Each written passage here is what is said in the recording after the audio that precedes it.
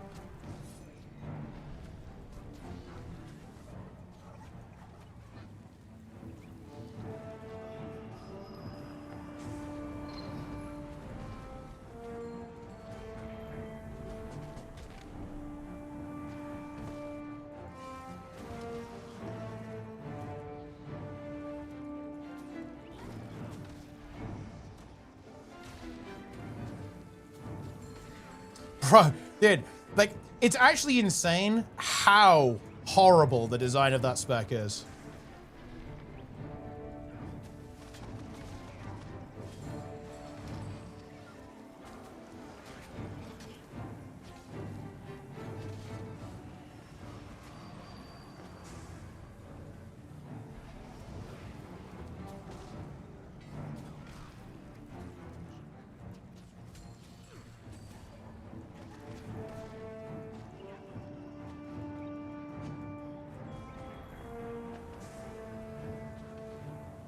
This is honestly one of the most obnoxious, cancerous builds ever to have existed in PvP.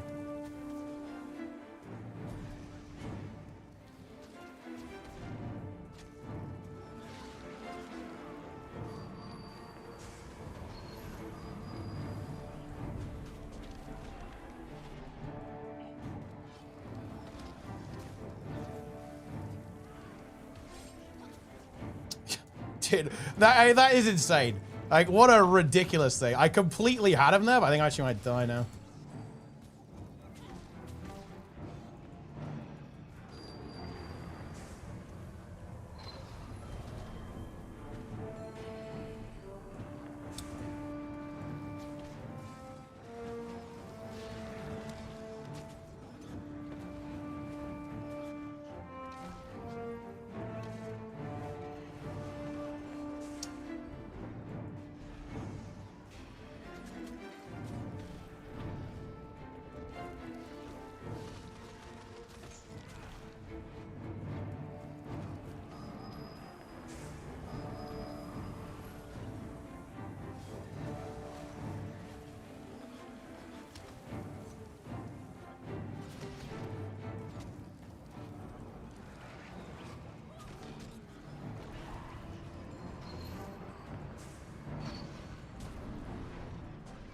I need to be on Zerka to fight this, really. I can't fight this on Demolisher. I don't have enough damage. Because he has so... The new... he's so tanky with the new barrier trait, actually.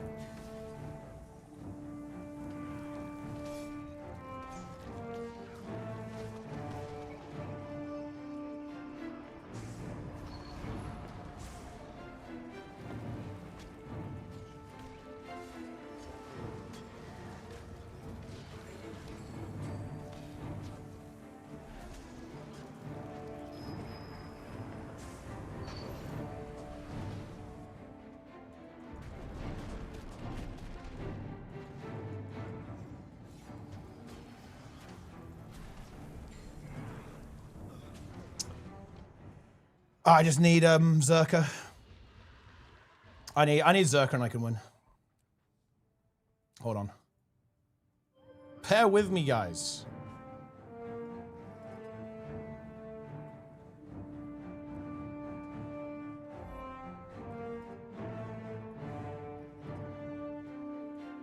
Play Spite? I mean, then I have damage, but I just die.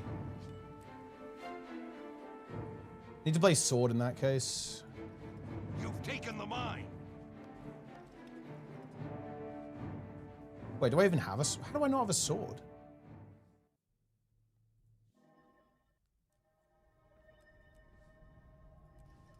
Need to play Berserker.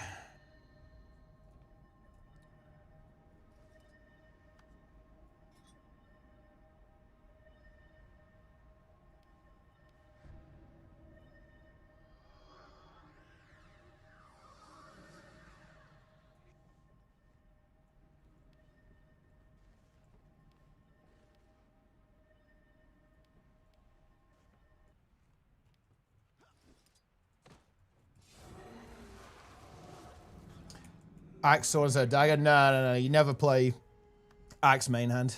Play sword main hand. And then sword focus.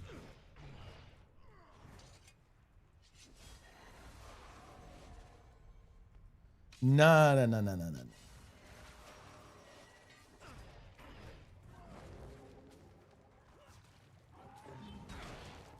I have no life force. This is bad, guys.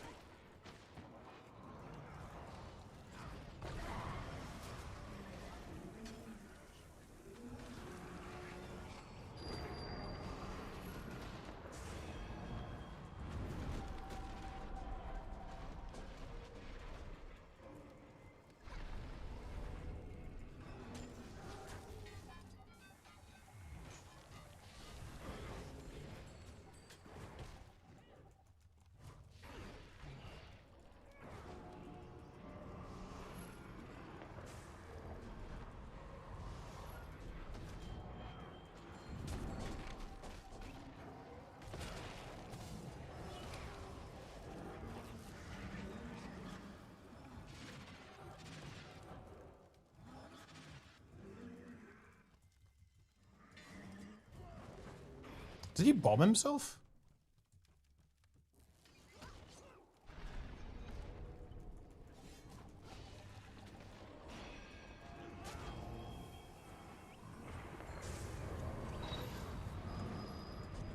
Oh, dude, I fucking misclicked.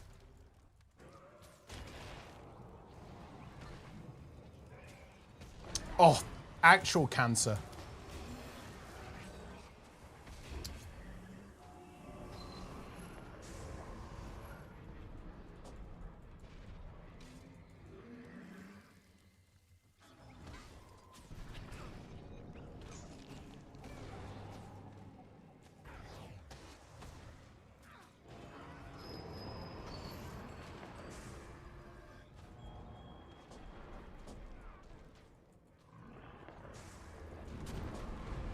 Should have him out. I actually played extremely fucking badly. Yeah, I actually don't think this build is good. It does, yeah. The sword actually really helps because the problem with the dagger build versus the antiquary is that this compression from range, right? Like the sword is mega good because you actually have the ability just to do damage at range. With a dagger, you can't do that. So you need range pressure to be able to actually play into this.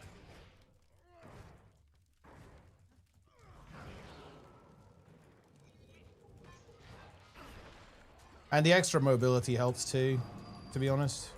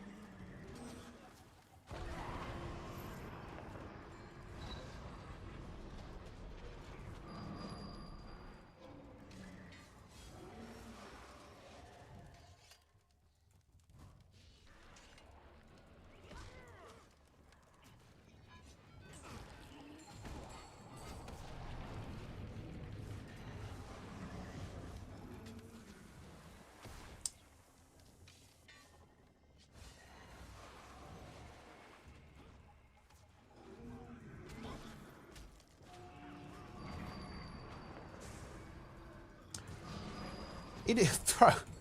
Dude, what is this? Oh, I'm fucked. Oh!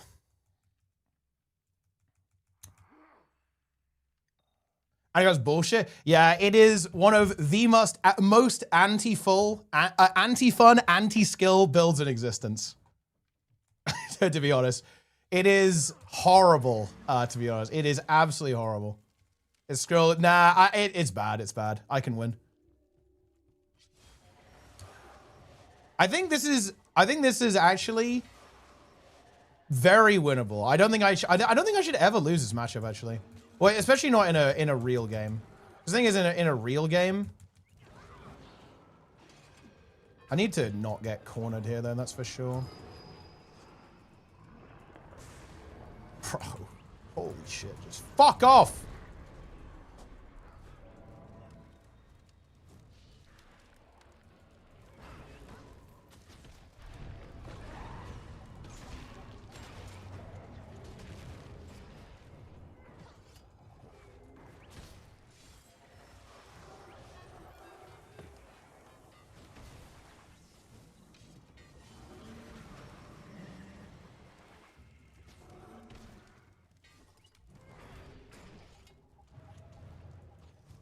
Fucking Chak turret.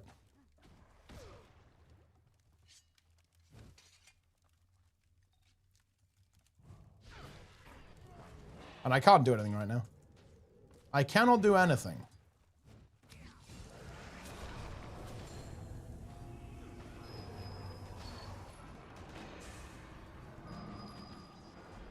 I keep fucking up, to be honest.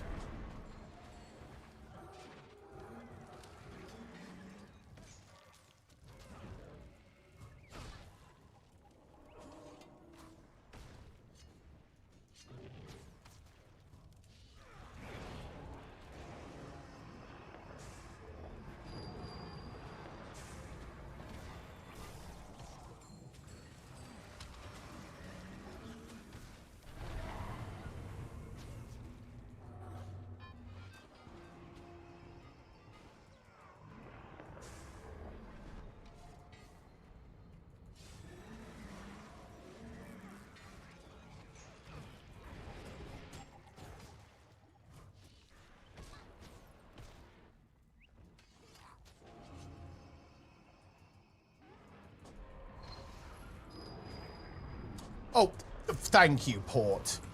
I did. I actually could have killed him there, but my Port bugged.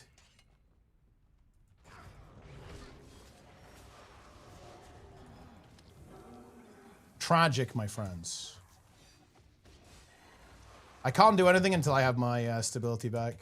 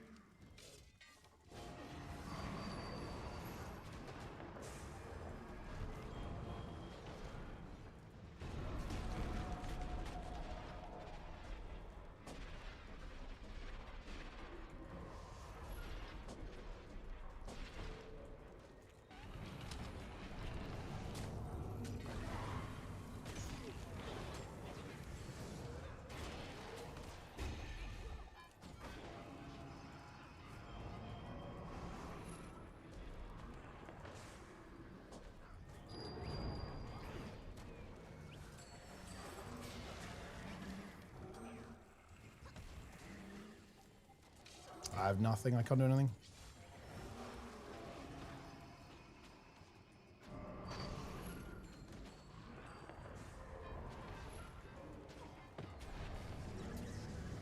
Oh, I'm fucked. Oh.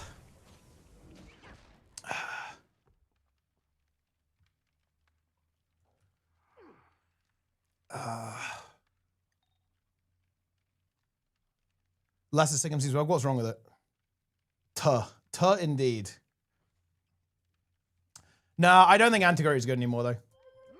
Because I don't think I should win here anyway, and I actually think I should if I play correctly. But honestly, as long as this build doesn't see play, I'm happy. It's all good.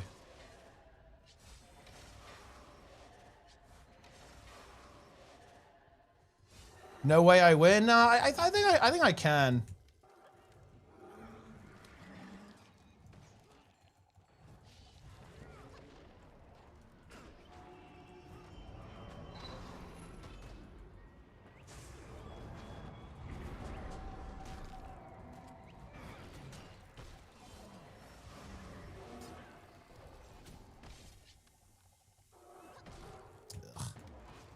Not if we play like that, though.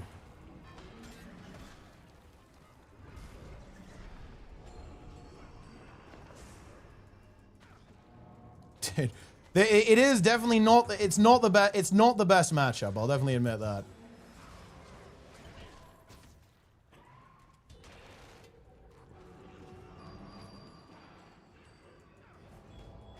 Fine, this is one horribly.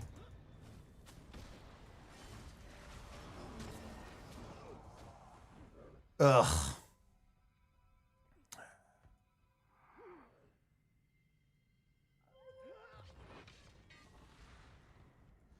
Cleanse weapon? Yeah, maybe I take it instead of weapon of warding or something.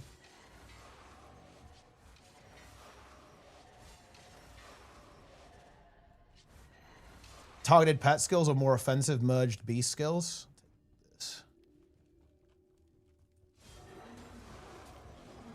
Paragon wins. Let's hope.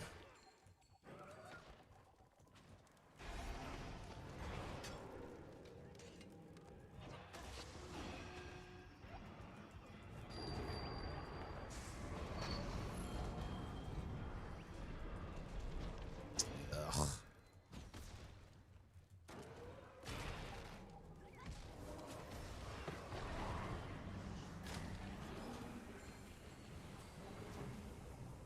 Of course.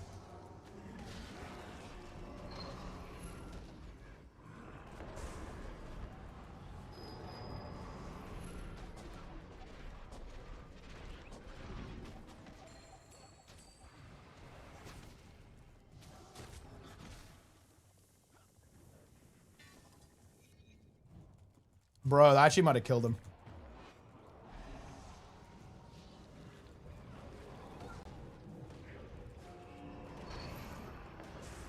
Actually missed.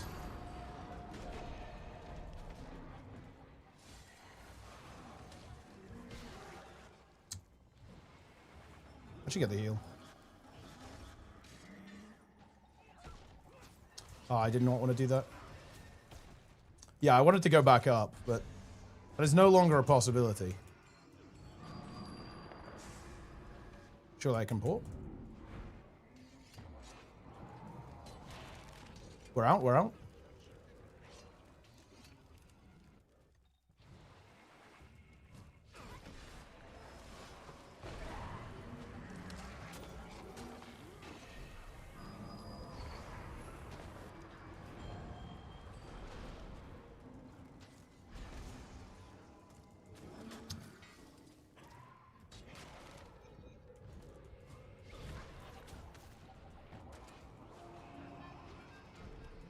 All I can do is run.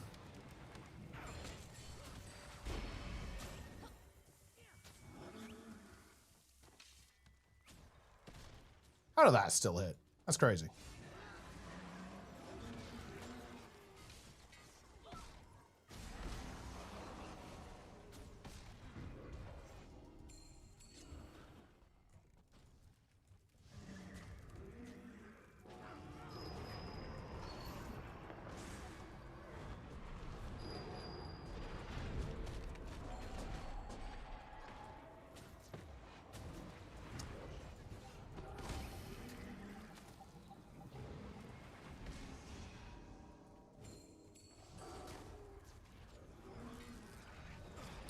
Are you fucking serious? How was that obstructed?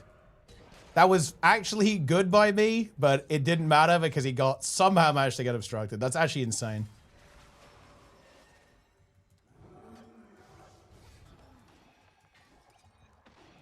Ugh.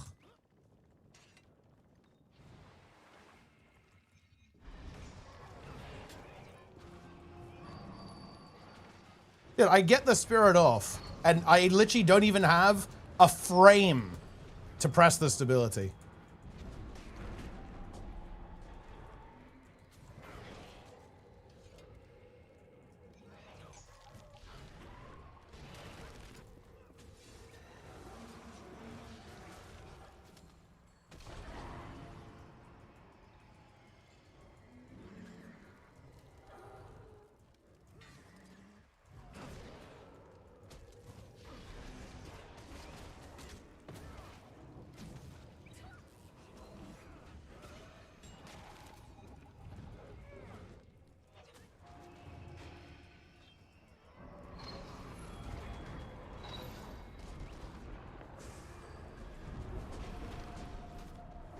All of that did nothing. Nice, nice. Good, good, good, good.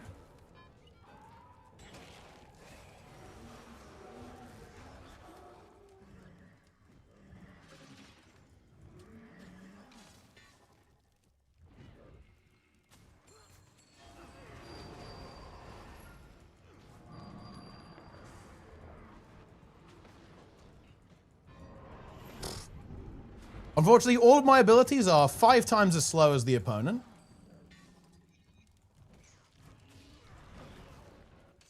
Little bit unfortunate there.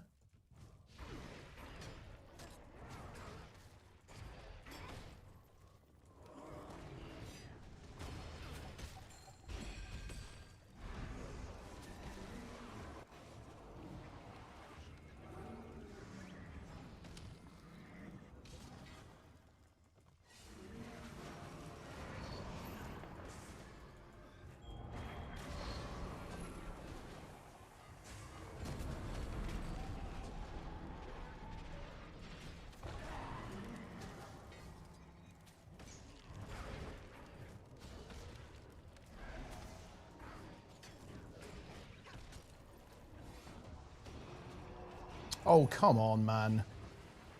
That is actual bullshit.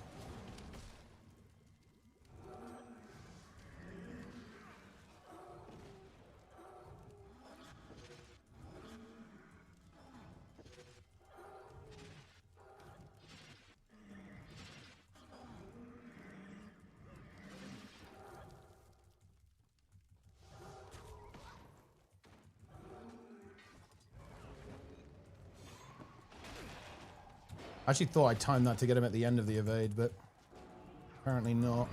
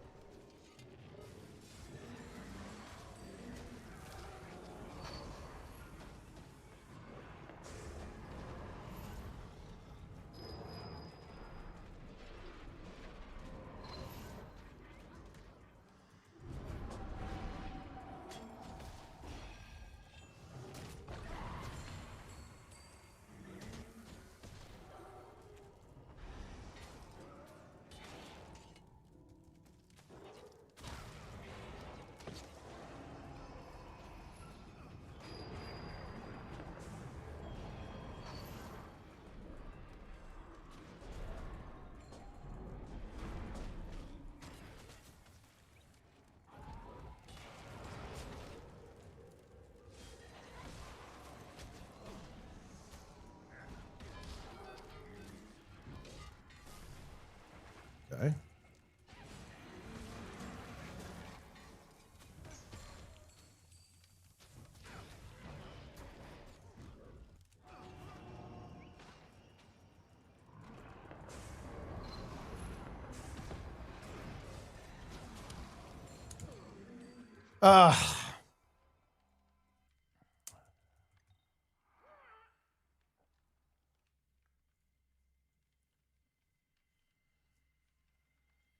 One elite spec. Well, I mean, I don't think I actually don't think this build is good anymore, to be honest. Like, this is pretty much one of the worst matchups possible in favor of the Antiquary, and I actually think if I play correctly, I win. Or at least there's potential to win. It's actually very winnable.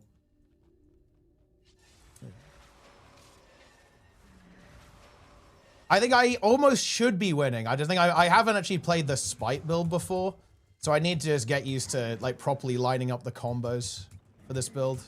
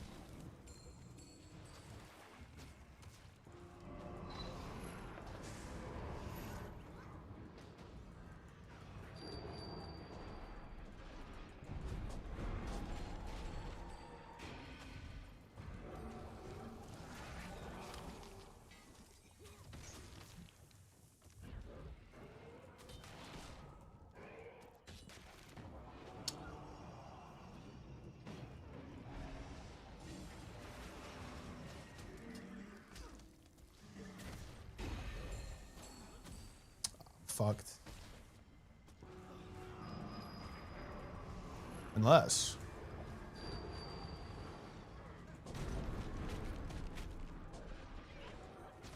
Oh, dude.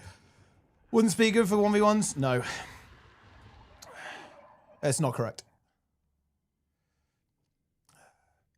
Close. I just misplayed.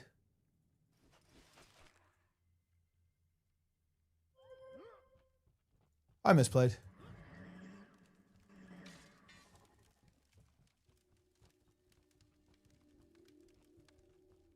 Well, the thing is, I played so much fucking better than the opponent there, by the way. I played so much better, and it wasn't enough. It's actually crazy. Like, he blundered so many times, and I still lost. That's crazy. Yeah.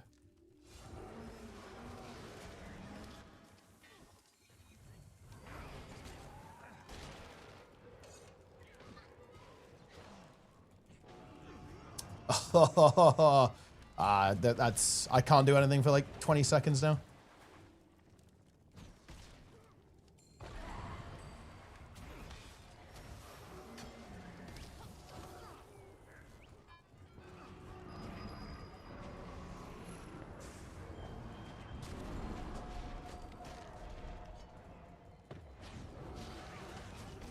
I think I'm just dead, actually.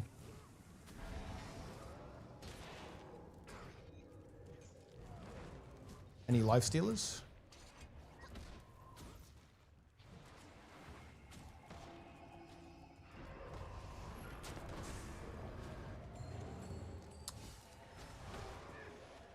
To be honest, I need to start on higher life force. Like, if I start on low life force, I think I can never win. It's not even possible. Well, actually, that's not true.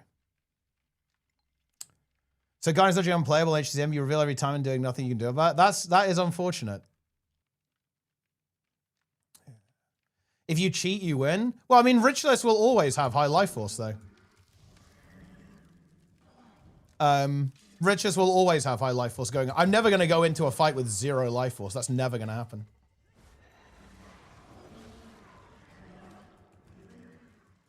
There's like no scenario where that would ever be the case.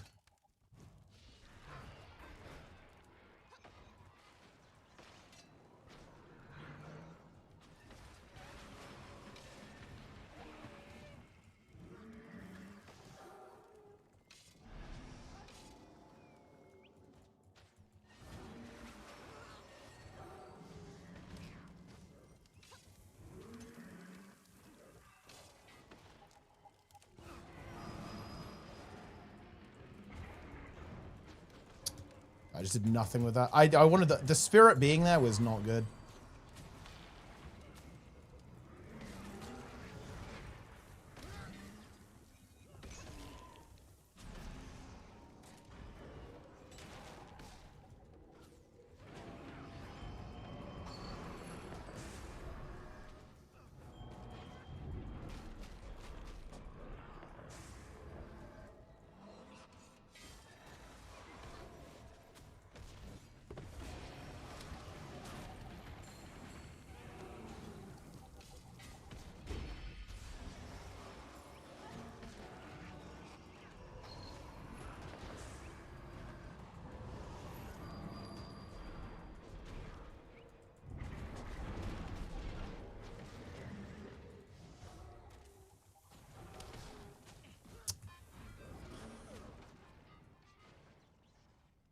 The days is crazy. Yeah, it's just, this is just not a very good matchup whatsoever.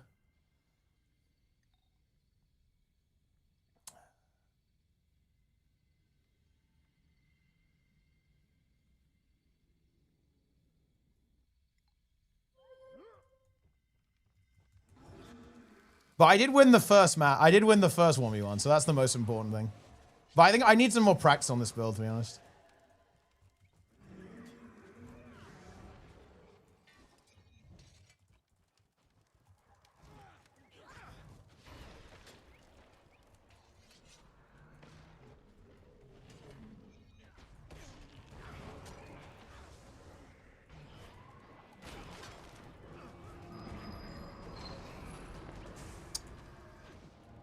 The problem is, dude, Richless is fucking countered so hard by this. Because I'm like relying on hard casts. Guess what? He is literally hard countering hard casts.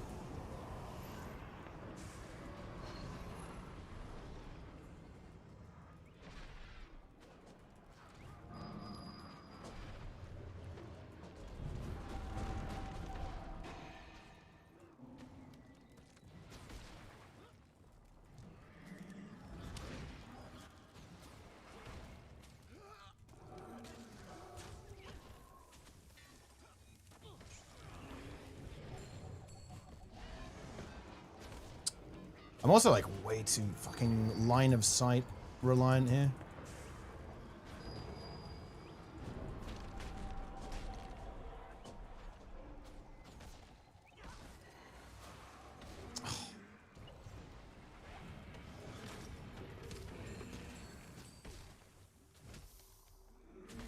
Bro, dude, thing is, if I get any of these skills off, I actually can win.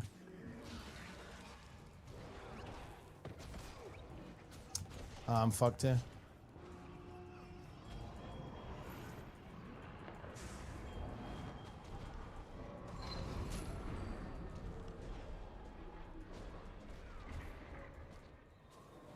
Dude, oh my god.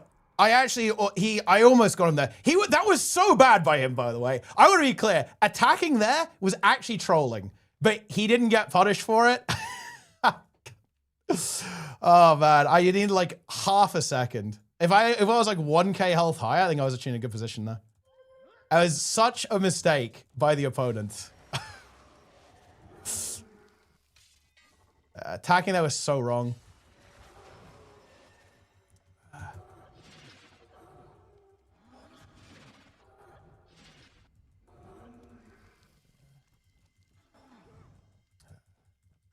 I don't need life force. Oh. He's not doing anything.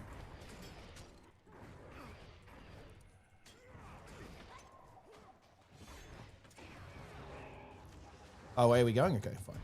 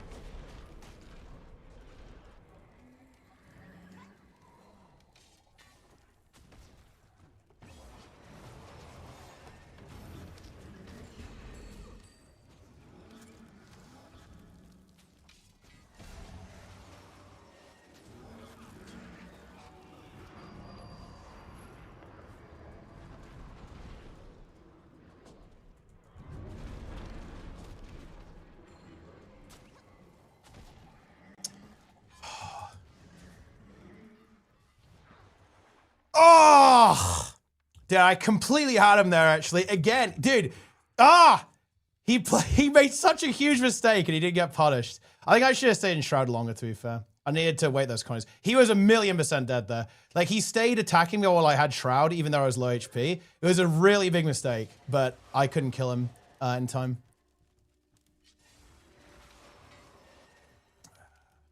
It was not a big enough mistake.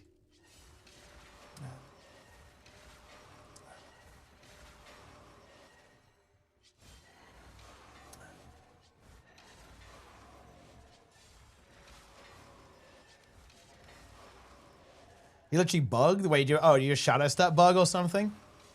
That is a classic. Yeah, it's a bit weird. Like, my port doesn't work on the stairs properly. Oh, what happened to him? I need to get more sword auto attacks off. That's what we need, guys, okay? I can tell you that.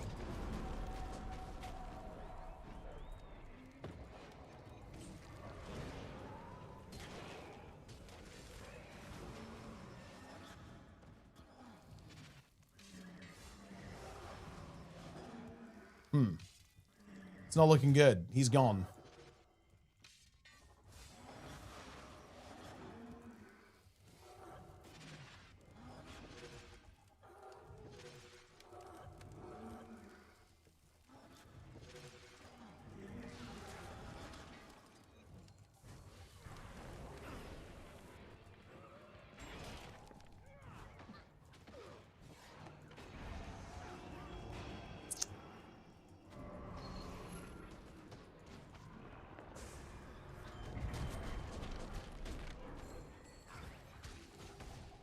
Of course.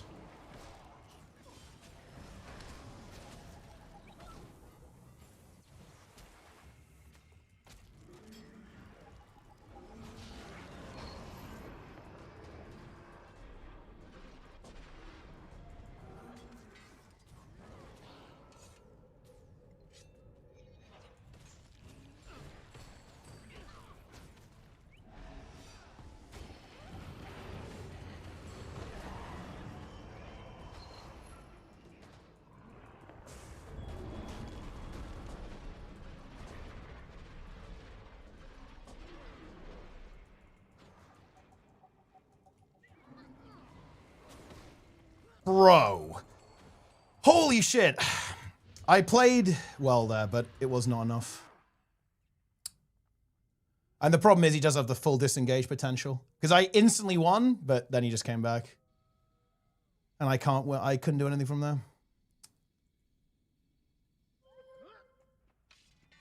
They nerfed Amalgam? Yeah, they did nerf Amalgam pretty hard. A lot of, he self-bombed on engage? Well, I mean, yeah, that's definitely not the way to go.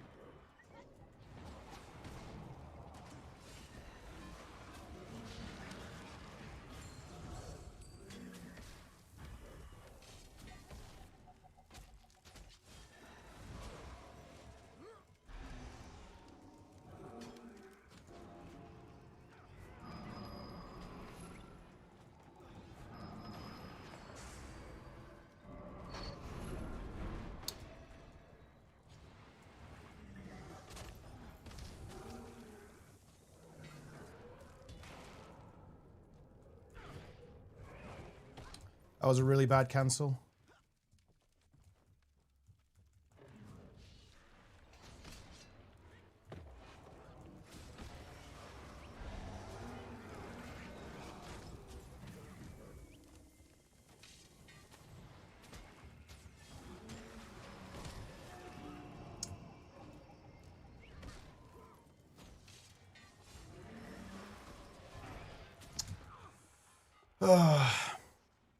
Richards can win. Nah, it's almost unwinnable, to be honest.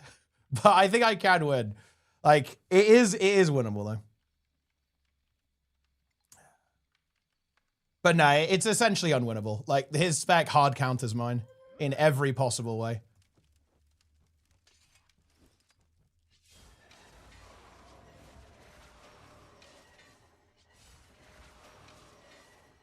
But I think I can. It is doable. I'm not playing this build particularly well. But if I play better, I can win.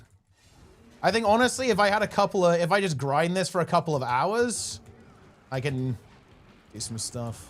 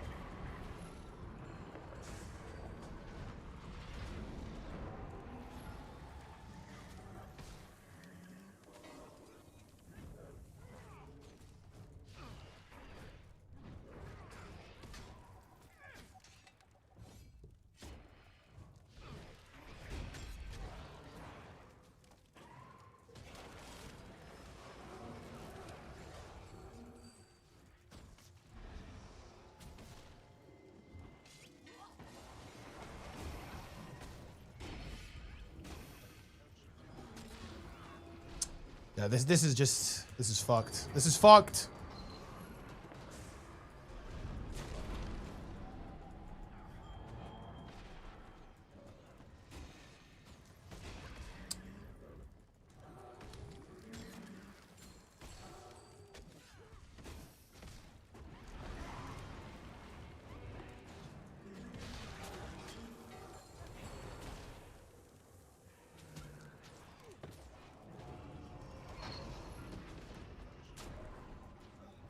Dude, that is so fucking lucky that you got that.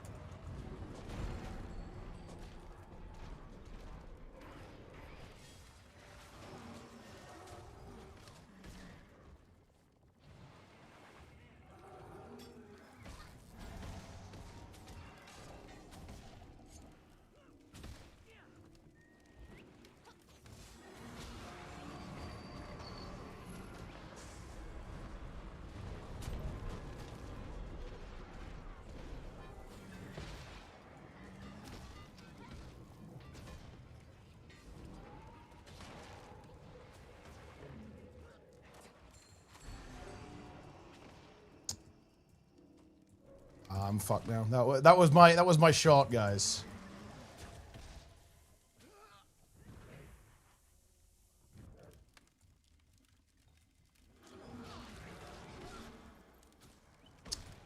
That was no, that was really bad. Oh, that was really bad. I shouldn't have attacked there.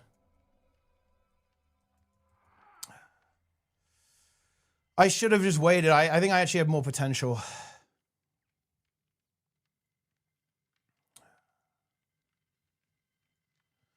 That was really, really bad. I think I was actually in a good position, but I was too aggressive. I was too aggressive there.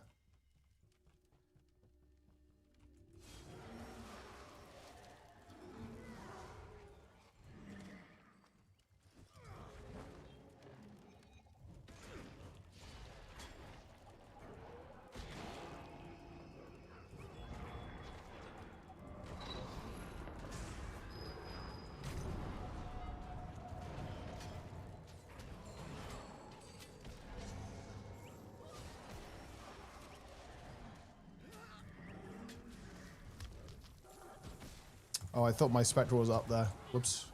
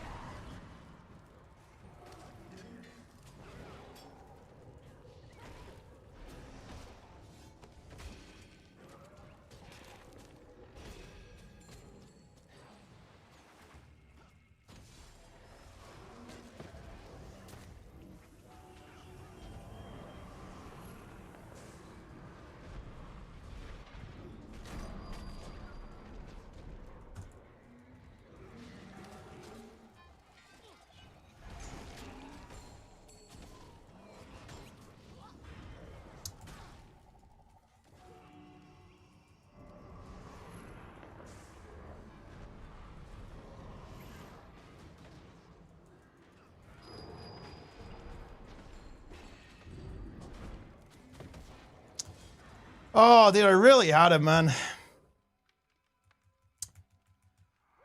I just couldn't finish it. It's just so tanky. The build is so fucking tanky. Or maybe I need more damage. I got the combo pretty good there, to be honest. Like, the combo, though, was pretty good.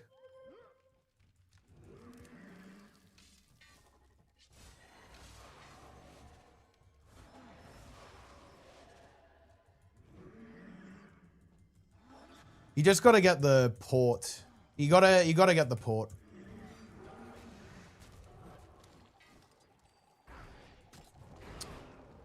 Controlled there.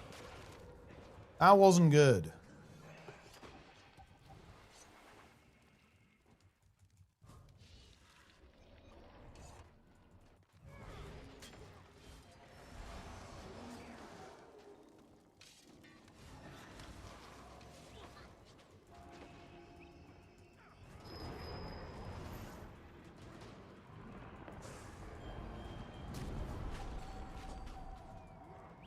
The weakness is really unfortunate.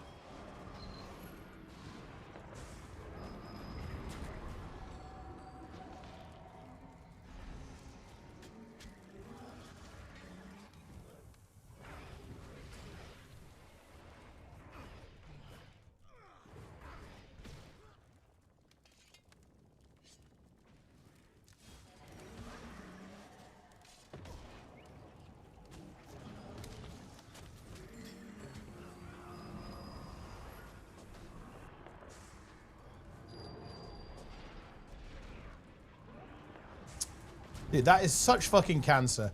Like, my cast time was like 1 second. He cast 2 spells, and then he just comes down and interrupts my spell anyway. Because he can cast 3 times as many abilities. Does not feel good, guys. Let me tell you. Does not feel good.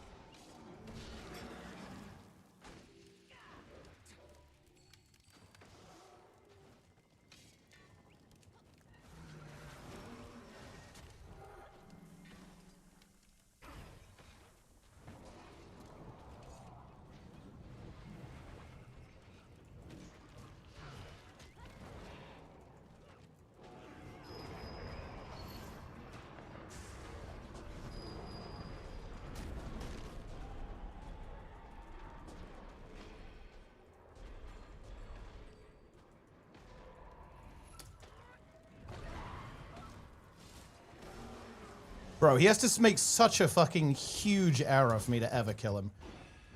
Oh, man.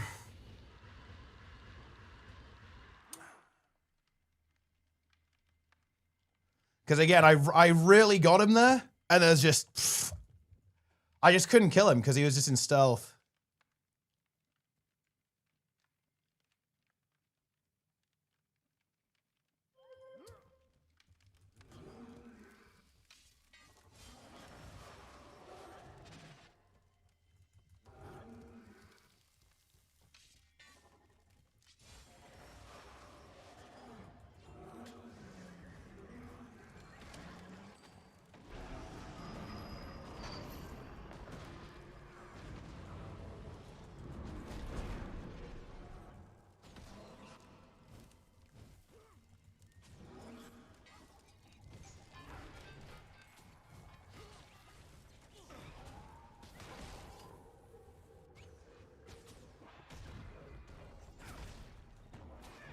No, that really wasn't it.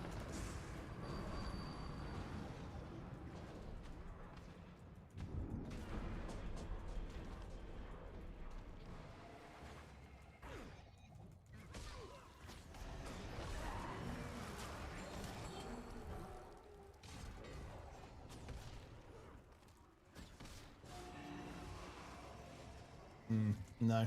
No, that was bad. I tried something a little different there, it didn't really work.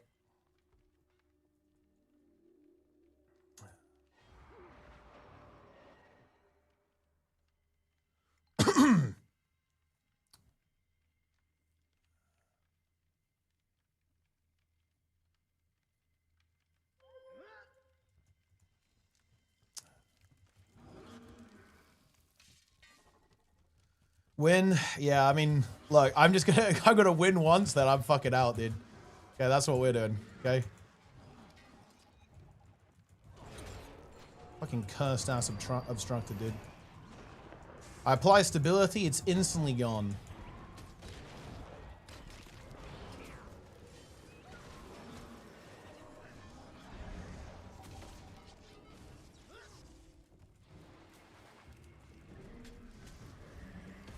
Wait, what build have I got on? Why is my... Wait, what the fuck? Why is my spirit still there? Wait, that's actually a crazy bug. What's this bug?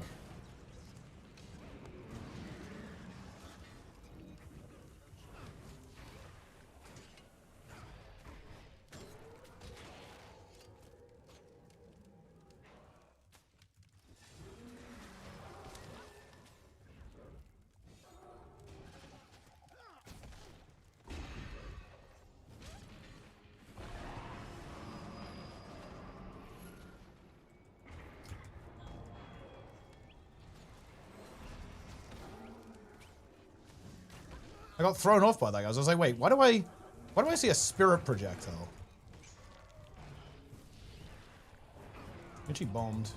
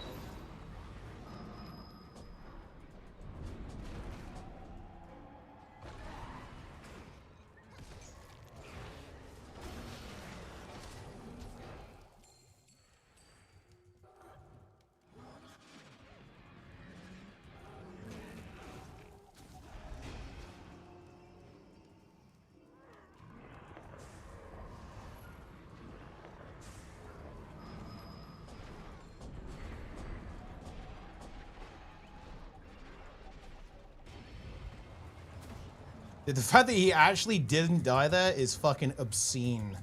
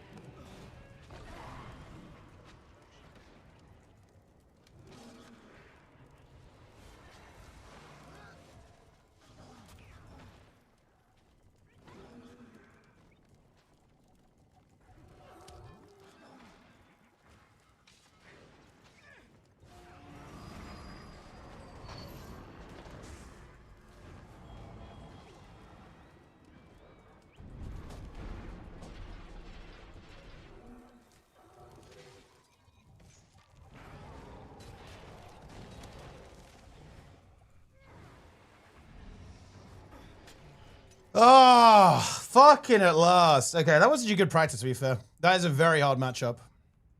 That is a very fucking hard matchup. Yeah, he did also bomb twice. Like, he bombed and then he bombed. Outplayed. There we go. Evoker is a good matchup. I mean, I think Evoker is really good now. I think Evoker is really good.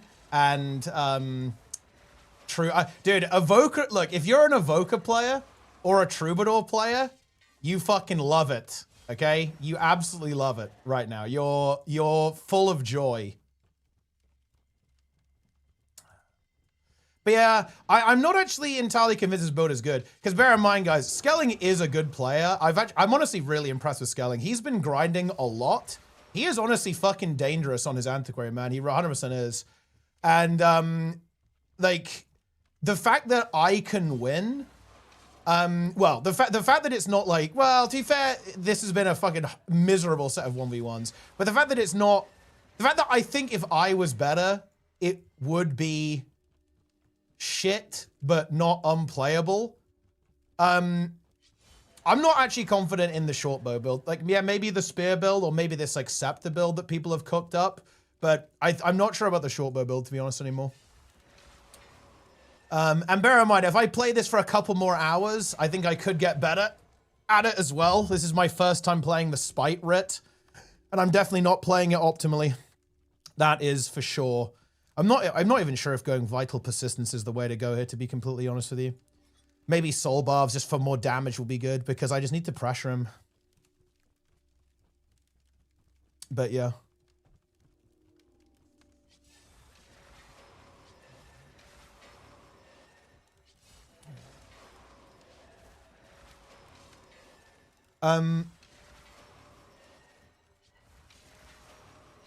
Damage from the Shroud. Nah, I mean, that's true, but I can't really, I don't really want to stay that much. And also, the damage from the Spirits is not relevant, by the way.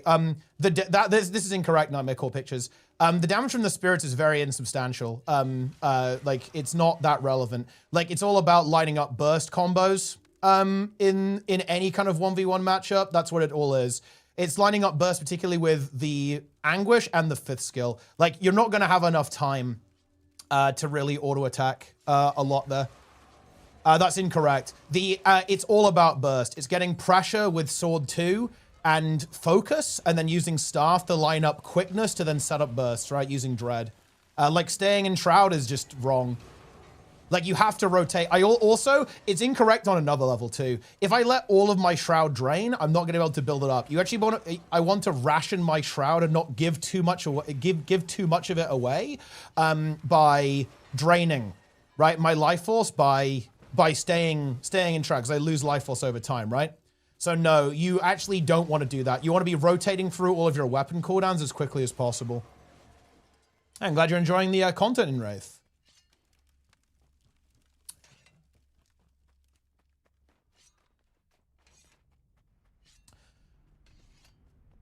But yeah. So no. The key to this matchup is all about the burst. It's like, well, I mean, I'm not gonna lie. If you ever find yourself on Ritualist facing Thief, it's not gonna be fun for you, to be honest. But if you do, I mean, in any kind of 1v1, like the real key is setting up an Anguish, trying to land a Wanderlust stun, and having preservation, and then trying to teleport in and zap people with summon spirits. Also, really important note, guys. Wait, did they fix this bug? Actually, let me actually quickly check. No, they didn't. A really important bug here, guys.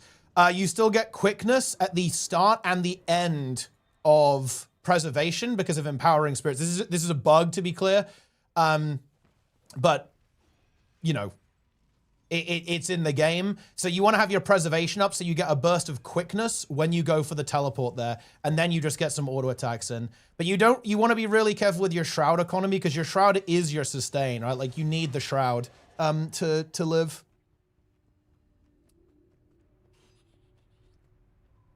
The spear dies to Evoker. I mean, dude, I feel like everything dies to fucking Evoker, man. Evoker, I think, is juiced. Are Anguish projectiles still bugged? They can't. They are, yeah.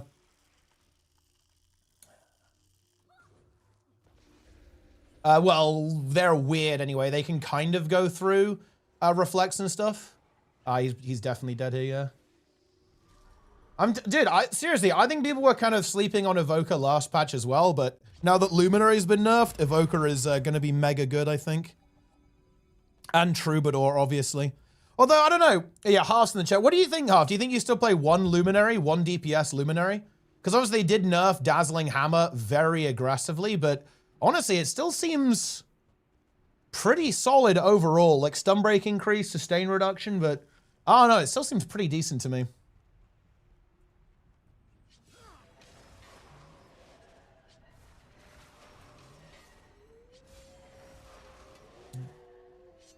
Get skills at the come on CD. Yeah, but all the skills are really short cooldown, right? Like the longest life force skill I have is Reaper's Mark, 32 seconds. Like everything else is like 16 seconds. And I have 2 weapon sets as well, right? Like, you know, I have I think I should use Sword 2. I should definitely use I need to land Sword 2 way more. I think that's actually really important, to be honest. But no, that's not you don't staying in Shroud there is trolling. Because if you leave Shroud earlier, you waste less life force, right? And if you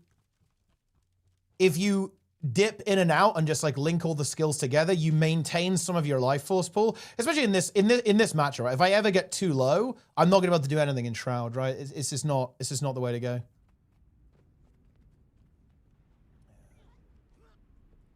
And it's all about burst as well. Like you need burst damage. I don't really need sustain damage versus anything in 1v1. It's about burst. Like, I need to be landing combos, like, with Sword 2. Spinal Shivers is really important to actually generating kills, like, all that kind of stuff.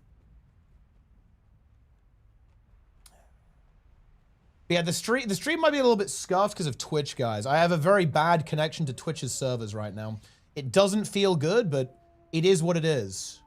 That's just the way it goes. Best support in PvP. I think it's still Luminary. It got nerfed, but not that much. It's either Luminary or Paragon, probably.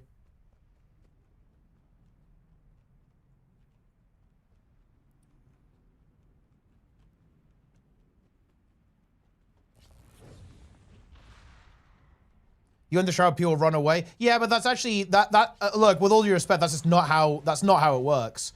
That's true on Reaper, but that's not necessarily actually true on Core Necromancer or Ritualist or Harbinger. Like for example, a lot of my damage and the reason that I can pressure the Thief is honestly a lot of it is down to Sword, actually, like Sword main hand with Spinal Shivers and Staff. Because again, I have Intelligence Sigil here, so I get guaranteed crit on the Spinal Shivers, like when I swap onto the weapon, which is obviously really good. And Putrid Mark can also do a lot of damage as well. Like these 3 sets of abilities are a lot of damage, like for keeping up the pressure with Chillblains, Putrid Mark, and Reaper's Mark. And maintaining a high Shroud to go in for a burst combo after is also important. Ambassador with a tier 1, nice. Can you explain to me why a company of this magnitude still struggled by patch notes to the same page? I honestly don't know. I'm not actually the biggest fan of splitting them like they do. I personally would prefer to have all of them there. Maybe with the new ones bolded and ones that have potentially been removed also indicated. I'm actually not, I actually agree with this. I don't like how they do it right now, to be honest. But I mean, I don't hate it. Like, that's just obviously a decision that they've gone with. That's the way they're going. But yeah, I don't know.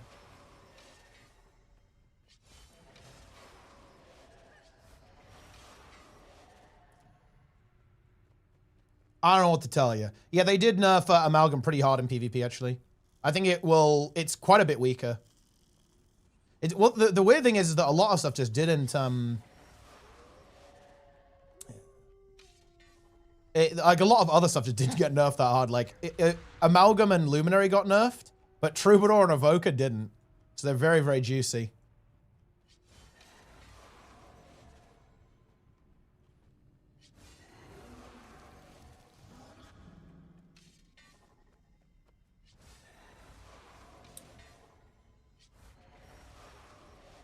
Evoker meta? To be honest, I think Evoker was a bit underrated last patch. I think it was still very good. Regardless of the fact that it did get nerfed and Luminary was still good.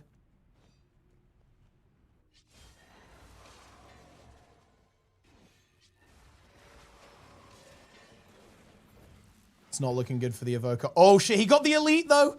Dude, that Elite is so good. The Elite saved him there, and he gets the heal.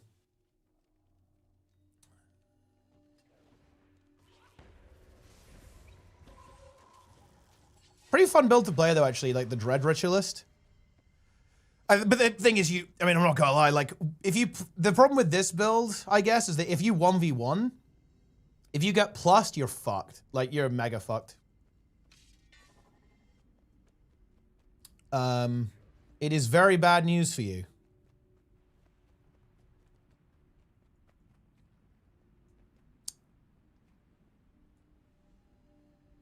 The Skrit main. He mains it.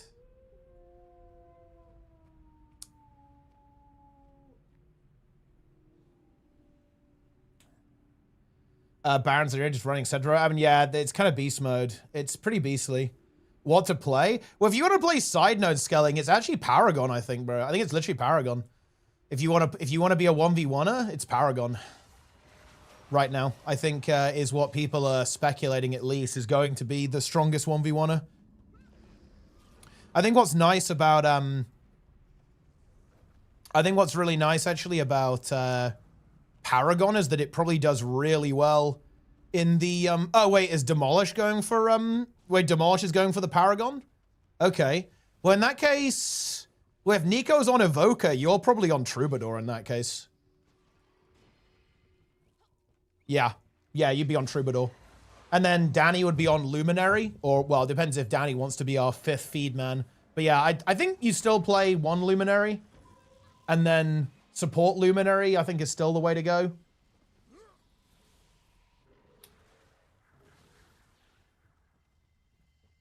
Yeah, so what does the comp look like? You play Luminary, Evoker, Troubadour, DPS, Luminary, Paragon. Sounds legit.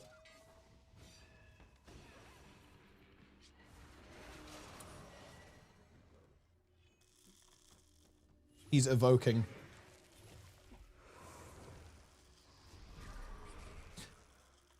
So this is the Antiquary has a much harder time into the Evoker because the Evoker has like instant cast shit.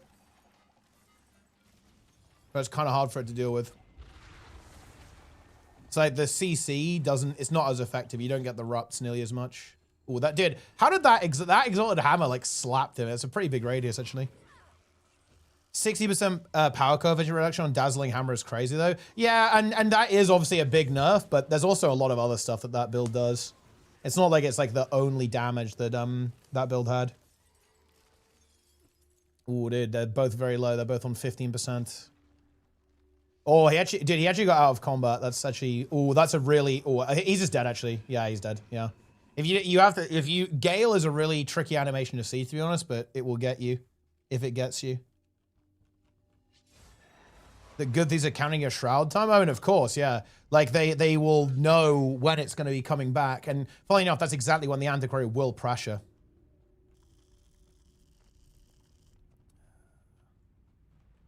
Is Scrit Giga Nerf? I think the short bow build is. I think the short bow build is not that good anymore. But Antiquary will still exist. Double pistol thing, a thing in PvP. I mean, you can play it. I don't think it's good, but you definitely can play it. Right, is it time for some YouTube slop, guys? We just had the duel arc. Look, guys, we're in the I told you about this. We're in the PvP arc, man. Like, you guys need to be aware of that. We are literally in the PvP arc right now. PvP is the game mode that I think I like the most in Guild Wars 2 right now. So this is it. Like, you better be ready. We're doing YouTube slop and PvP arc. Surely? Well, okay. Look, the PvP arc is coming, Scaling. Look, I just fucking 1v1 you for ages here. But look, you guys need to understand that I am in prison. Okay? I am currently in Mythic Plus prison. I am in 20 Floodgate prison today, actually. It is what it is.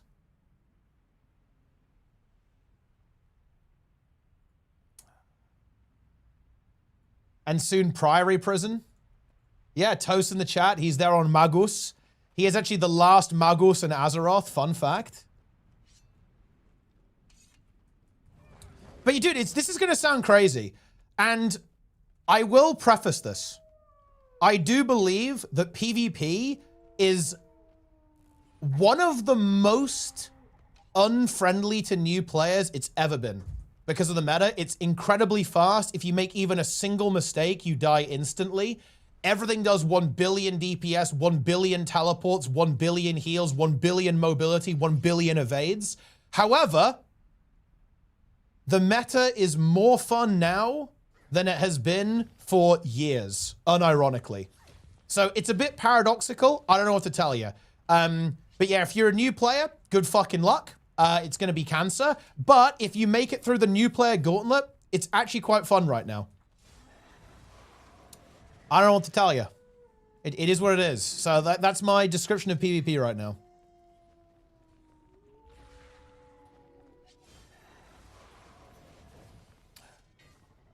What regards more brain power? High mythic keys or discourse? Pro. I mean, honestly, it's discourse. It is actually discourse because I need every fiber of my being to not, you know, shuffle off this mortal coil during discourse streams. But yeah, I'm going to be playing monthly with Feedmen, guys. We are playing monthly AT with Feedmen on January 24th. It's going to be good.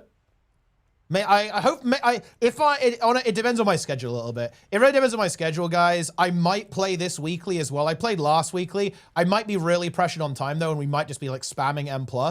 On Sunday, so I might not play this weekly. I freely admit that. But if we're chilling and we're doing well, then I will play the weekly too, because why the hell not? Yeah. Reddit review? What is this? Guild Wars 3? Will Guild Wars 3 have Guild Wars? Guild Wars 3 End of Guilds. It's a good question, guys. It is a very good question.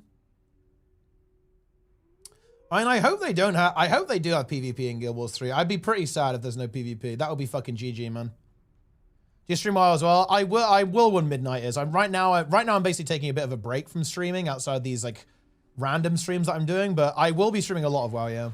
You keep me with Danny. That's you might have to do a couple of dailies without me skelling. But actually no, we don't actually. I am basically on from the 20th onwards skelling, I'm done. I'm good to go. So we can just like spam some ATs before then, or you can just pug some without me, I guess.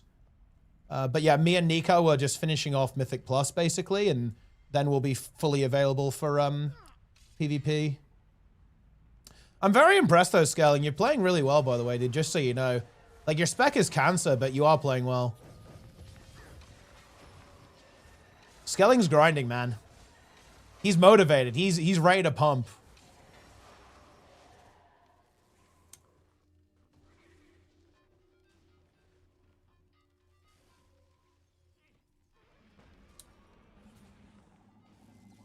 And honestly, Skelling hasn't, bear in mind, Skelling's been tryharding, honestly, maybe for a couple of weeks. And like actually putting in the hours and grinding and dueling and stuff. So I think he's going to be really, really good. Give Skelling a couple of months. He's going to be a bit of a monster, I think, guys. He's going to be a bit of a beast, if you guys know what I'm saying.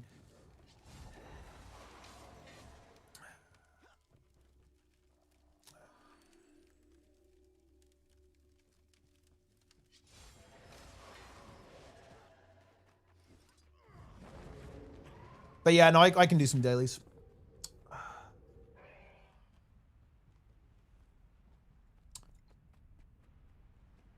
Daily ATs. Unranked. Dude, I'm not a big unranked fan, to be honest. Like, ranked is okay, but, you know, unranked is a little cooked.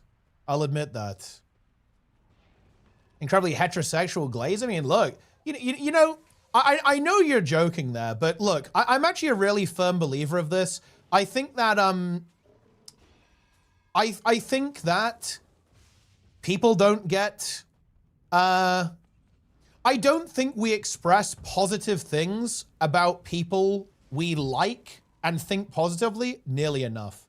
This is like a societal thing, like a cultural thing. I think it's actually really shitty. I think it should be way more normalized to be very vocal and open about being positive and saying, you know, obviously things that you actually think about other people. It's actually like, I think really, really, it's, again, it's like this weird cultural thing where you're not supposed to do it, I guess, like, haha, but I just really disagree with that, actually. I think we don't do it nearly enough. I don't think that, you know, we compliment our friends and people who we think are good people nearly enough. Oh no, I obviously realize that, you know, you're obviously memeing or whatever, but, you know, I just thought I'd point that out there.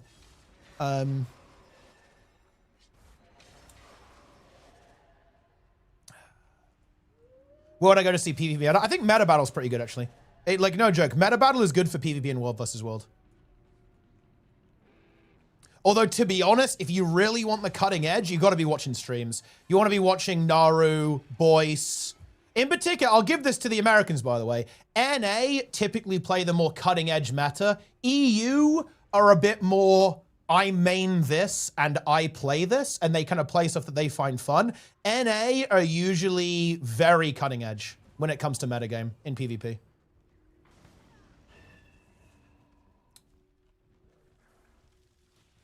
The Frenchies are the notable exception to this, I would say. The Frenchies often are very influential in the metagame on both EU and NA, actually. So definitely definitely look out for what the French are playing. If you see French in Daily AT, for example, or French in Weekly AT, that's a really good place to look as well. But yeah, in general, I would look at what NA is playing in weeklies and 2v2 tournaments and 3v3 tournaments. But obviously EU, you know, it's not like they play like troll builds or anything. But yeah. All right, is it time to do YouTube slop, guys?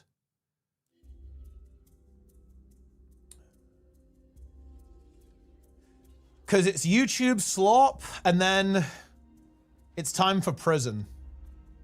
Yo, actually, yo, Toast, check, wait, where are my priories? Oh, yeah. Oh. Dude, this is, yo, dude. Yo, Toast. Check this shit out, bro. This is what we're doing, by the way. This is what pull we're doing. Yo, Nico, stop 1v1ing and check this shit out. Okay? Let me show you guys a real fucking pull. Naru, Boyce, best players. I mean, yeah, they're very, very good. Toast, check this out, dude. We go double links sharpshooter into triple links double sharpshooter and double sharpshooter night pack. This is the real pull. This is the actual route. Check that shit out. Just don't die, bro. This is the actual pull. Boom. And then we deplete. Unhinged gameplay. dodges the link sleeves. I mean, look, this is actually very big technology.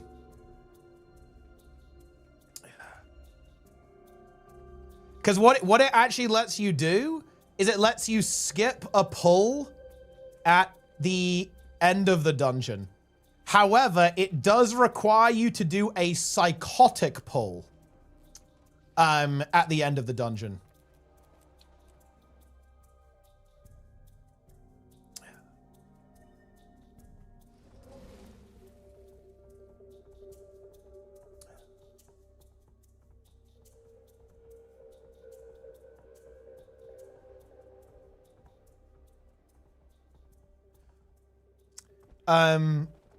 Well, that's the thing, Toast. Like, no, in this pull, we weren't dodging. It was just everyone stacked. Everyone just stacked. I was intervening the impales. And that was that.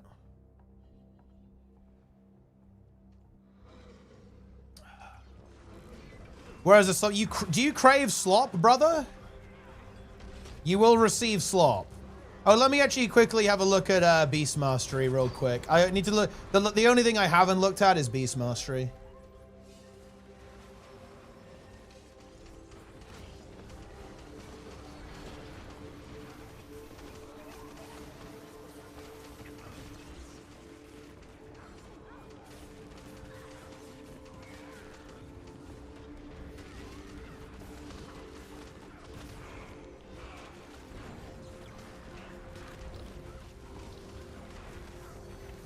Kind of a nothing patch. Well, but no.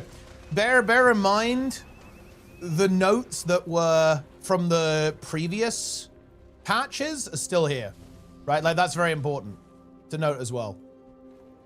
It's not like the old notes are gone. The old notes are still here. Fungus is here, guys. Fungus. Project Fungo will be coming. Impressions on the Luminary changes BB. I think support is still completely fine. Power is nerfed, but I think it's still good. I really do. I think it's still good.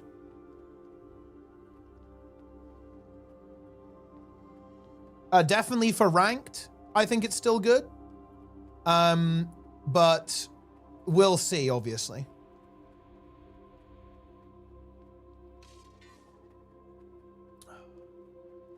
What new warrior builds? So apparently Paragon. Oh, dude. Okay, look.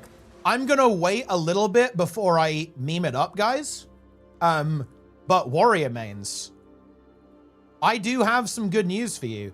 Apparently Paragon is basically the strongest 1v1er right now. It's strength defense Paragon. Obviously utilizing the new baseline weapon swap cooldown to great effect there with what did Shuriken say? I think he said spear greatsword, I think. Was what he said. I'm gonna quickly check. Reading his message history. Yeah, GS spear strength defense. So basically one of the strongest 1v1 builds right now. Obviously we'll have to see it tested. We'll need to, you know, see some gameplay in ATs and obviously ranked. But yeah, basically essentially the top 1v1 build. Right now. And because it's Paragon, bear in mind, guys, it will be quite nifty in the 2v2 because it can support the ally. It can support your team as well by giving some boons out. So very strong build in the mix. I'm not sure about Support Warrior, actually. Like, Support Warrior, I think losing that block is gonna hurt. Like, you're not gonna have that defensive potential. It's not unplayable, you know, by any stretch of the imagination. It has really good boon output. But we'll have to see. I'd be worried about its survivability, to be honest, without that block. And of course, it's losing Aegis as well on Staff 3, and the protection is going down at the same time. So I definitely have some concerns about, yeah, I have my concerns about that for sure. But we will see, 100%. It's not impossible that it could still be very good. Because it was good last patch. It was just a little bit overshadowed by Luminary. Luminary has been nerfed. Its healing output is down. However, I do think that its healing output is still excellent. So I don't think it's bad or anything.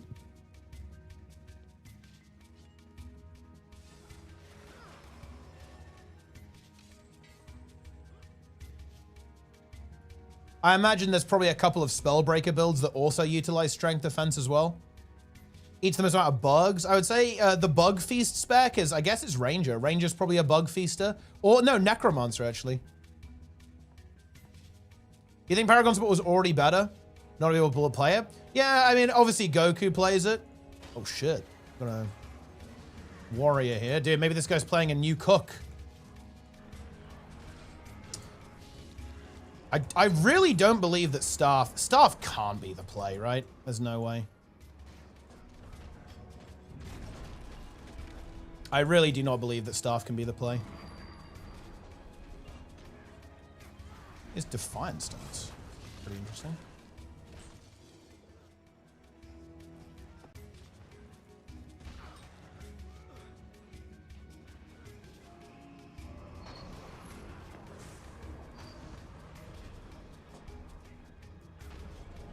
Ow.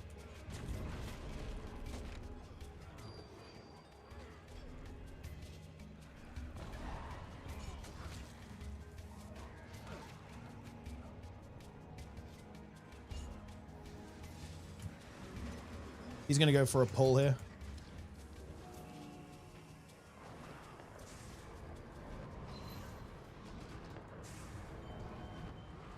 And burst.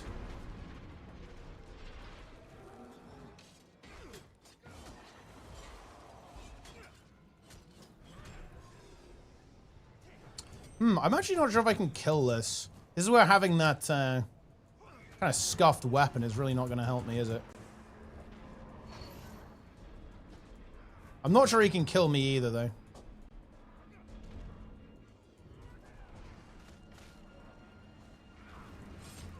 Whoa. That's crazy.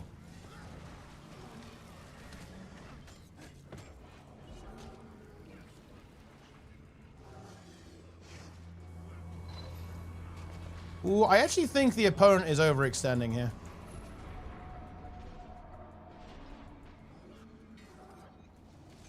Yeah.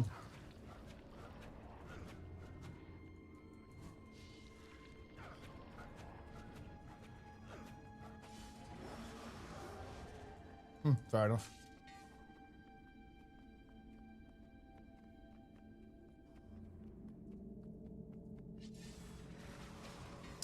Oh. Garrison. You want to fight? I mean, it's world versus world. Wait. You want to fight or... Wait. You ran away from me! This guy... That's crazy. That's a crazy call out, no? Am I wrong on this, guys?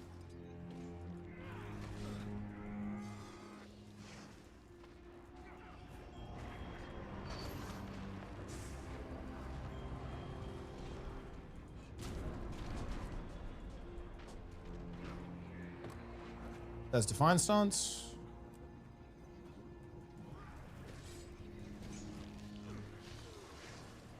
Calling me out for running. That's crazy.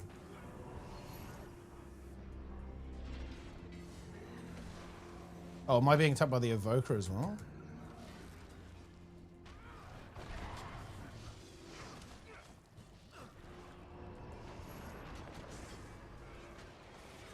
Oh, man.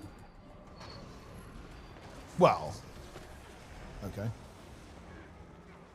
It is what it is. It really is what it is, my friends. I don't know what to tell you.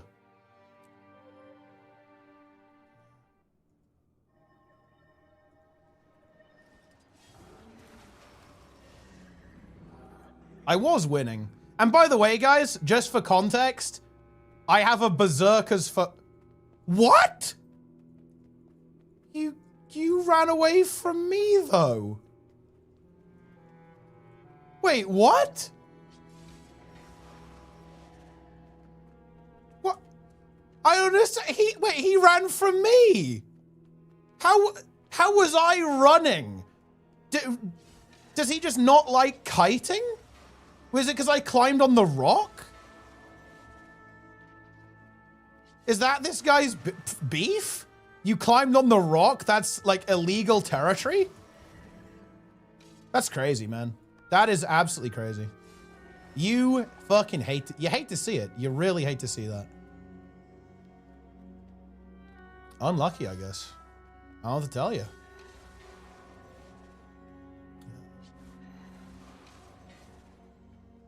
Shit. Wait, guys, I need a helper. I'm bait. Wait, you kept climbing on that hill. What? Dude, he's actually saying it. What do you mean climbing on the hill?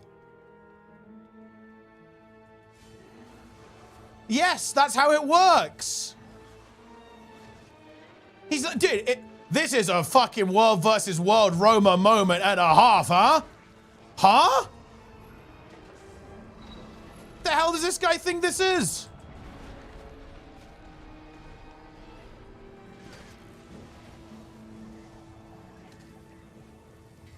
Going on a rock is illegal.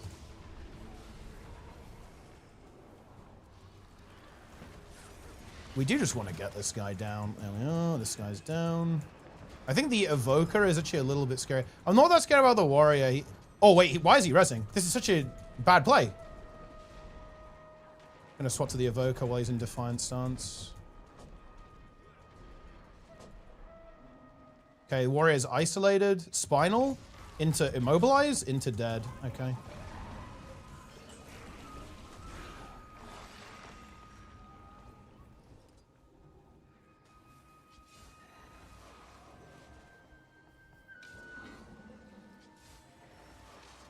I mean, I don't know what to tell you.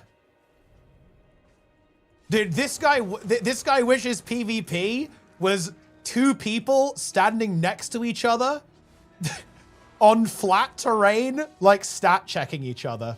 That's crazy.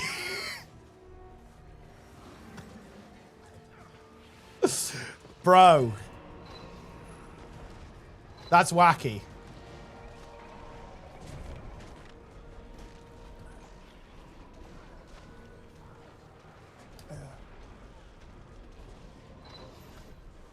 Oh, shit. We're in trouble. Where did the thief go? He's here? He took the shadow step back, I think. Yeah, he did. We have a lot of thieves. What's this? Dude, the Lord is actually kind of annoying. Kill the thief here?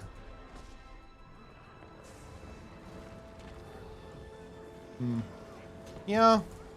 Not sure about this one, guys. Thief is actually down. They should be reviving in there.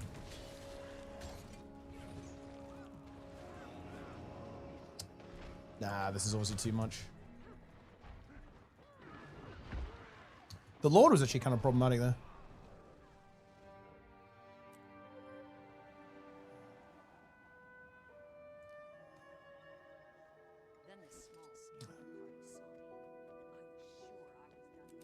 It's over. It is absolutely over, guys.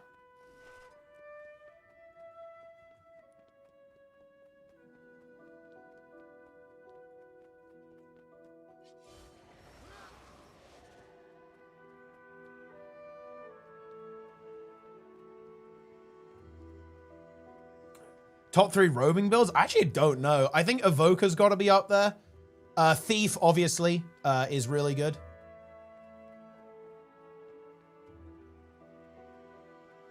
But I'm actually not sure what the roaming meta is right now. But yeah, Evoke will be really good. Thief will be really good. Some shit like that. Maybe we can get revenge on this thief. Oh no. Oh no, there's more of them coming. No! Get me out! Deadeye Rifle? Oh, any thief build. Like, any thief build is very good in roaming, pretty much. Boons for hire. I like that. There's just loads of green just swarming around him, man. This guy won't fight me because I'm already on the rock. You fool, I have already taken the rock. I cannot be look, he's running, dude. Okay, I told you, look. Ah! Ah!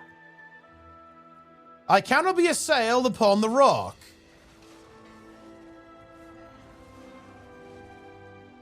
We got, wait, let's go.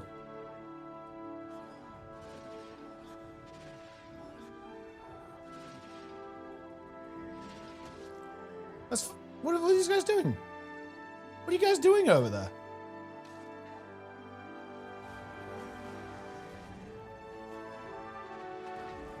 Yeah, look, unironically, this guy does not like it. Look, he's been knocked off. I think we actually have to try to kill the support here.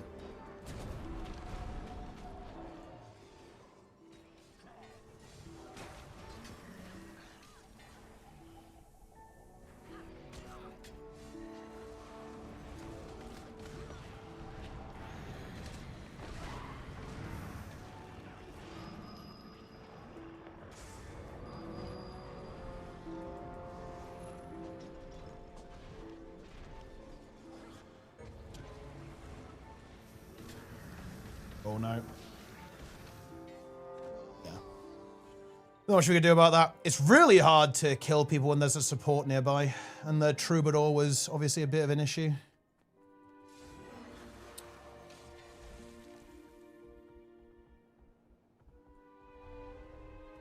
Luminary dead after patch? No, I don't think so.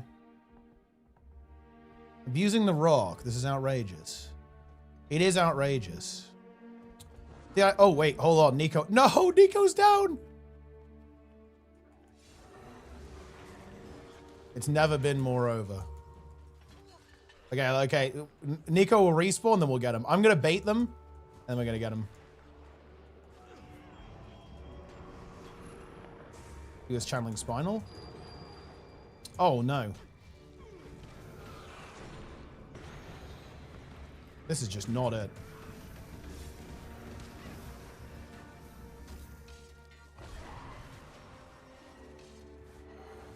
Okay, now we're good. Now we're good. All right, we're good, guys. We're good. We're good. I think we have to kill the support here, to be honest. I really do believe that. Oh, I need to get my heal off.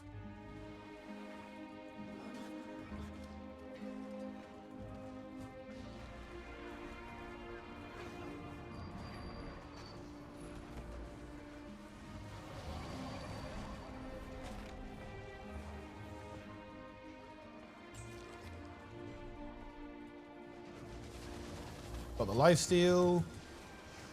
That's the heal skill gone, or rather the harp.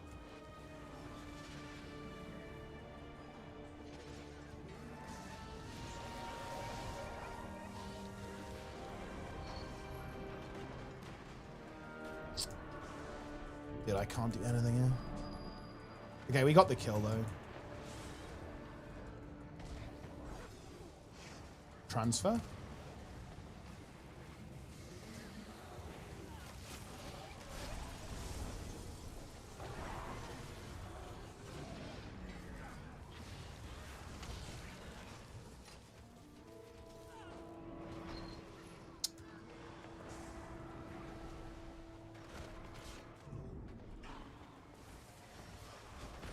This is not good. Man, we need some support here.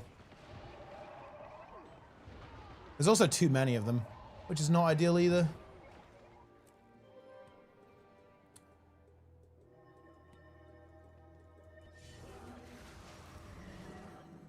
I think here, playing playing Dread is pretty. Dude, I'm going on my fucking Luminary, bro. I'm fucking trolling with this stupid gear. I need to fix the gear. I'm gonna do that next time I log in or something.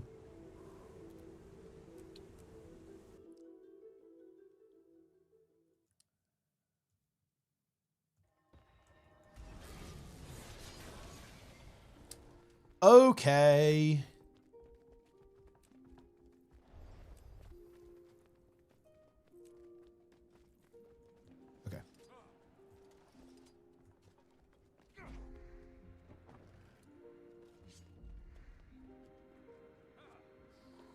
It is time.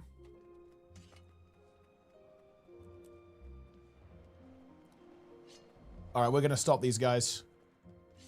We will stop them in their tracks. I am now on support. Good news.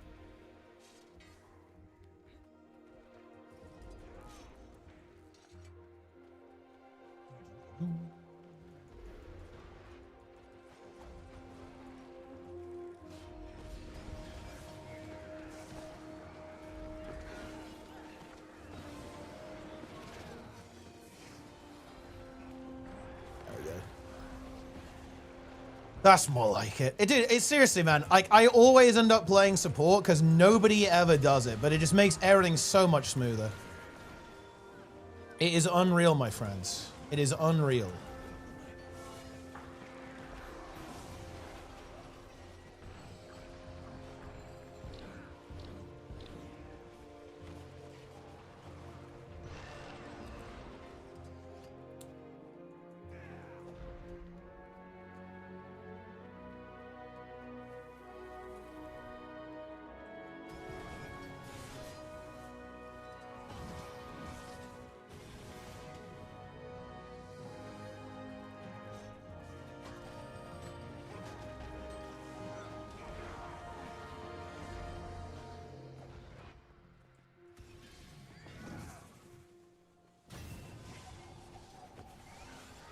Boom.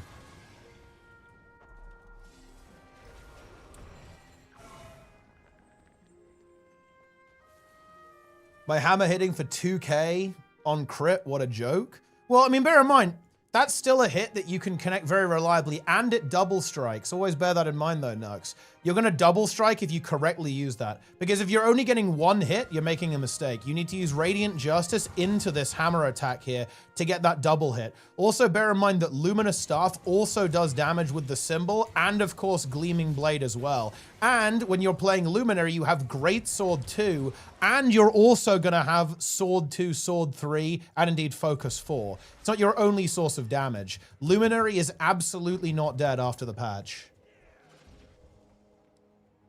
It's definitely an aggressive change. There's no question about that, but I don't believe it to be that bad. Give me one sec, actually. Hold on. Okay. They did kill Technobabble. They didn't want Chrono to be able to get away with it.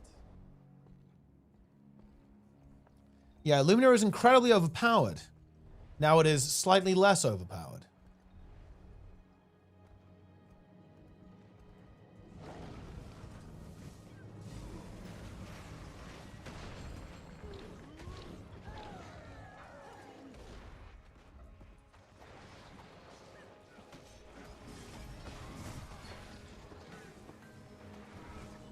And also, wait, dude, honestly, guys, we are actually going to verify this information. Hold on, because 2K, let's actually take a look. I'm going to PvP after this.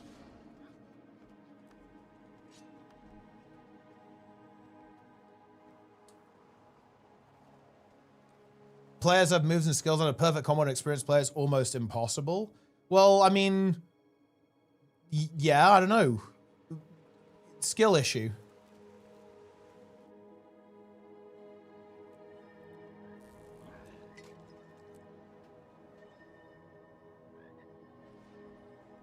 Do I not have it set up? Wait. Do I not have the a DPS build set up on this character? Are you kidding me?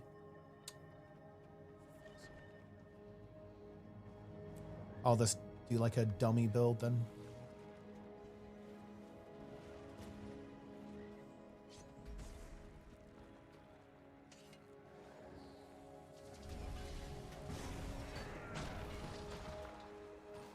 Let me get a proper connection. Let's go fight a golem. Any golem fighters, guys? Any golem gamers?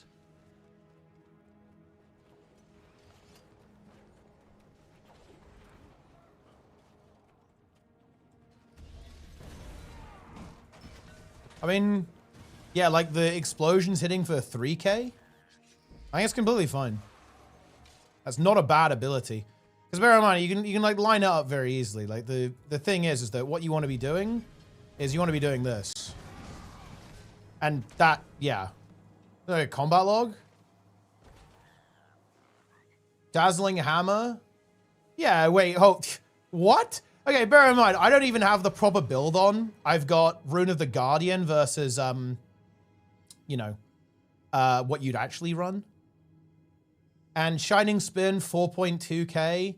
Dazzling Hammer, 3.7k. That's 8k burst in like 2 seconds. I think we'll be all right.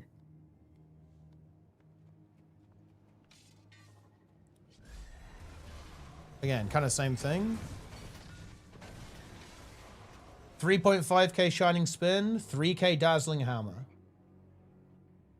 It's actually a good change, by the way, because what they've actually done is they've moved the damage off the initial hit and onto the explosion and the second hit. So you have a lot more counterplay now.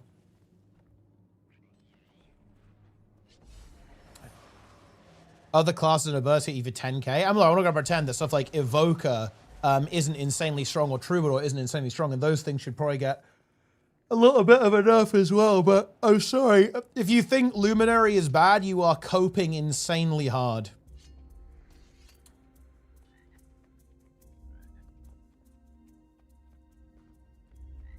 Still said if you like heal Luminary, you're griefing. Firebrand's a better support. Thoughts? I don't actually agree with that. Like, Firebrand does have the superior utility because it has I think the reflect bubble in particular is really good. But I think Luminary is very good. It heals quite a bit.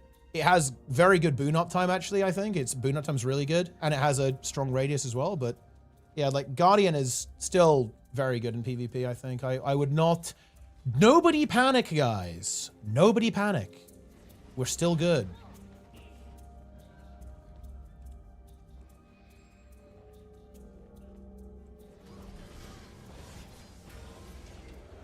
She fixed my build, otherwise I'm going to play Berserker Amulet on support by accident, and that's just not going to end well, is it? Actually, put myself on the right build too. And they actually, okay, so support. This is a 20-second CD. You know, I'll tell you what, losing the mobility on Gleaming Blade actually feels a bit bad on support. Still good, obviously, but that was like a really powerful tool for kiting. Makes this build a lot easier to kill, I think. Little bit of healing reduction here, but it's still a really good skill. 5 Condi self-removed, 3 AoE. Quickness really good for Quickness, Signet of Mercy.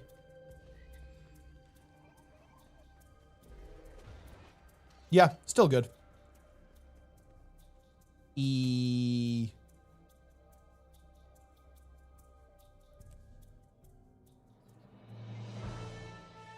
Dude, maybe Paragon rises. Maybe Paragon rises in PvP. I mean, Paragon is rising big right now. It's massively rising, guys. Did you miss the slop? You did not miss the slop.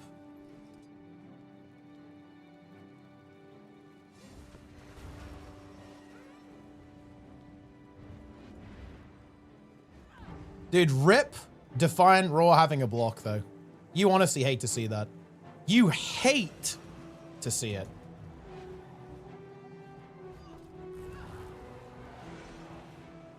You really do.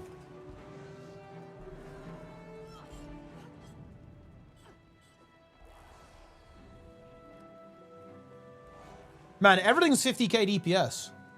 It's getting wacky. We are living in Disneyland.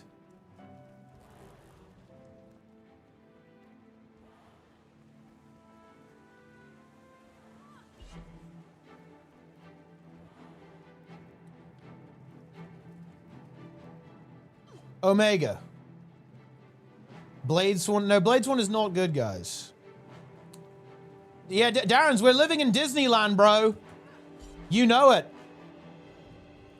Disneyland.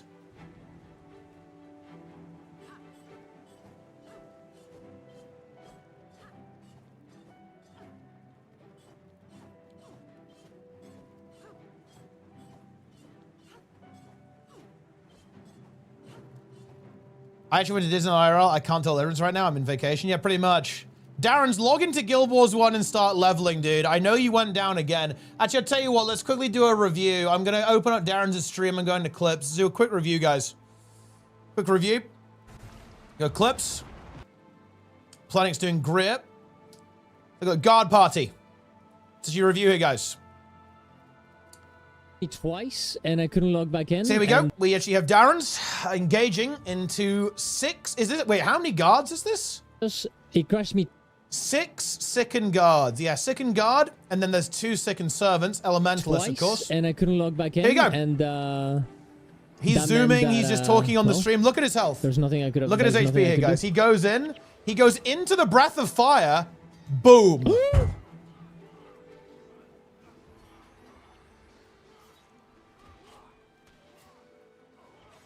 Log back in, and that meant that well, there's nothing I could have. There's nothing I could do. Look, he's in the breath of fire, guys. He's in the breath of fire. He tanks it. He backs out, and then a brutal flare. 52 damage lands, and the guards snipe him. Another breath of fire tick. 37 critical hit, actually, from a ranger, I believe. Sending him to level 1.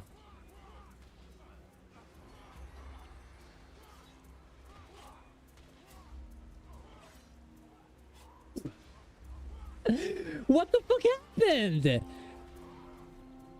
Oh my fucking god. Well, I didn't even, what the fuck? I didn't even see it. Oh my god. Minister Cho. Minister Cho wins. Does he lose? Wait, does he die to Spirit of Pain? I didn't realize what I didn't realize. He actually goes down to Spirit of Pain. Wait, is other clips? Wait, this one? Breaking already? Dude, I'm gonna die. Wait, did he die? Or did he successfully roach? Oh, we didn't lose it. Dude, I'm gonna die. Yeah, he's going down here. I'm sorry. Yeah, he roached. He roached. Did getting off the Shroud of Distress completely saved him, though, because he blocked all the attacks and then got the regen. Oh, we didn't lose it. Oh. Do you think your bowels can and here, now this is the brutality, guys. I actually think they enjoy the...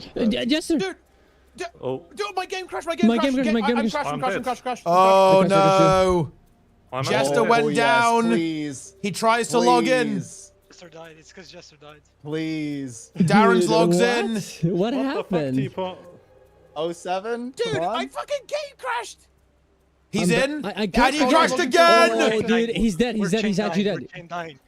We're chain dying. No. We're Oh chain my dying. God. It's over. What I told Pain actually happened. Holy fucking Oh shit. my we just God. chain died. Wait, what the fuck? This is like full We're all wipe. Yeah. What? Yeah. Wait, what?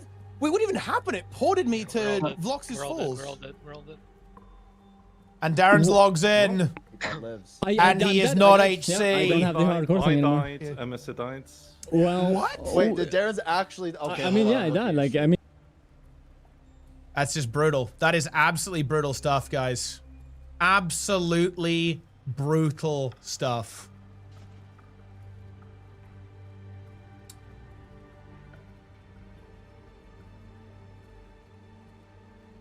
Press no, yeah, you would have lived. Yeah, you would have lived.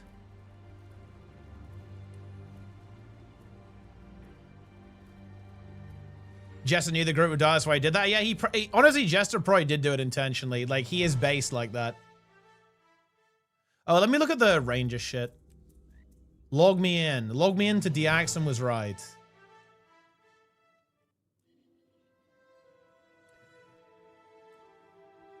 Uh-huh. So what did they actually do? Commands copy boons from yourself to your pet. Ooh. Wait, soul beast when much extend the duration of boons on yourself. What does what does that actually do? Oh, I don't even have soul beast unlocked. Okay, but wait, can I equip it at least?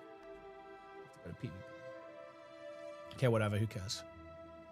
And Honed Axes is here now.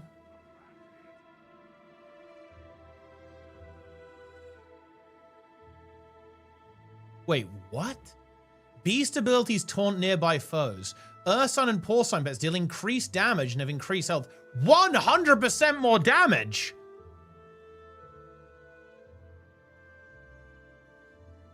When you strike an enemy with a beast ability, cast Lesser Sikkim on the enemy. And it's 5 seconds of 40% damage, 40% movement speed. I mean, that's pretty good. That's very good, actually. What? That's very good.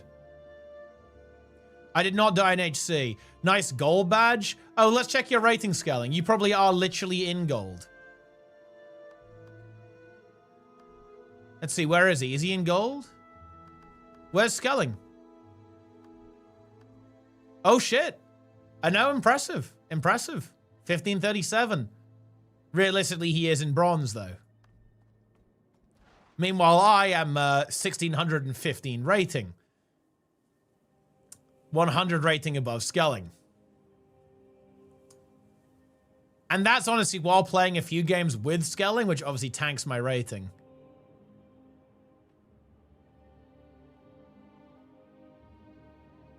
Okay, okay. Guys, if the nerds crunch, is this actually good? Is Beast Mastery good now in PvE?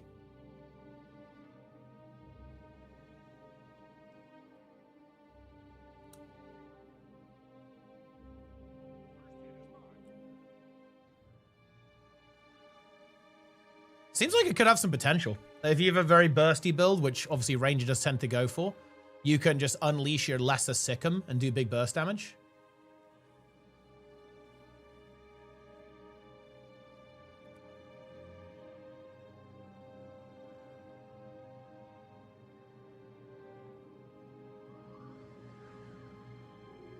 Take the axe trait.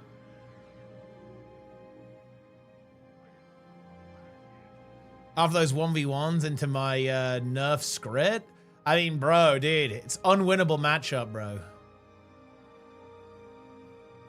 The fact that it was ever even close is you're exposed, you're caught.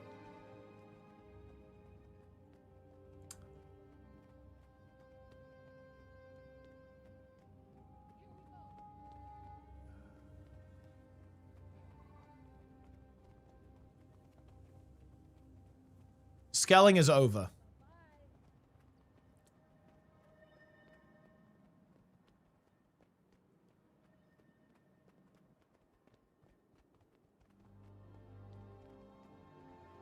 Well, I guess this is not that exciting.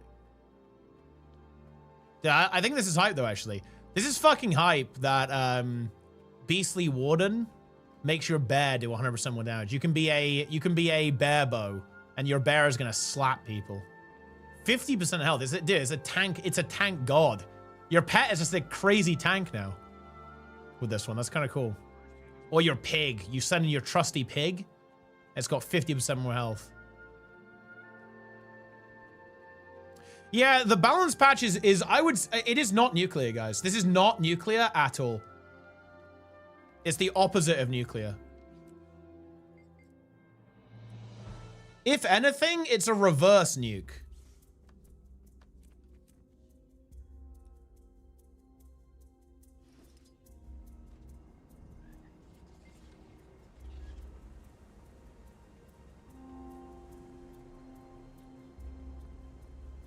Any reverse nukes?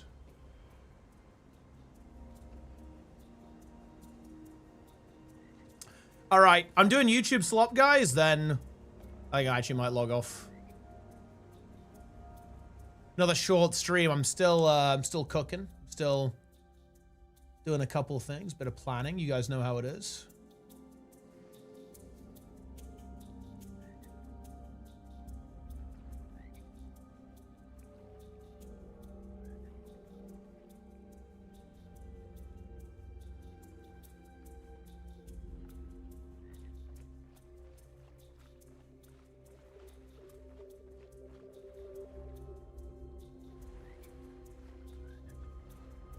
A bob, Lynn in the chat. Lynn on YouTube. Shout out, Lynn.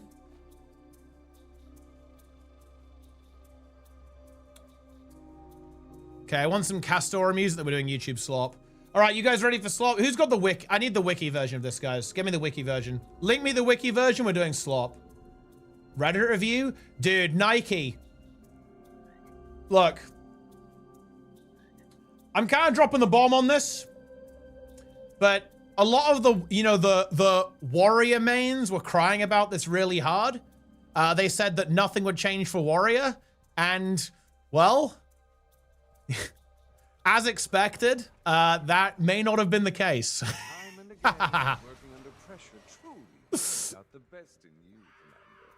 The locals even prefer We honestly love to see it.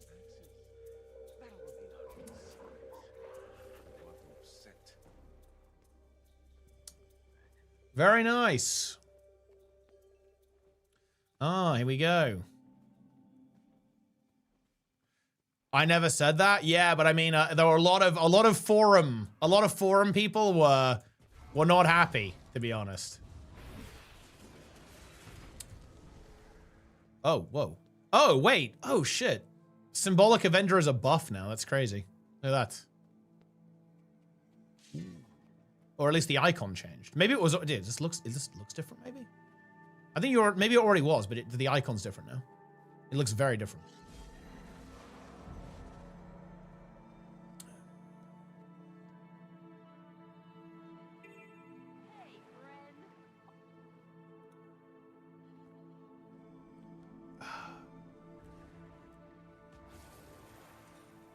Only the icon. Yeah. It just like I was like, whoa, what's this?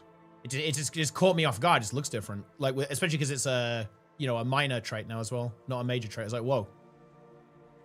It's weird.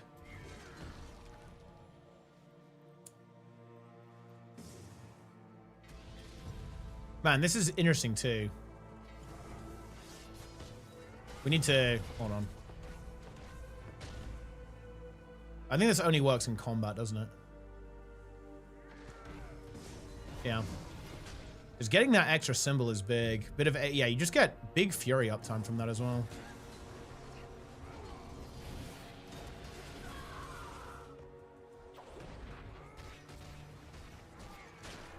Boom.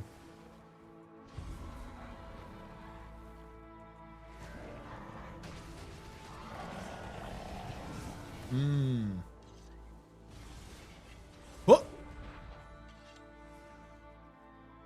That is actually true, Towns, by the way. Like, you should just log in and play the spec if it's fun. That is the true enlightened and based position. There was a balance patch? There was indeed a balance patch. Let me get the previous notes up as well. Is this the one? This is the one, right? Amalgam is dead?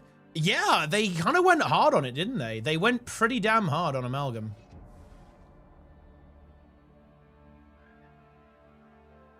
Because, yeah, these cooldowns going up is big. The protocol, the block. Gaseous state up to 40 seconds. And double helix got nerfed as well. And Conduit Surge, Spear 2, 1 stack of burning. Devastator 3-2 and 25-second cooldown at the same time. So it's just a lot less damage in PvP. So I think Amalgam does fall off quite a lot, actually. Luminary, that is true.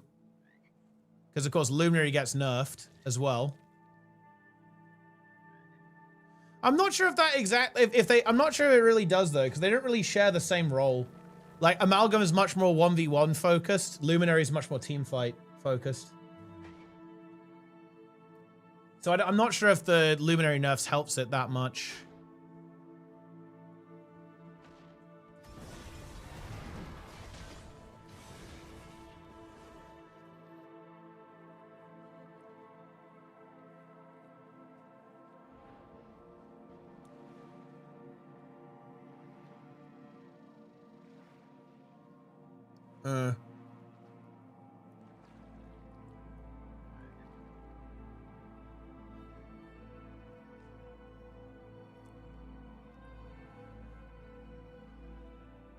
Wow.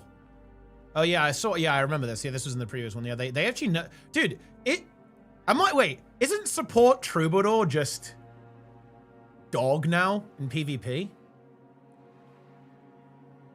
These nerfs are oof. These are pretty gnarly, actually. Harp healing down a lot. Second Scion healing down a lot. Altered Chord also nerfed as well, actually. Outgoing healing modifier goes down. Gambit 20. Oh, you did 20 Gambits. Very nice. Wait, what? Was it your key toast?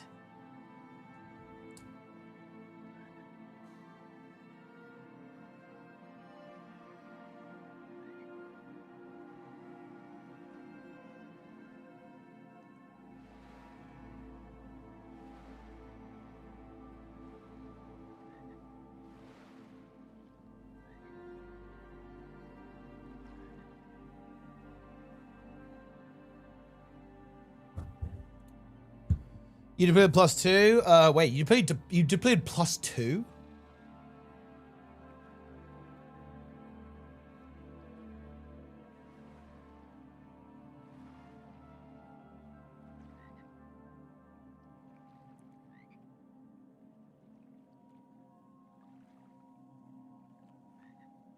Oh, Shy gw2, thanks for the raid.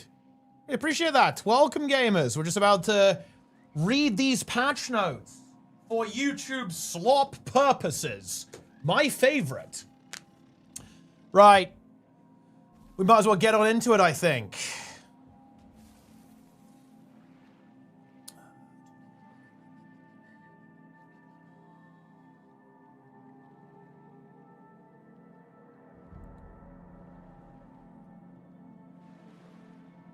Boom.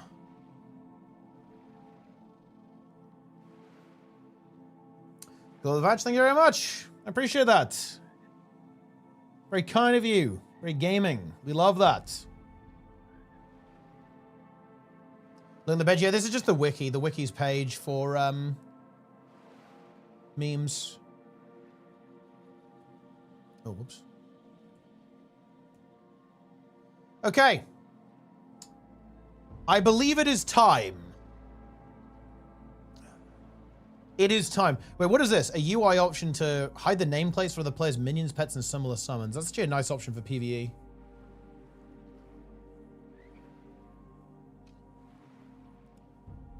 Holy shit. Wait, this is a game changer. Oh, how does that one not use the vendor UI? Are you kidding me? Is it at least the Path of Fire ones?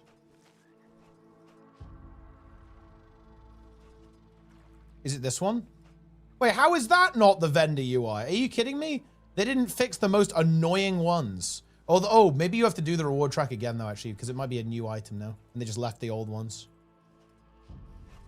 That's actually possible.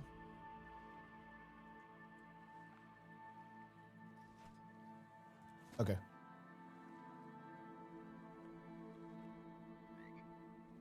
Oh, yeah, what does Fractal Rush do?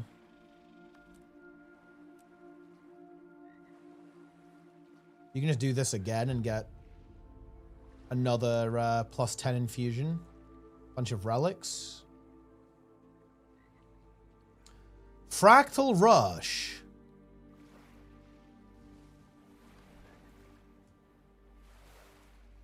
Do they just force subparism across a bunch of classes? Some goodness. I mean, everything is still ridiculously overpowered. Stuff is ridiculously overpowered. Have no fear, my friends. I wouldn't worry about it. I would not sweat. I really would not. It's all good.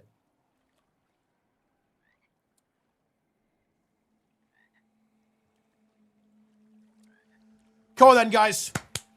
Come on, wakey, guys. YouTube, wake up. Twitch, wake up. It's time for YouTube slop. Let's get this done. Let's do this. It's patch day, gamers. It is January 13th, 2026. First Guild Wars 2 patch of the year. And it is indeed the balance patch. We already went over the preview changes that were in the preview, and those are all gone through. They've gone through, guys. Nobody panic. Okay, they have gone through. I've already talked about those. We're not going to go over every change here.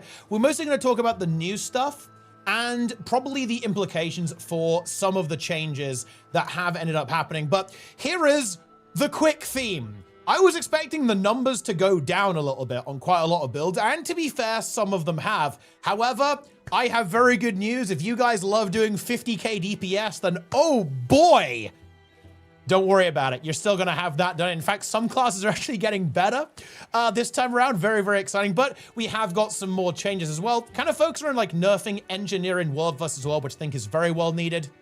A couple of more PvP tuning tweaks, right? And world versus world tuning tweaks is kind of what's going on here a little bit. In addition to the additional changes that we had there as well. And also some antiquary changes as well. You know, like this build is absolutely disgusting, is getting nerfed a little bit. But anyway, let's go ahead and get into it. Let's talk about the new stuff. And then after you've gone through the new stuff, we'll talk about how it interacts and maybe some predictions for the metagame. So first up, some engineer nerfs for world versus world. So why is this happening? Well, Engineer has been very dominant as a DPS in world versus world for a long time now, actually. So damage going down on this, honestly, very glad to see it.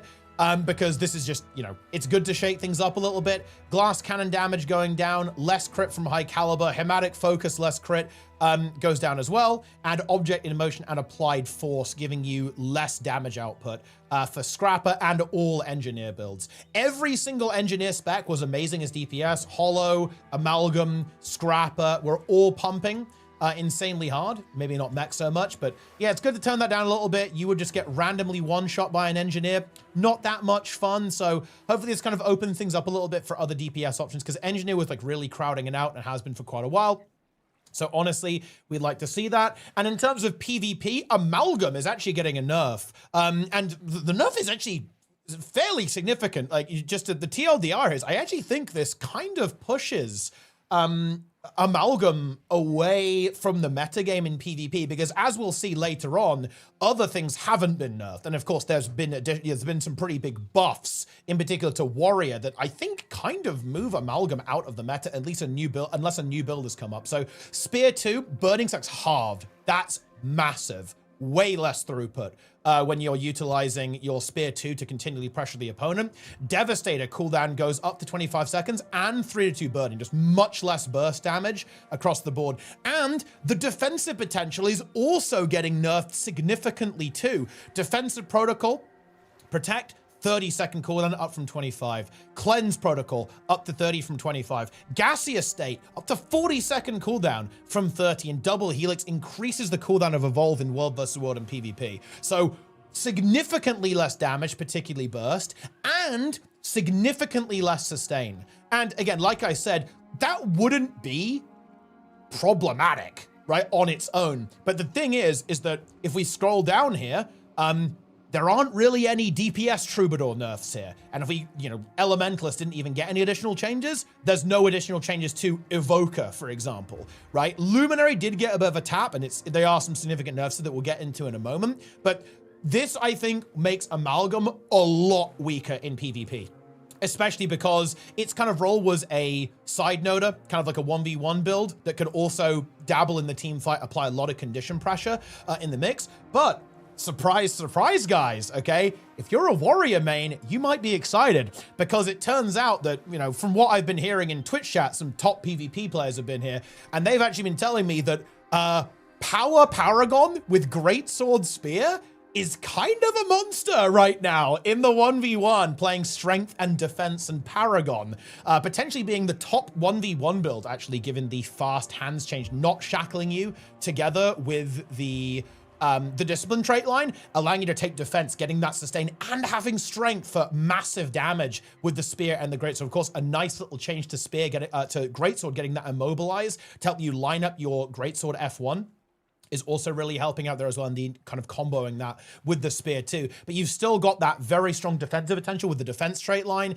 You can have a lot of condicons there, and obviously loads of sustain too from the adrenal health. So Warrior actually looking pretty good. And I'll tell you what, now I'll actually believe this when I see it. I need to do a bit of research on this. We've got to figure this out. But apparently support Paragon is also still going strong. And that, I actually like that build a lot in PvP. I was really worried about the Star 5 being nerfed, but all the other supports got nerfed, and Warrior actually hasn't in PvP. Luminary, for example, over here is getting healing reductions on its F2, the Radiant Resolve, and Big, the Staff cooldown is going up to 20 seconds in PvP, which is a very significant change. That was a massive part of the sustain.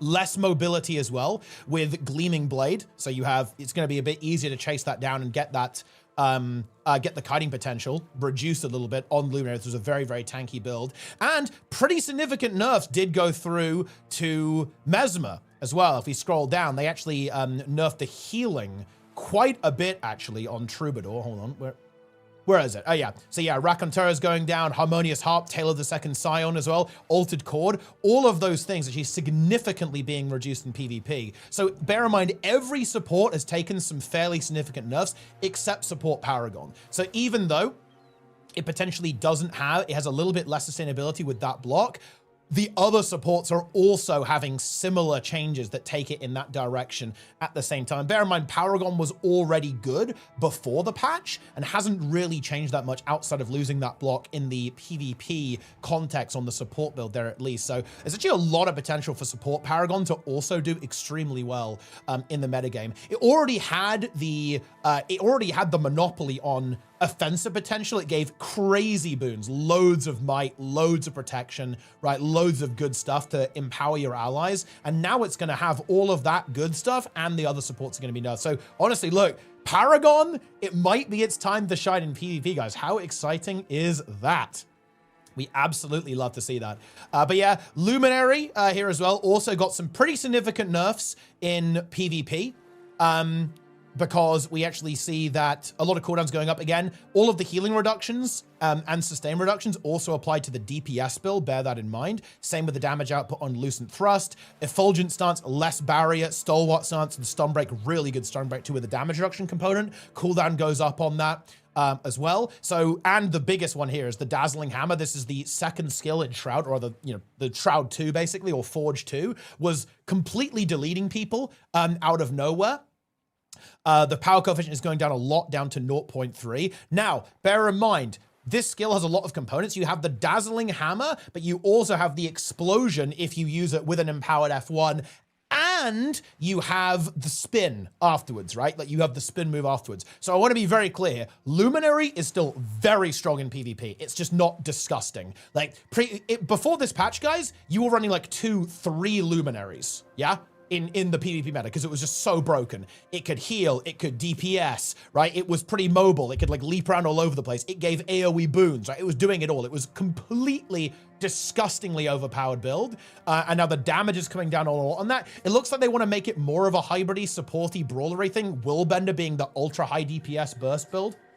Now, to be fair, I do still think that Luminary is going to pack a serious punch, actually, after these changes, but it's going to have more counterplay because a lot of the damage is going to be on the secondary components of Dazzling Hammer rather than the initial burst, and it's just going to be a little bit more sane. In terms of the output that it's going to have. Also some nerfs in World versus World, basically to just tone down the amount of virtue spam. Illuminating Inspiration, recharge reduction when you use a Forge ability on your virtues goes from 3 to 2. It originally was 4, bear that in mind, that's fun. And Valorous Stance, cooldown goes up for less stability and less healing uptime there as well. And also a healing reduction there on Radiant Armaments there. So again, less healing, less boon output. Let's be honest, World versus World can definitely do with that. Now, here's where things get fun. We talked about World vs. World, we talked about PvP. What about PvE? Well, great news. Power Luminary is absolutely broken. There was a bit of a rework to the Zeal trait line where some traits got made baseline and a brand new Grandmaster that gives you damage and movement speed while you have Fury, and it spawns an extra symbol when you use your F1. Turns out, it's completely insane. This build, I think, is around 50k DPS right now, and bear in mind, you've still got all of that Luminary goodness. I actually think that the rotation is a bit weird, and I think that's one of the reasons why it hasn't actually been that popular after VOE. But if you can get past that, I think this is probably one of the strongest builds that exists right now. It does crazy healing while doing its DPS rotation. It's giving AoE damage reduction. You're a Guardian, so you can take good Guardian abilities. You can heal people. You can give Aegis to people. You have massive burst damage, massive cleave. You're insanely tanky on this build as well. It's a crazy tanky build, in addition to all of the other stuff that I mentioned. Yeah, Power Luminary, busted. Power Alack Luminary, busted. Powerful DPS Luminary, also busted. Incredibly strong builds. And that's going to be a bit of a running theme here, by the way. Like, some things have come down in damage a little bit. We're not in 60k DPS full Mickey Mouse. We've just gone to Disneyland with about 50k on a lot of stuff. So we're still mega power crept after VOE. I'm hoping we're going down more. But because, look, slight derail here, guys. Slight derail here, but I am a little bit concerned about this. There has been a huge amount of power creep with VOE, and we are, you know, we're nearly 3 months into this expansion, and it has not been addressed. That is a concern for me, guys. I admit that, because I do think that power creep is ultimately bad for the game. It means that old content is invalidated, which it absolutely is. Like if you go into, like, here's an example, guys. So, I did some casual Wing 8 CMs, and we flattened them. And bear in mind, like, Wing 8 CMs are no joke. And we played with 8 ritualists and obliterated those CMs. It was a joke. It was a complete joke. And bear in mind, that's one expansion ago. So Jamthewar's content that was, you know, pretty meaty, it's, you know, challenging stuff, flattened by VOE specs. That to me is a problem, right? That is a concern. I don't think I'm being, you know, oh, you know, you're a sweaty trial people. That to me is a problem. Because the whole point of Guild Wars 2 is that this content stays around, that this content is relevant forever and is engaging and fun to play forever. And to be honest, I'm really struggling with PvE right now, guys. I really do believe this. Like, PvE for me is less fun because even content from an expansion ago is just so much easier than it was. And that's not even talking about the stuff from Heart of Thorns and Path of Fire. It's meme tier difficulty at this stage. And obviously I get it. Like, raiding is ultimately a very niche activity. But yeah, it kind of feels bad, right? It does feel bad to me when, you know, fights that I used to find fun are boring now because they are just so easy to complete because of how powerful you are as a player, which is really, really unfortunate. But yeah, it is what it is. You hate to see that. And yeah, we see a little bit of this here as well, actually. They do nerf Condi Conduit, but, well, guys, I got good news. Power Conduit is now juiced up. Feels good, man. Power Conduit is 50k DPS now. Condi Conduit is probably more close to 50k now. Some pretty significant nerfs there. Abyssal Chill. This is the chill when Torment when you chill. Duration goes down. Hexeater Vortex, Twin Moon Sweep, Release Potential, Bolstered Bonds, Misfire.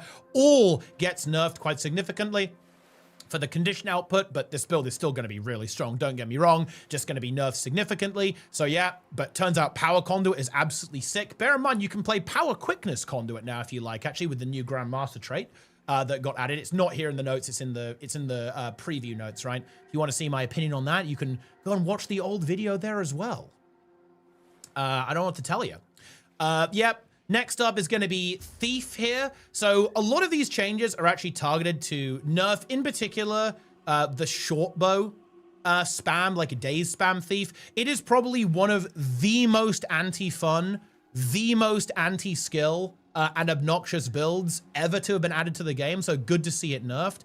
I don't think it's actually that good anymore. Looks like Thieves are going to be moving to a different build, potentially Spear, instead of the short bow, which honestly I'm very happy about because this is like a really, really anti-fun build, was the short bow daze spam build. Antiquary, we'll have to see how this one pans out because apparently it actually doesn't do super well into Paragon.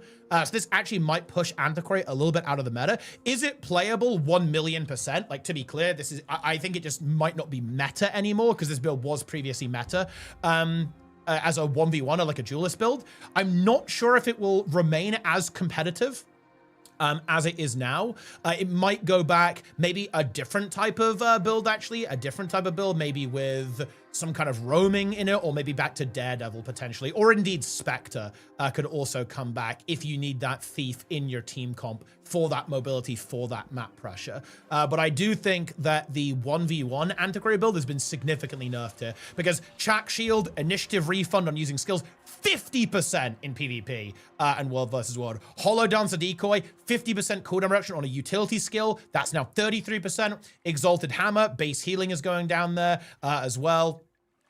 Just kind of across the board. Enterprising Aristocrat, reduce your initiative gain. Meticulous Custodian, you don't get increased stacks of the beneficial artifact effects anymore. Yeah, very aggressive nerfs to this build. Makes it way less unfair than it was previously. It is still strong though, so, you know, I think it will still see a little bit of play. And then a lot of these changes here are basically just nerfs in PvE, because this build was doing crazy DPS. It's now been nerfed down a little bit, with Mistburn Mortar and Forge Surfer Dash getting nerfed as well. So yeah, good changes here to Antiquary in PvP. We'll still be doing good damage in PvP. I wouldn't worry about that. It is still a niche build, to be fair. So it's one of those ones where you think, did it even really need a nerf in PvE? You could honestly argue that it's one of those things that you can leave it a little bit busted, a little bit OP. Although, to be honest, look, I don't even know how to describe if something's overpowered anymore when we're living in a world of 50k, 60k DPS. Like, I don't know what to tell you. But we'll have to see what the numbers pan out, but I think it will still be playable. 100%. So the Ranger stuff also happened as well. Nothing really extra happening here, just like great sword buffs coming through. They of course did that Beast Mastery rework, and I think that's got some potential actually as a DPS build. You can get that Lesser Sikkim for a 40% damage burst whenever you use a beast skill, and I think something like that has got to have some potential. Like, Ranger is a super bursty build in terms of power anyway, so being able to line up even more additional massive bursts is going to be big. Now, bear in mind, there is a bug with the Lesser Sikkim right now, so be aware of that. Like, it might take a while for accurate numbers to come out, because apparently it's not working correctly as of right now. So we might have to wait a little while to see how this develops with Go for the Throat. This is the new Beastmaster Grandmaster, right? But we will see what's going on with that one. Yes, we will. Now, let's talk about Mesmer next. We already talked about the nerfs to support Troubadour, but you know what didn't get nerfed?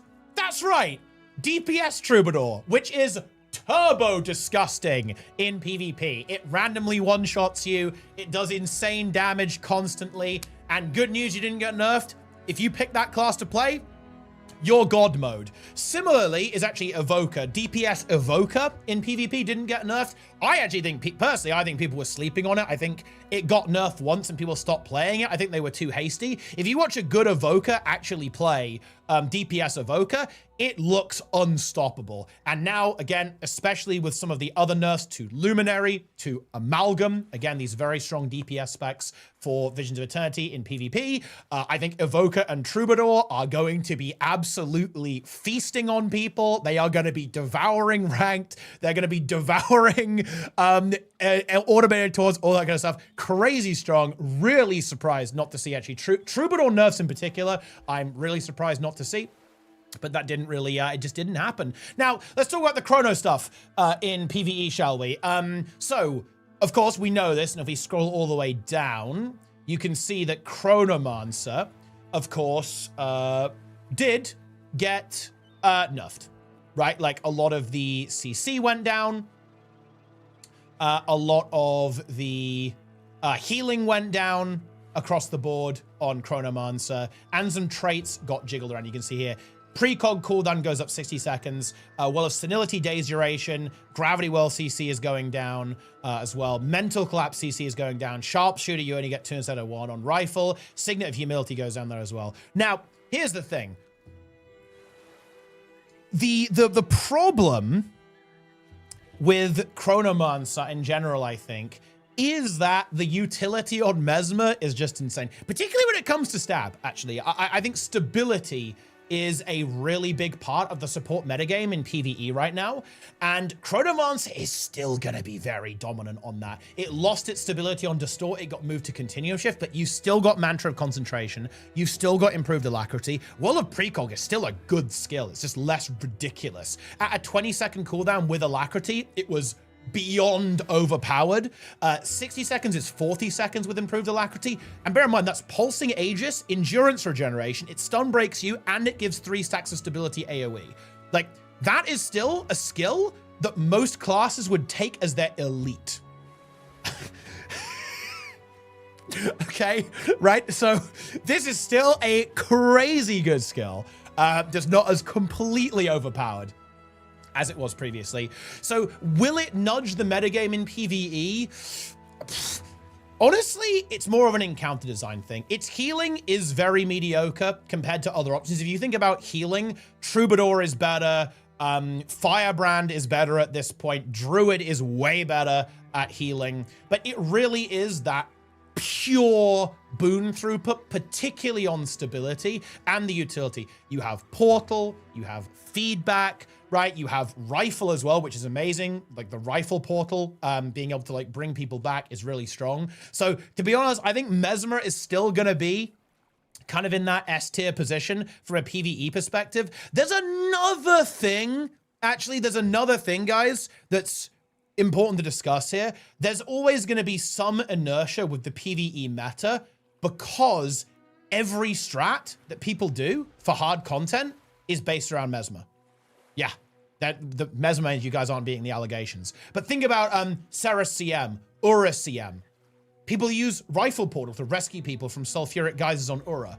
The entirety of Ceres is oriented around Mesmer. The entirety of Harvest Temple CM is oriented around Mesmer, right?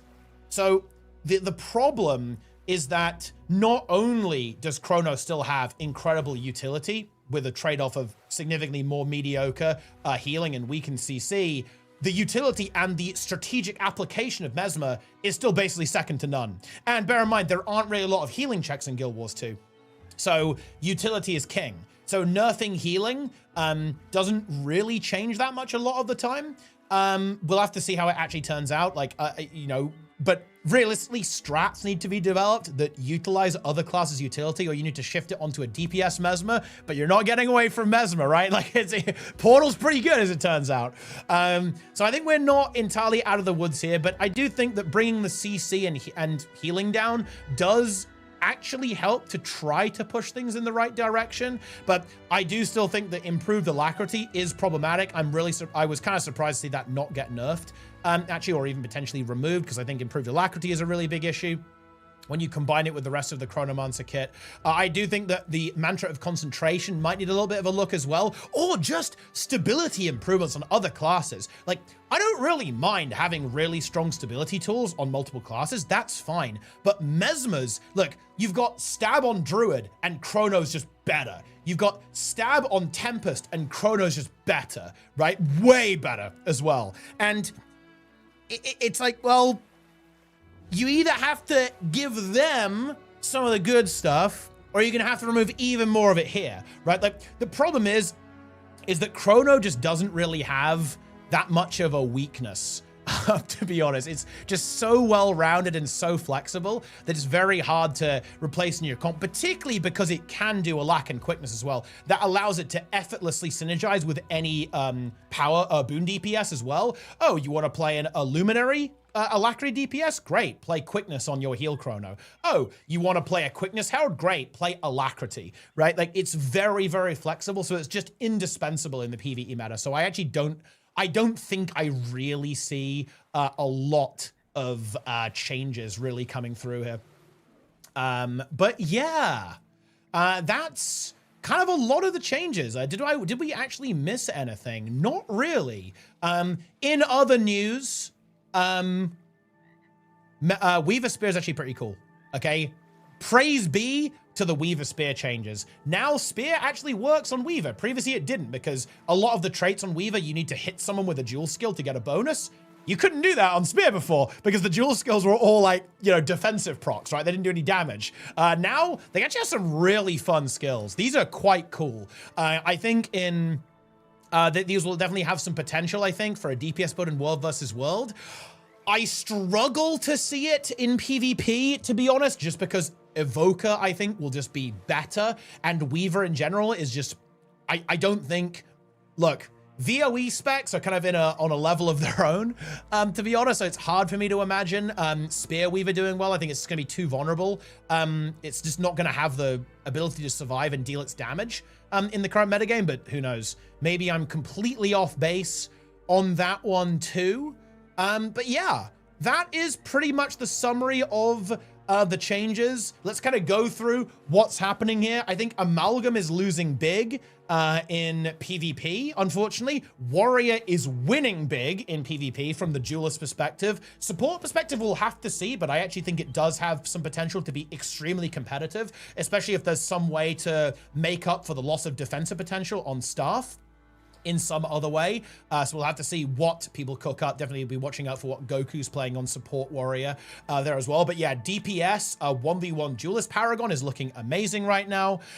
Luminary nerfed basically in PvP and world versus world. I think still very good in both of those game modes, both from a DPS and support perspective. In PvE, buffed, I think it's insane right now. So good news if you're a DPS Luminary fan. Chrono, I think still basically gonna be a very, very kind of go-to default choice for support in PvE.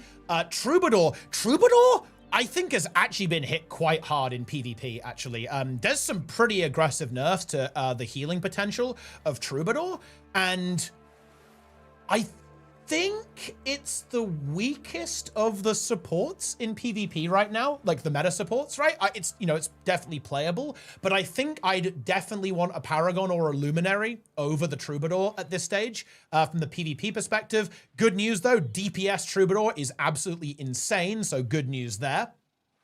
And yeah, Troubadour in PvE might be a little bit better now because Chrono is worse, so it might be able to find some way to get itself into the mix there and provide some value in PvE because it still has that Mesmer utility. You've still got Rifle, you've still got Portal, you've still got great stability application. I'd say better stability even than Chronomancer at this stage, actually, because of the way that the Bountiful of Disillusionment interacts with Crescendo as opposed to Continuum Shift. So you've got really good output there in terms of your stability. Well, at least comparable, maybe not better. That's maybe a little bit ambitious because you don't have improved alacrity, but it's still very good.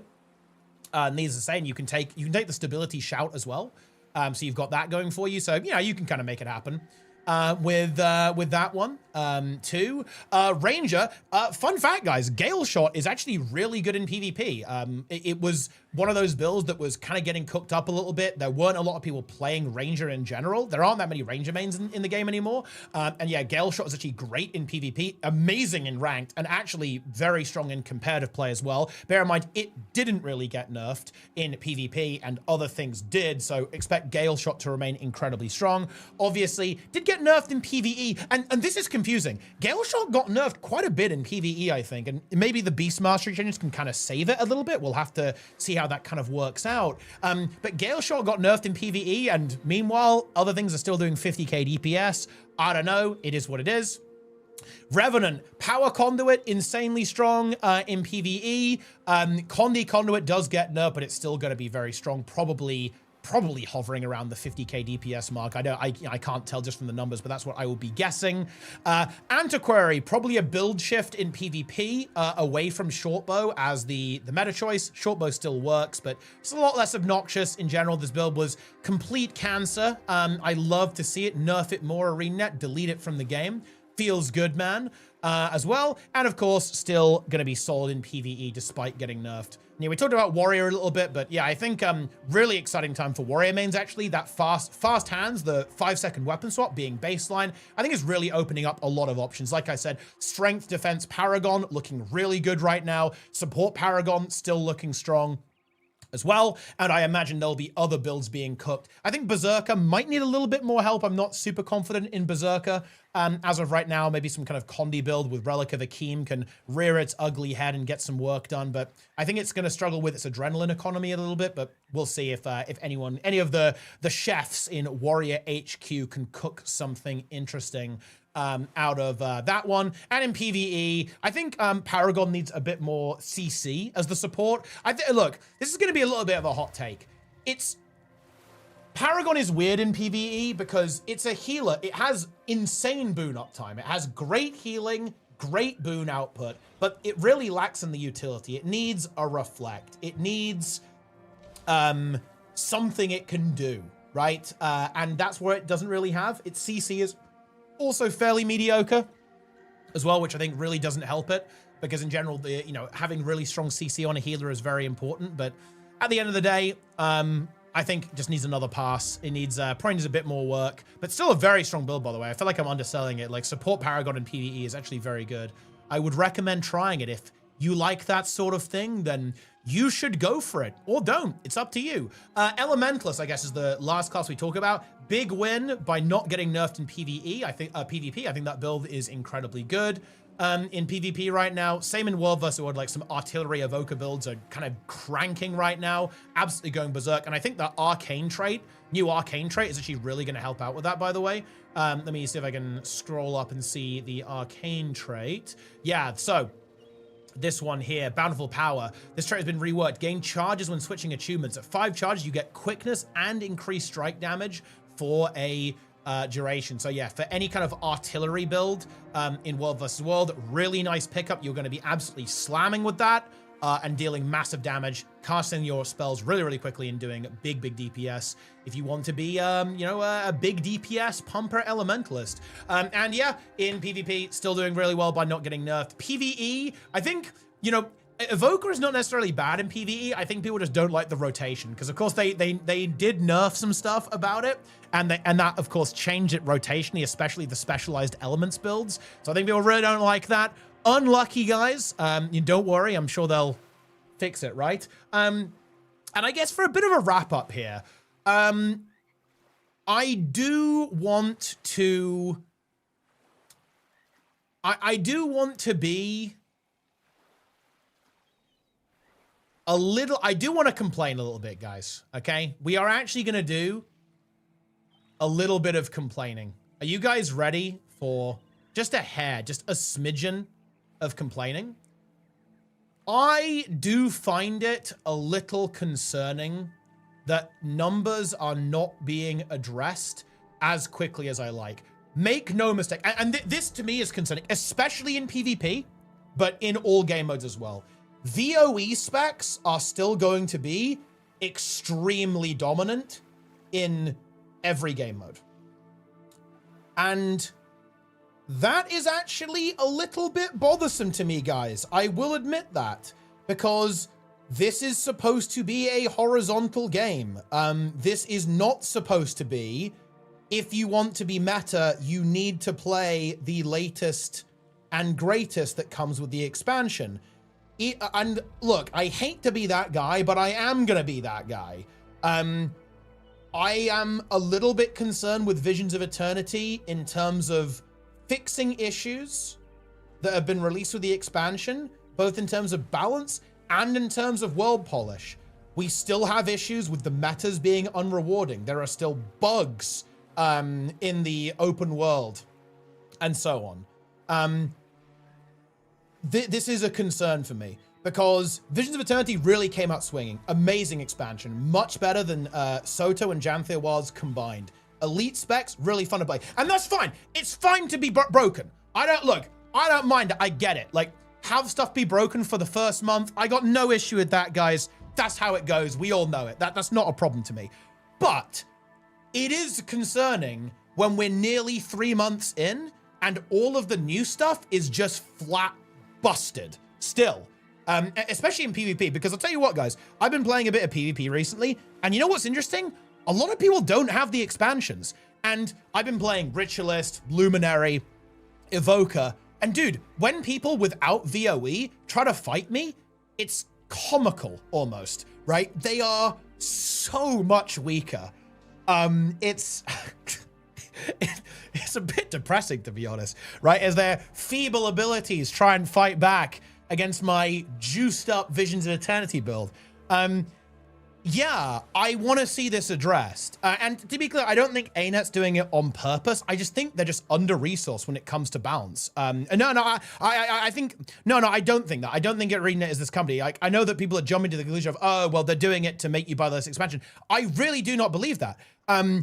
I really do think that this is just an area of the game that is understaffed and under-prioritized, right? We've got 36 elite specializations in the game now, and you've got core on top of that, and we have got competitive game modes. We've got PvP. We've got world versus world. We have a speedrunning community in the game. Balance is important to some of the most dedicated players who love the game the most.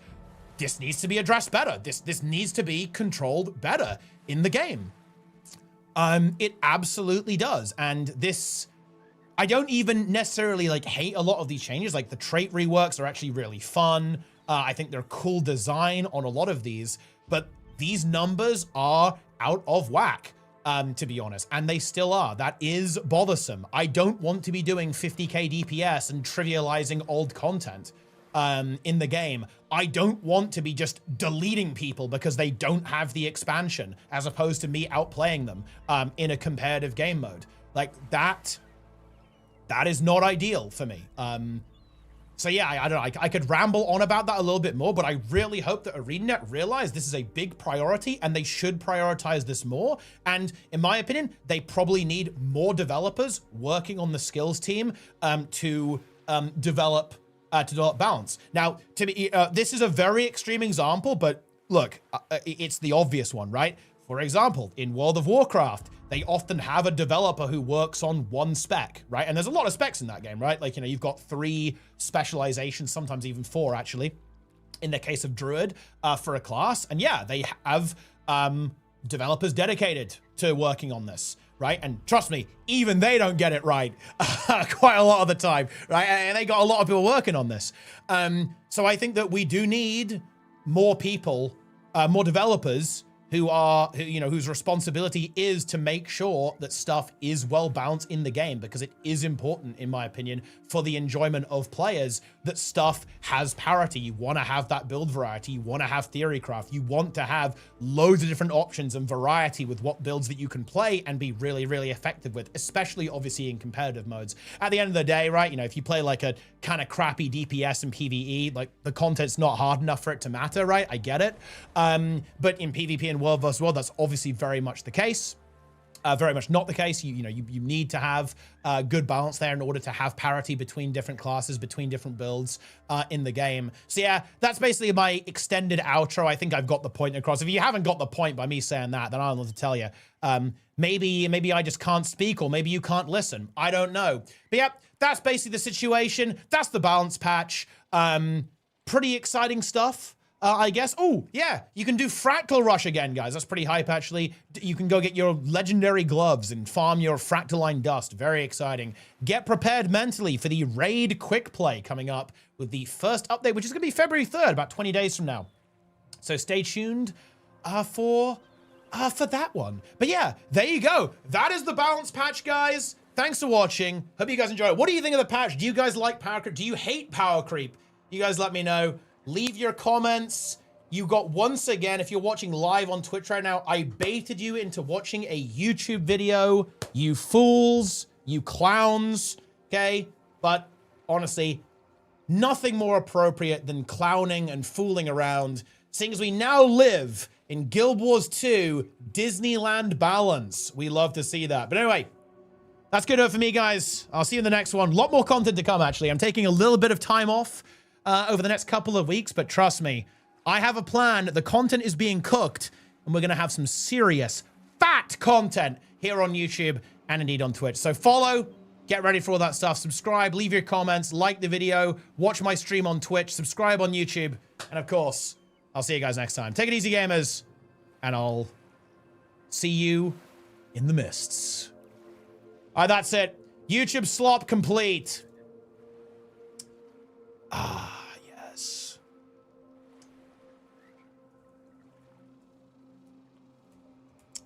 We love to see it. I love the quality of life change on too unskilled to recognize or understand the balance patch. Wait, what are the... Wait, what, oh, the quality of life changes. Oh, yeah, with like the auto-attacking while you're in here. I guess that is pretty high tier, actually, isn't it?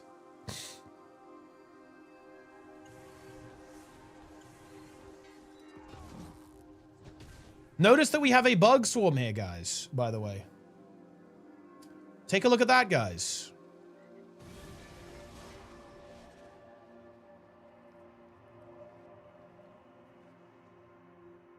Thoughts on this awesomeness? What do you think?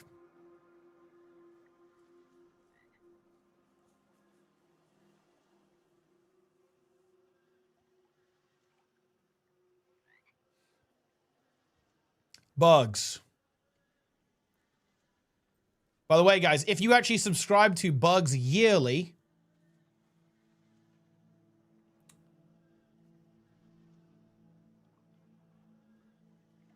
this is what you get.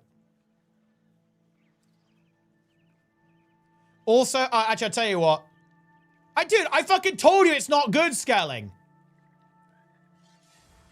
Skrit is dead. Bro, dude, bro thinks his build is good because he was winning a fucking unlosable matchup. This guy. Skelling 1v9. Look, Feedman Discord. I'm checking Feedman Discord.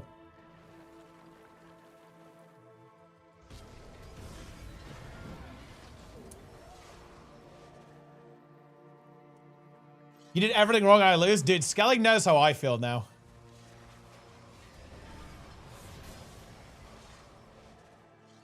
On Rifle Warrior? Dude, you gotta talk to Lone Cap for that one. But dude, Lone Cap, he plays it no matter what. It's, you know, Rifle Warrior is dog shit if you're not Lone Cap. It's meta if you are Lone Cap.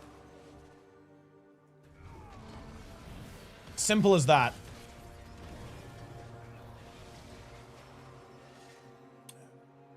Huge.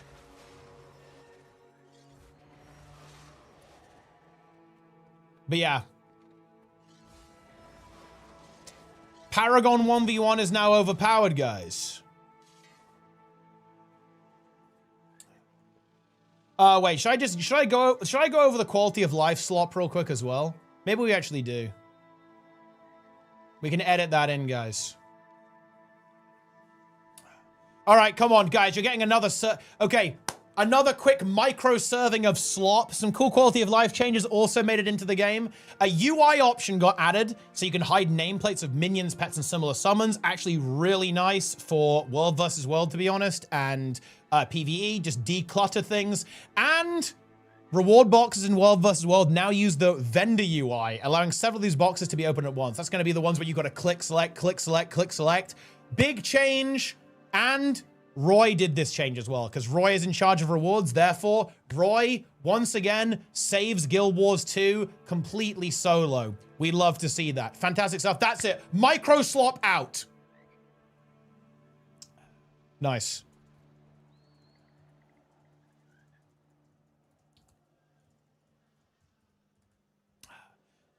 Lone Cat top 10 controller action cam demon. That is true, yes. That is absolutely true. But yeah, I think I have to learn support Paragon, guys. It's gonna have to happen. If it's meta, we have to play it. I do want, look, we do need to actually, I need to do well on Warrior because my Warrior's name is Forum Complaint.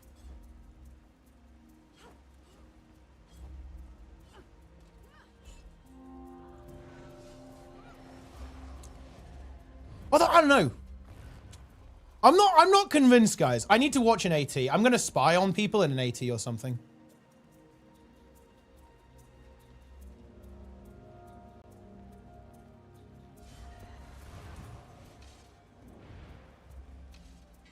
Because I'm not entirely convinced by support Paragon. Although the nerfs to Luminary are significant. I will admit that. I definitely will admit that.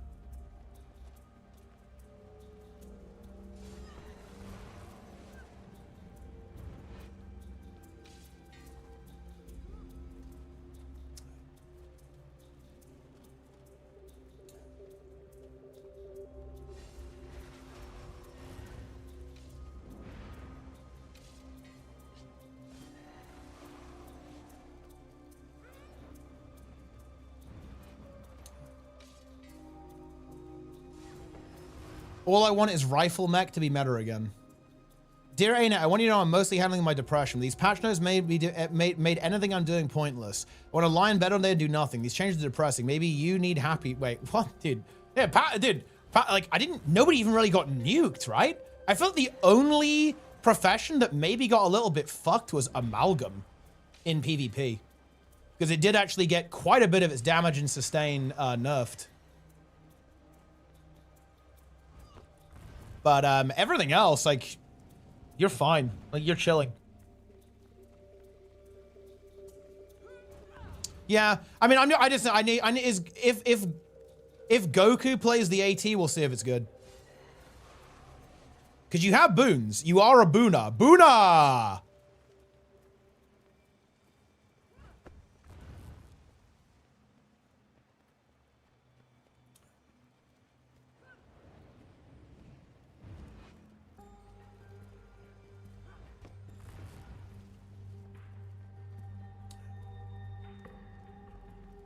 People prefer a world when they have to reroll their chronos for Technobabble. True.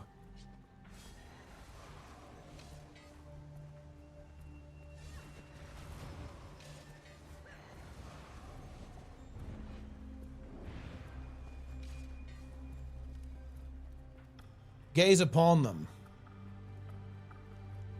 Exactly what I expected. Feedback ignored, but a long list of nerfs. Absolute kitten of an update. Wait, goodbye to warrior tank in PvE.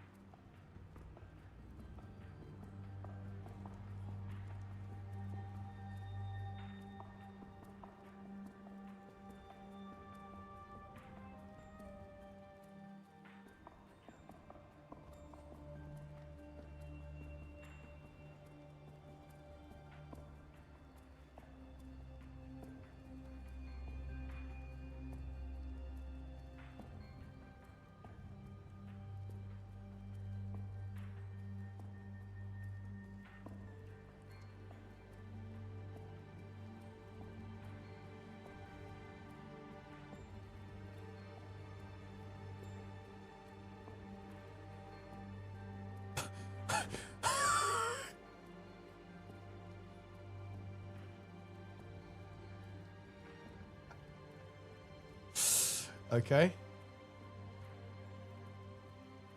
Clown emoji.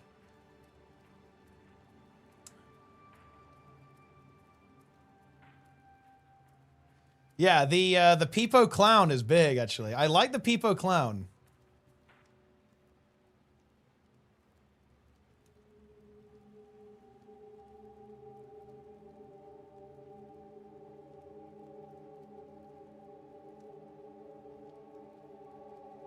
Oh my god. Dude, people are going nuclear. Darren, are you seeing this? People are going absolutely deep nuke.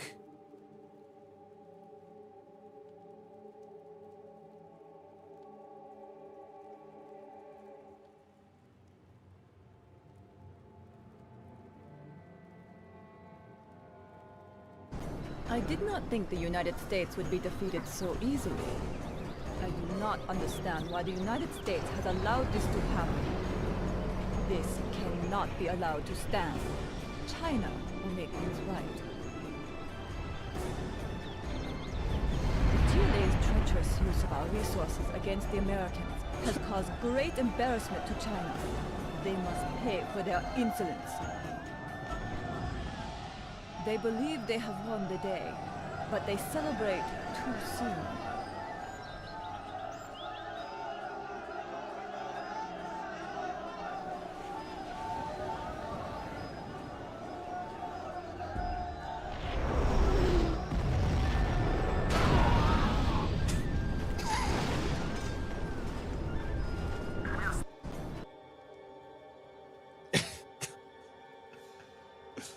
This is a forums. This is a forums live. That's absolutely crazy.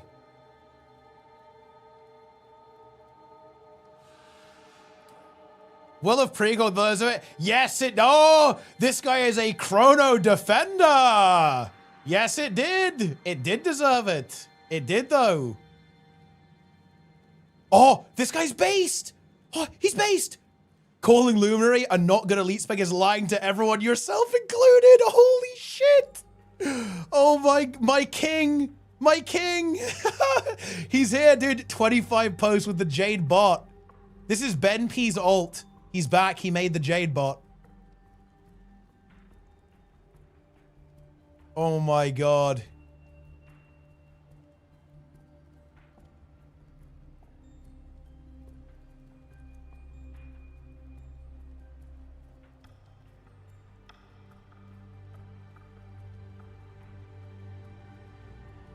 Wait, that...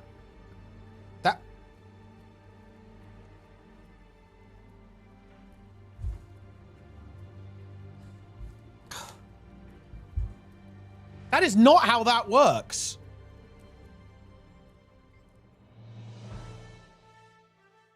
I did not...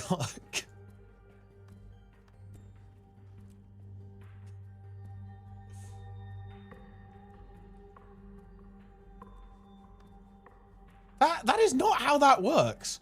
I have to sanity check myself.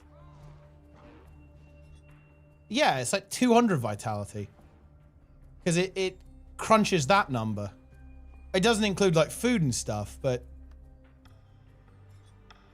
yeah.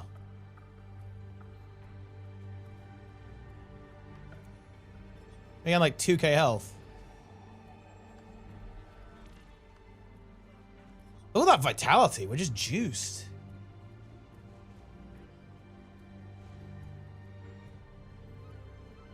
Lionguard Hella, a pleasure to see you and Hauser under better circumstances. Have we met before? I helped with a relief effort after Scarlet's attack. My name is Saya, but you might Actually does include food, by the way. I'm getting exactly 260 vitality right now. so many die in those weeks. It made me realize how important it is to embrace life. Make so bad the camera? Yes. You have to enable free camera and hold left click. Third utility, it's weapon of warding.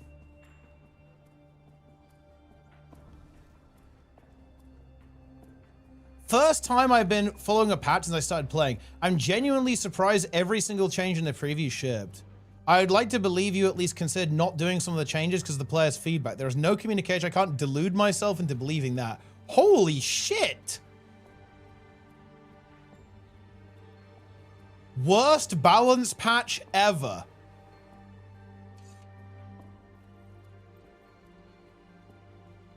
Shark be alright thanks to Prime.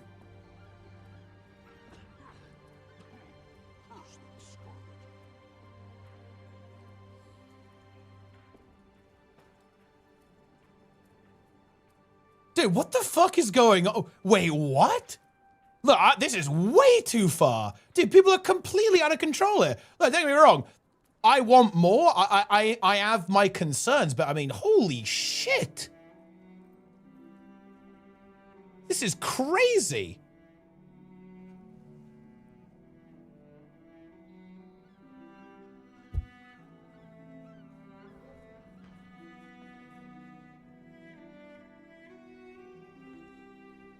This is an absolute devastating nuke.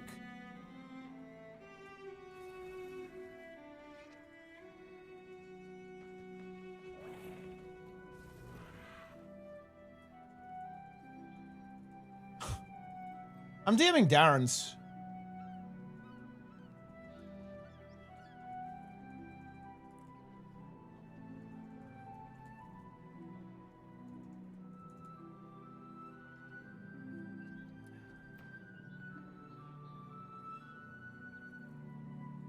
Wow. Typically, I want to be clear, guys. This is harsh.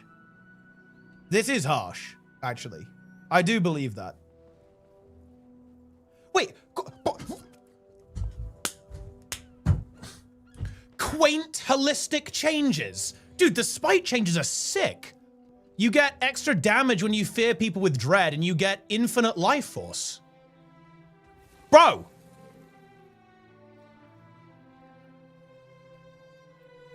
Yeah, getting Awaken the Pain for free is huge. Huh? Huh?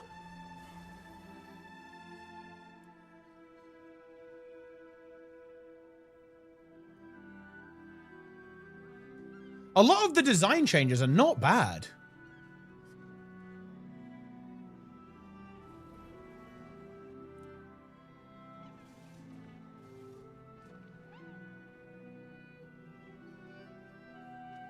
Wait, what is this thread? Huh? Back-to-back nerfs to Guardian class. I will not be playing Guild. It is evident there is bias against the class. I'll be taking my money elsewhere. Is this a troll post? Maybe in a few more years I will return. I regret spending over 2k USD last 14 months. I was going to this patch thing on reverse decisions, a whole round of insane nerfs to the class as a final nail. He's mentally broken. He's psychologically broken. Wait.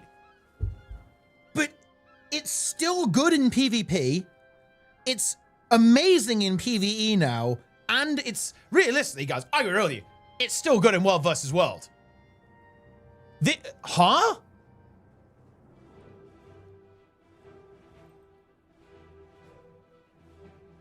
What the hell is this?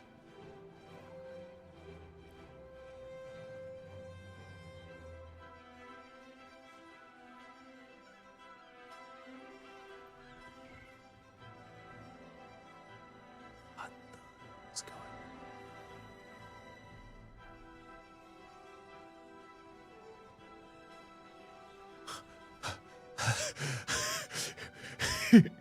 What's the point of the giant 75% CC nerf? Have you forgotten that maps are dying and we are alone facing a champion or legendary? What's the point of nerfing CC 75%? Basically, I am not happy with you.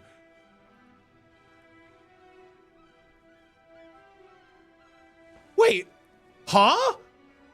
You did a great job of nerfing all the OP class and PB in Warsaw. You forgot Amalgam. They didn't though.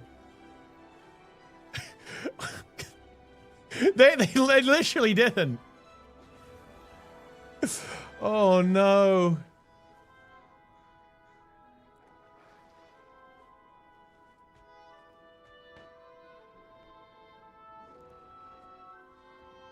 For the mod who did bleeded by reply, you can kiss my kitten too.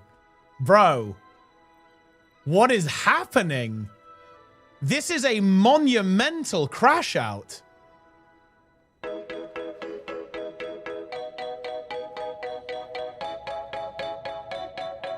Here's an interesting question. Why?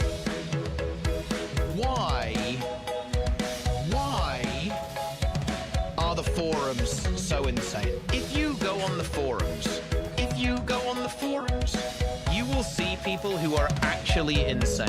Actually insane. And it's not a joke, and it's not a joke, and it's not a joke. You aren't really allowed to disagree with people. If you disagree or say, no, that is wrong, you will actually get banned. They are very draconian. Why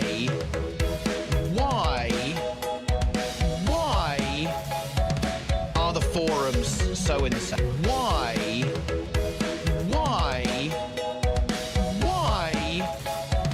are the forums so insane? What is it about them that causes like this build-up of insanity?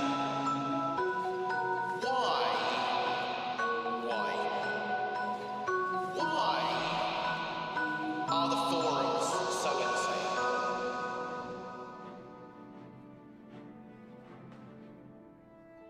Huh. Yeah,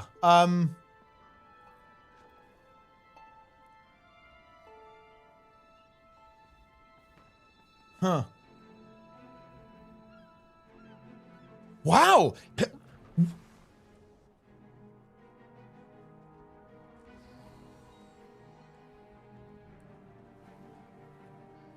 Huh. Wait, wait, guys, I just saw a post saying they stealth nerfed modified ammo. Wait, was it even stealth? Did I just not read it?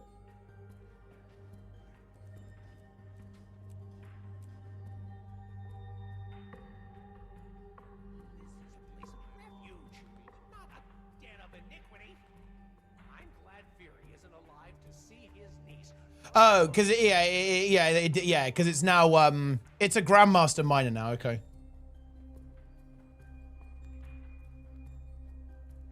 But I mean, wait, hold on. That's not a big deal though, right? Because then you have heavy metal now instead.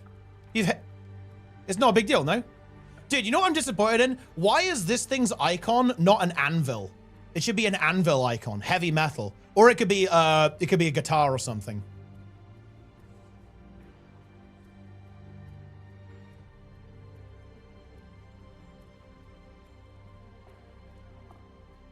Because this trait is good.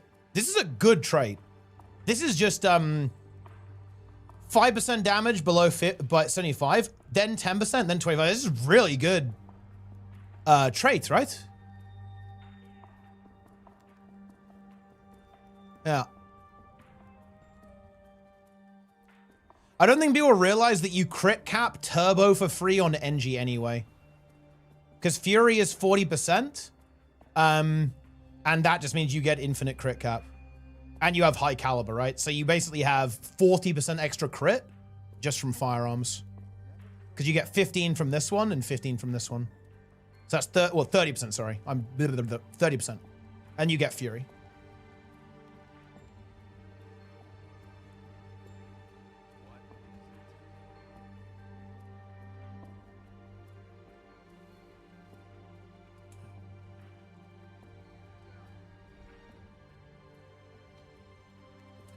I kind of want to see. Let me see if people are playing the AT, guys.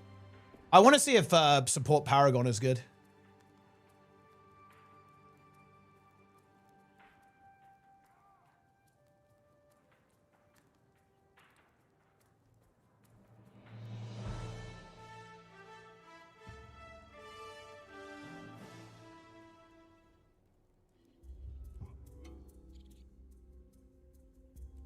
Daily AT. Where is Worms? Okay. We have Fumo Fan Club playing.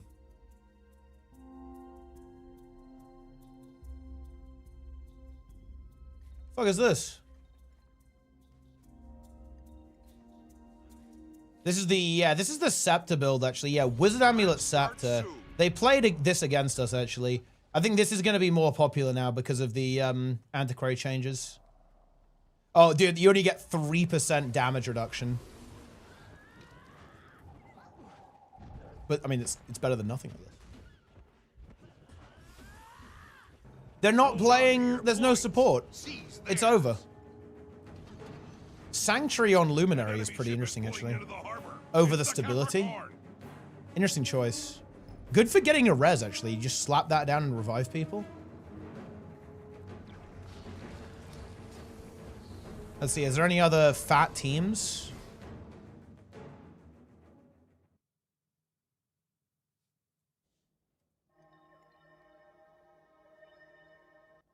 Shuriken. Okay, so Shuriken's playing support. So he's playing defense, tactics, no discipline. I'm interested about this build because defense feels like a very selfish trait line, actually. Because you do get a lot of adrenaline from this, because you gain adrenaline when you're hit, as you can see here. So you do get a lot of adrenaline if people hit you, but it doesn't really give you a lot of extra support, right? Whereas discipline does. You obviously get the extra healing.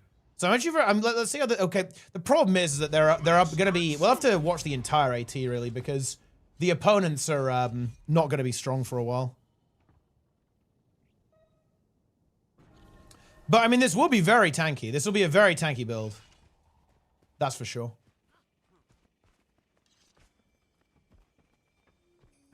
Hold on to your Defense is probably mandatory now. Yeah, because you don't have the block and no Aegis here. enemy ship is pulling into the harbor. It's the Capricorn. Well, we'll see, I guess. And with to be fair, with defense, it's very tanky. It's 100% very tanky, right? Adrenal health is going to be big because you're just spamming bursts all the time. Resistance on dodge roll makes you very slippery as well, which is nice. Obviously, cleansing ire makes you very resilient against condies. Did you see that? Red team Gonna be cleansing a lot there. Obviously, you have calming tongue as well in the mix. Playing phalanx strength is pretty cool as well, actually. So a lot of AoE might, and of course, that gives you more sustain because of mending might.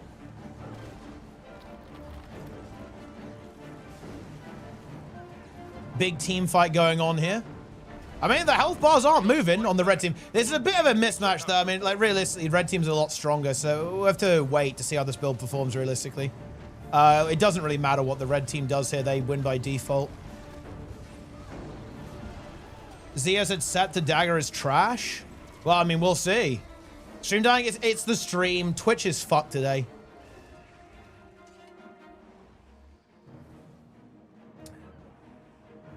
And I do like that it's Sword Warhorn. That is hype, actually. I do like Sword Warhorn because it means you're really fast and you can zoom around the map a lot, which, personally, I like.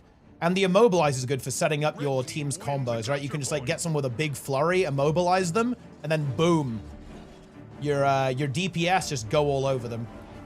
But yeah, to be honest, guys, you better get used to this because, yeah, I think DPS Troubadour, very busted. Am I wrong on this, boys? I feel like people who say Luminary is bad now in PvP are coping hard.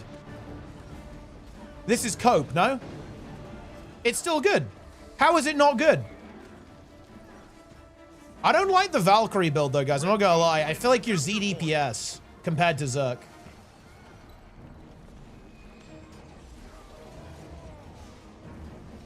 What did I miss? I got here. I've been cooking Ranger. Are you been playing? What do you think of Beast Mastery?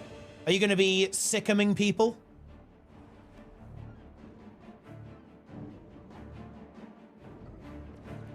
Be ready to give the signal and return fire. Is there a wiki link? Someone link the wiki link. Feed Grim.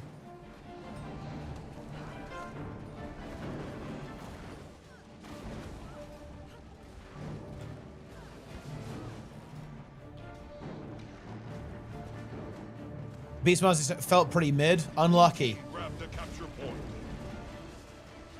Yeah, I want to see this team into Fumo fan club. But yeah, okay, I get it. I see it. This is a mega tanky build though, because he's got a lot of mobility as well.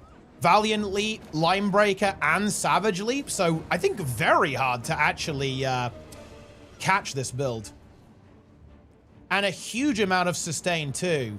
As the phalanx strength here is whenever you give yourself might, which is obviously a lot because of chant of action, going to be pumping out a bunch of might. You're also going to basically duplicate that might on allies, so a lot of might uptime, and that's going to convert into healing because of mending might. So there's some really big synergy between those two ones there. Support Paragon, it is, yeah. It's what Shuriken's playing. And of course, you also have defense, so you've got Dogged March in the mix there, Adrenal Health, Thick Skin, more protection uptime on yourself, Resilient Roll, and Hardened Armor, right? So if you have Resolution, which you do have a good chunk of as well, bear in mind you apply Resolution on your Chant of Freedom, and indeed, well, not on your banner actually, but yeah, you do have Resolution, and that's going to give you even more damage reduction. Pretty decent. Ring the bell. Fire all cannons.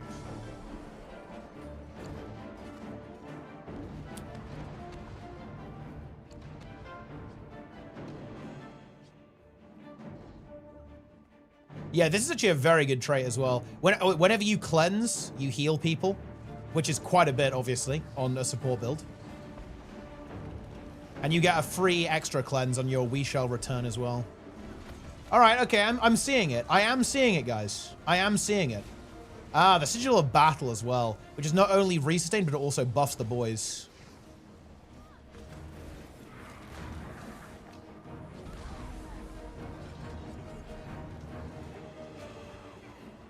This build has a lot of barrier on it, actually. Call of Valor and Chant of Recuperation, and of course, Brace Yourselves. There's a lot of barrier. Also, I'm on pretty soon, Toast, by the way. We can juice up soon, my brother.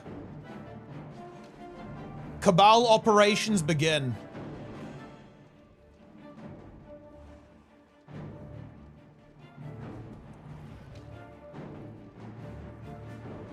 Did you see that? Red team got a capture point. Ooh. Be ready to give the signal and return. Discipline wasn't needed? Ah, okay, then. Well, never mind then.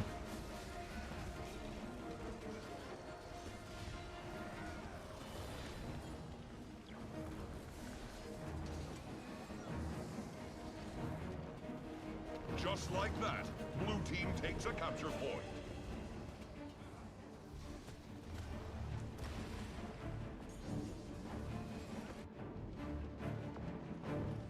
When you spectate, can you see everyone's damage numbers? Well, if you spectate people, you can see their damage numbers, yeah. When you click someone, you basically become them. You are them.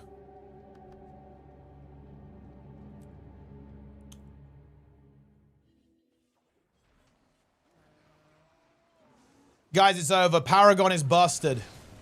Red team wins a capture point. Scaling is re-rolling to Troubadour. Feels good, man.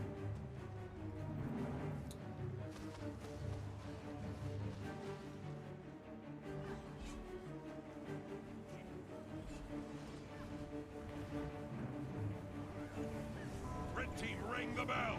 Fire all cannons. Master Pug. Might go Gale Shot if I get more voice coaching. That's big, actually. That's powerful. That is a powerful choice. Grabbed a capture point. I want to start Guild Wars 2 without paying. Can I play it normal to a high level? And if I like it, pay for it? No. Basically, unless you... Every expansion you buy basically makes you more powerful. In a roundabout way. Basically, all of the expansions have combat features attached to them, like elite specializations, weapons, being able to use weapons on any class, on any specialization, stuff like that. That ultimately mean that if you want to play optimally, you want to play at high level, you will need all of the expansions, most likely. Blue team grabbed a capture point.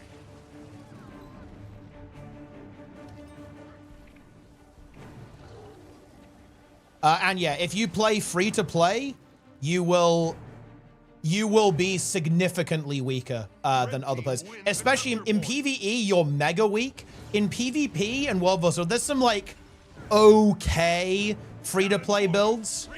But for Pugs, it's fine. That is debatable, by the way. Like people are gonna look at you a little bit funny if you play like Core Elementalist, right? Actually, bad example. Core Ellie's not that bad. But, you know, like Core Mesmer, people are going to look at you funny. And core builds are much weaker in PvE than other builds.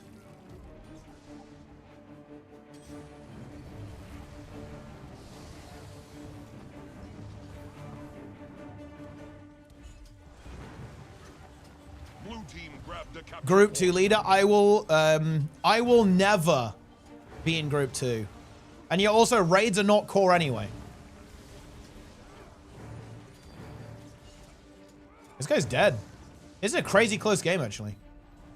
Brawling Storm. Oh, shit. Honestly, go...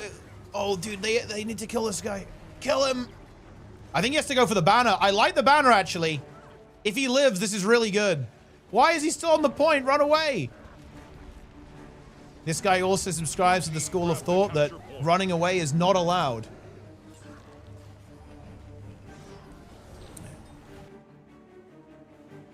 $100K active daily players, is it true?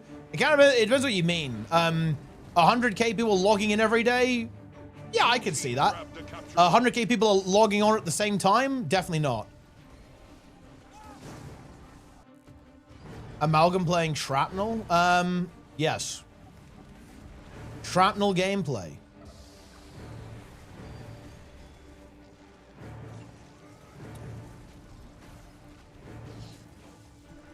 Ooh.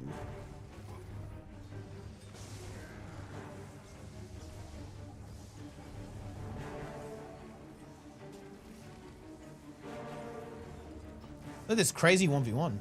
Dude, the blue team is popping off. They got the bell.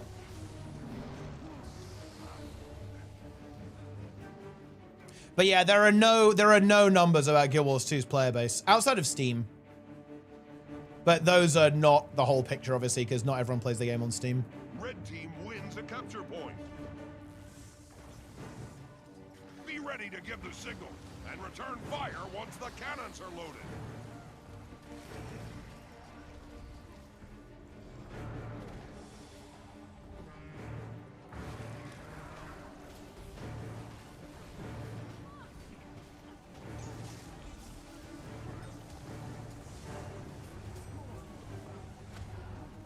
Yeah. Don't you have access to everything in PvP, even on free to play? No, you don't. You need to own the expansion. DPS mate? Yeah, there is DPS mate. It's called Arc DPS. Ring the bell to signal them to fire.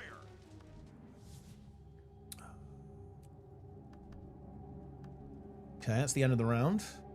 We actually get this game. That's good. Yeah, we have Benny versus Fefe Fan Fumo Fan Club.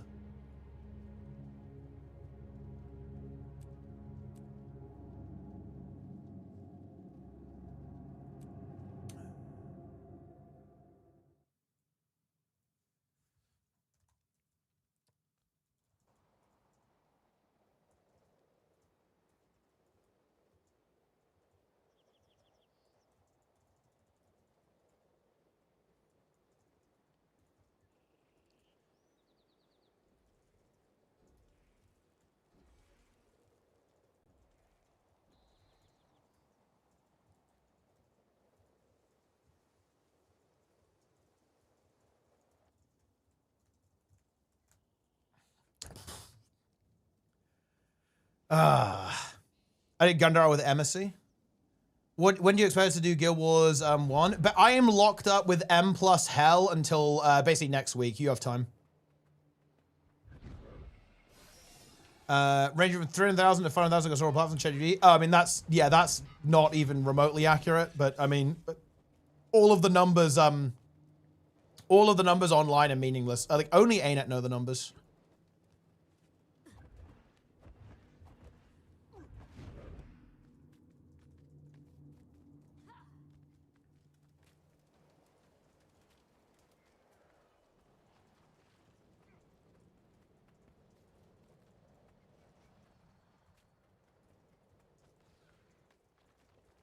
The match starts soon.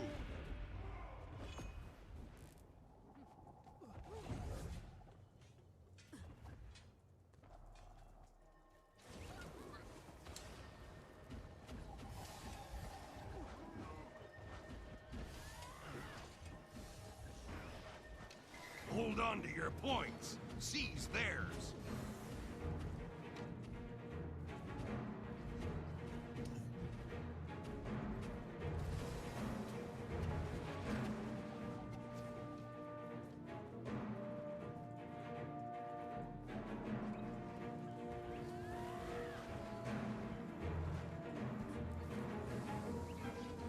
Okay, so let's see what we got. We're actually playing Hollowsmith here.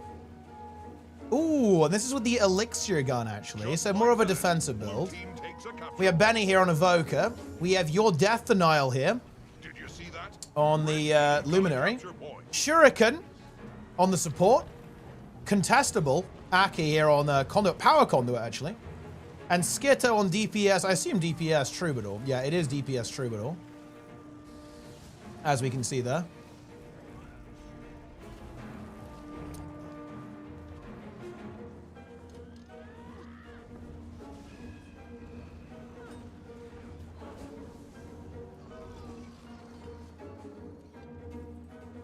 Yeah. Twitch, yeah, guys, Twitch is cooked today. I don't have to tell you. Today, guys, Twitch is mega cooked. There's like, the servers are shitting themselves. The stream is cooked. Did you see that? Red team got a capture point. Anyway, sorry, guys, I'll just reply. Wait, I need to reply to something. What is going on? Dude, I'm getting spammed. I'm getting DM'd so hard.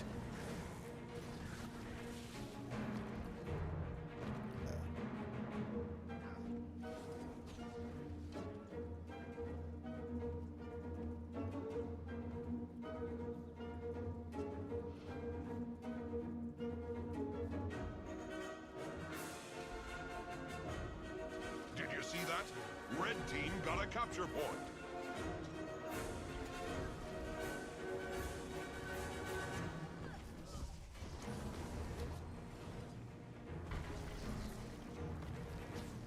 Yeah, no, it is not. To be fair to Twitch, it's not just Twitch, guys. Like, I think AWS is shitting itself again.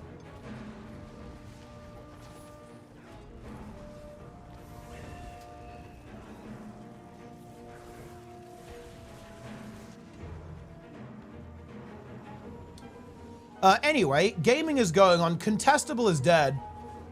Benny is back.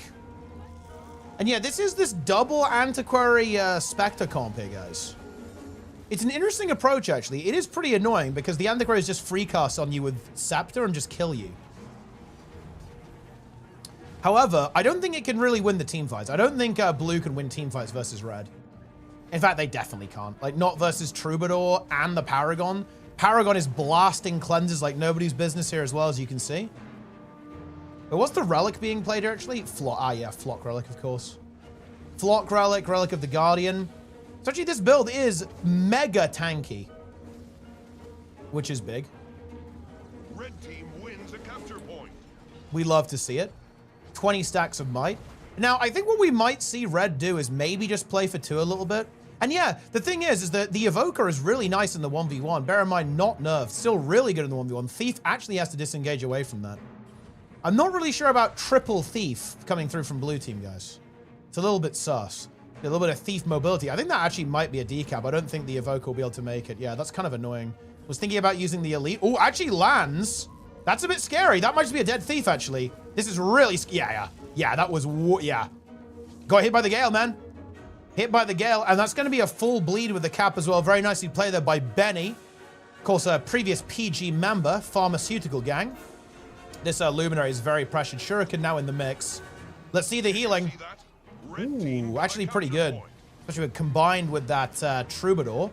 Putting in the work. The boon output is tasty. That Luminary still taking a beating, though. The barrier comes through, though, and the cleanses are nice. And yeah, the Luminary holds on. He is able to be held there. And this is just a crazy team fight comp, huh? Red team wins. The Luminary is just so nice in the mix here. And it's almost playing a slightly more hybrid approach as well with Valorous stance. To actually give a little bit of AoE stability in the team fight. Judge's Intervention, Stalwart stance, and Valorous stance. Not playing Effulgent stance on this particular build.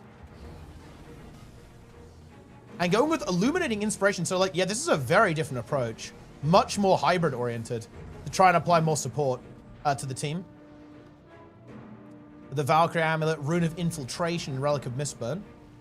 Sword Focus. Yeah, very good team fight, though.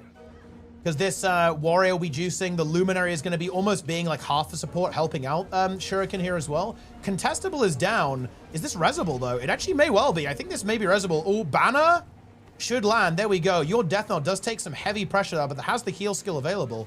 Contestable is back up. Definitely maybe a vulnerable point, I would say, in the team. Is easy to focus, especially for those, I'd say, Condi Antiquaries are going to be super annoying for Contestable to deal with.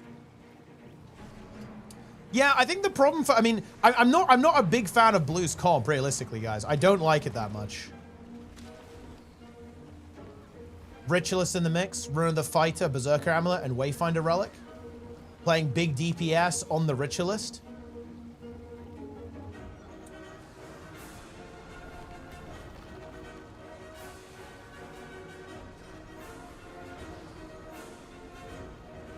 Okay.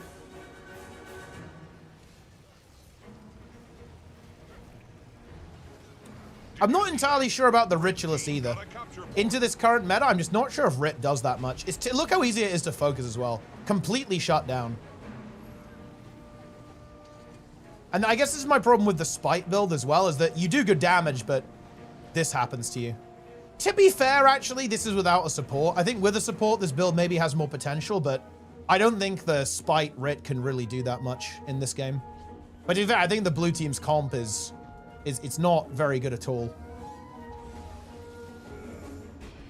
It has triple Thief.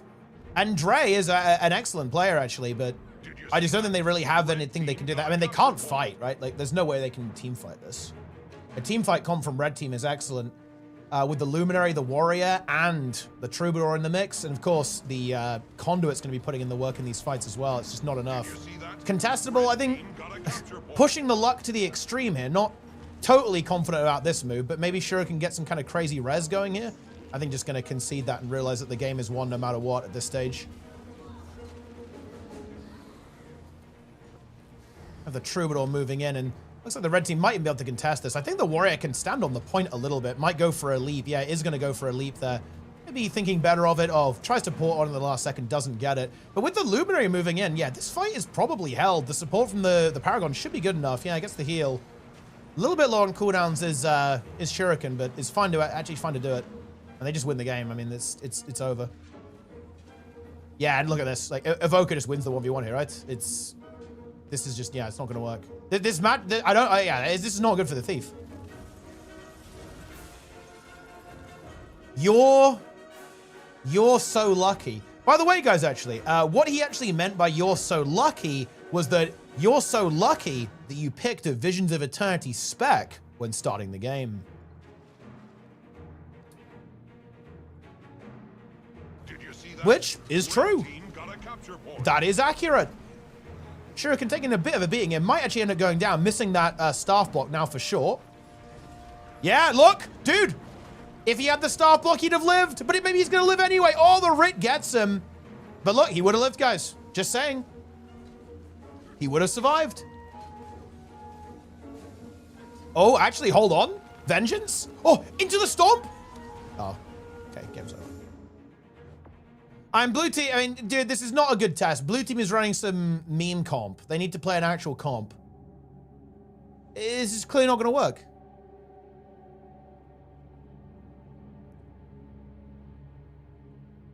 Makes no sense.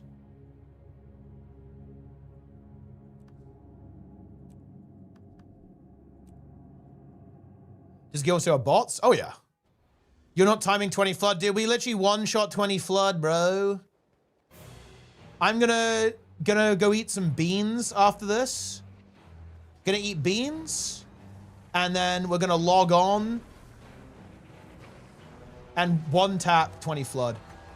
Toast has got 3k more versatility. He's gonna never die now. We're all good.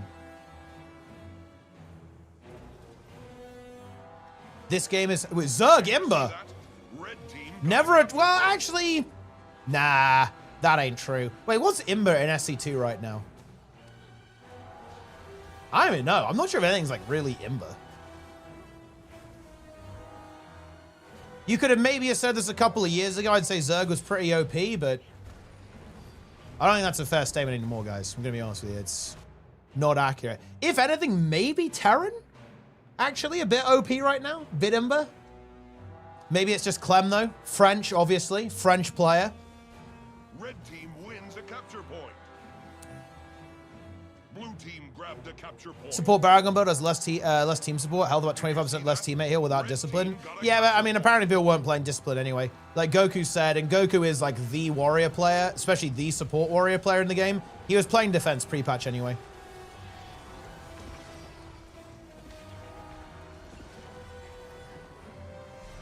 And if he was playing it, it was correct. Simple as that.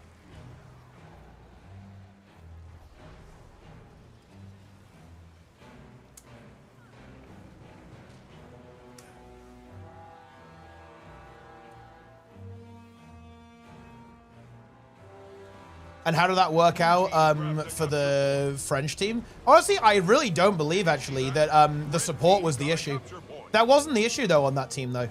The issue was that they were losing 1v1s, like, very badly. They didn't have a good answer to the duelist. And, oh, bear in mind, they also nerfed Luminary and Troubadour, but didn't really touch Paragon that much. So, support Paragon could be in a good position. But nah, the support was not the issue for the Frenchies. It's that they were just really struggling with their 1v1s.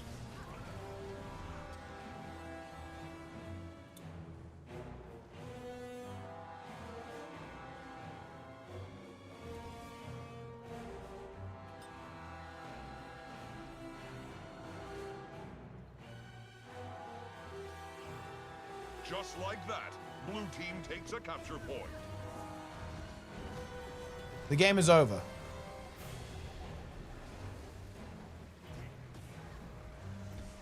Blue team grabs It's over. capture point.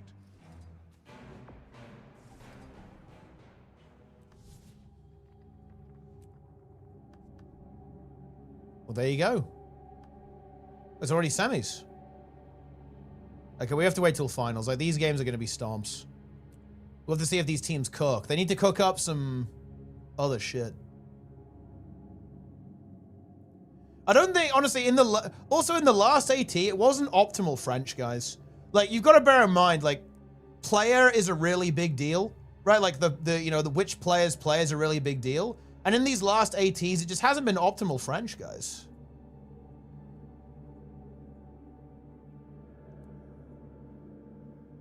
Oh, you're talking about the big tourney? Well, I mean, didn't they play Luminary there? I'm pretty sure Goku played Luminary, or did he not?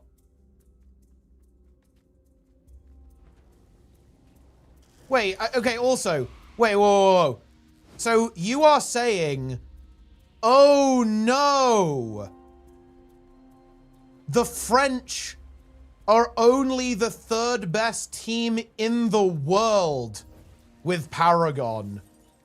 Look, this is such a bad, oh dude, this is such a bad analysis of balance. It's like, oh no, they only beat nearly every other team.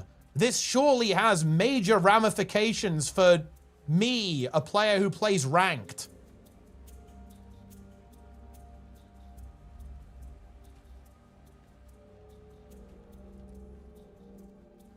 It's like, come on, guys. It's just not relevant.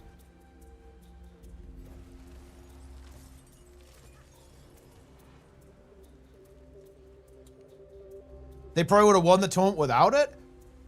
But, oh, here's the thing, though. They would have won the tournament if they moved to the Lord 5 seconds earlier. Are we forgetting that little fact?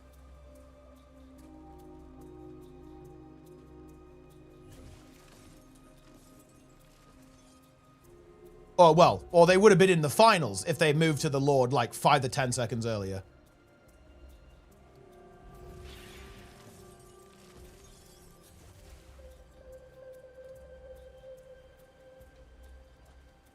They were not on support Paragon. Oh, dude, this is so cringe.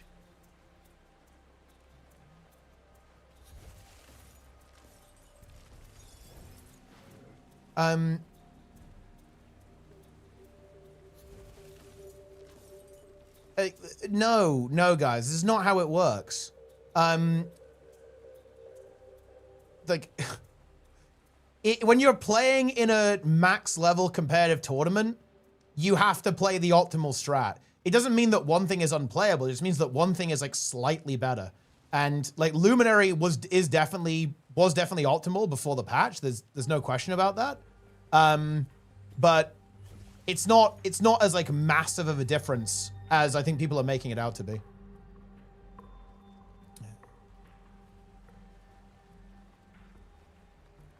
The final not suddenly not double elimination. I'm actually not a big fan of.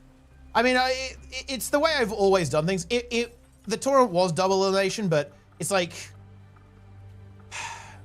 I'm not the biggest fan of giving an upper bracket advantage because the advantage should be you're the best team. But I do actually have a cook for doing it in the future. Didn't have based on fast hands though, so it does now. We're not double. I mean, I just don't have double ocean in the finals, but I might change that in the future. But yeah, no, the finals have never been that way. Because I think that if you're in the finals from the upper bracket, you are the strongest team. Therefore, you already have the advantage. But I think what I'm going to change it to is probably best of 7 into a best of 3 if the upper bracket loses. Because that was some feedback we got on this mode. And honestly, I think it's fair. I was never really happy with it. I didn't bother changing it, but it is one of the things that I actually have been discontent with. It's hard to do it right, I think. But yeah, I think in the future it will probably be 7-3 if I do another one. There was nothing to do. I mean, look, I'll tell you what, defending the Lord would have been a pretty good idea.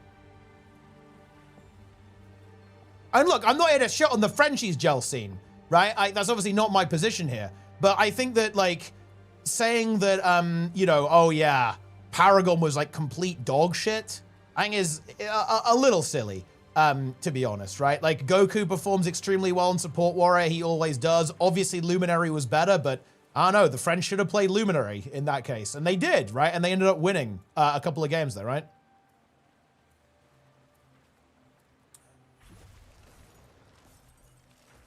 Best of 7, then best of 3. Yeah, it's kind of awkward. I will think about it a little bit, but It has always been something that feels weird to me is that it's a best of 7, right? Like if you're the best team, you should win. But I don't know, is what it is.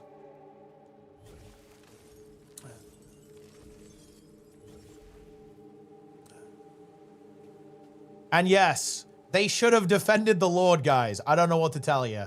Not defending the Lord, that was not the way.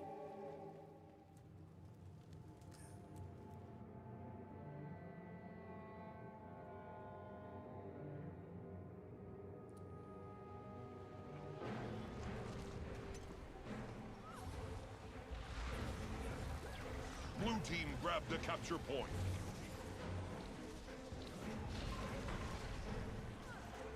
Best of 21. I mean, best of 21. That's a lot of games. Make it single elimination from the start. I don't like single elimination because, especially in a best of 3, you can honestly get memed a bit in the shorter matches. In a best of 7, I don't think you can really get memed because there's just so many matches that I just don't think that's really on the cards. That's why I haven't done it that way. But I don't know. I'm open to doing it differently. Like, you know, for most moders, people have not been the biggest fan of the way I've done the finals, and I don't know, maybe I'll change it. A bit less hype fires. Dude, the thing is, for me, I want a best of 7, right? I think best of 7 is insane hype.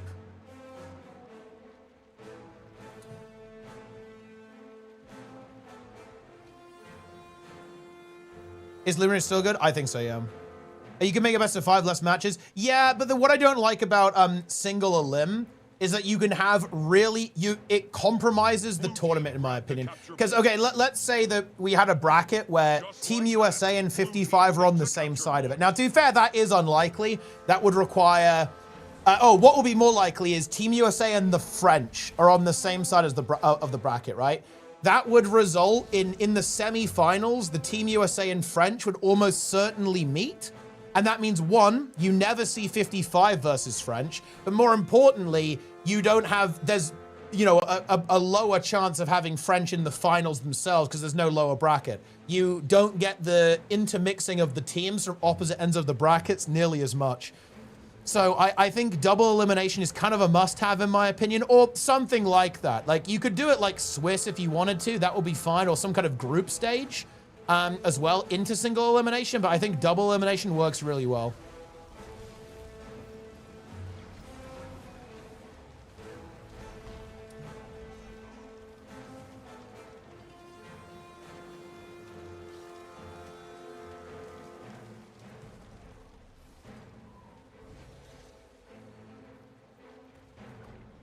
Yeah, no, I agree. I think double elimination is very important. 100%. Like it needs to be that way. Boom. Blue team is winning. It's not exactly a surprise. Swiss goes hard. Yeah, funny enough, I actually have a Swiss implementation. I can do Swiss tournaments. Oh, should I open it up actually? Guys. This is my new tournament thing.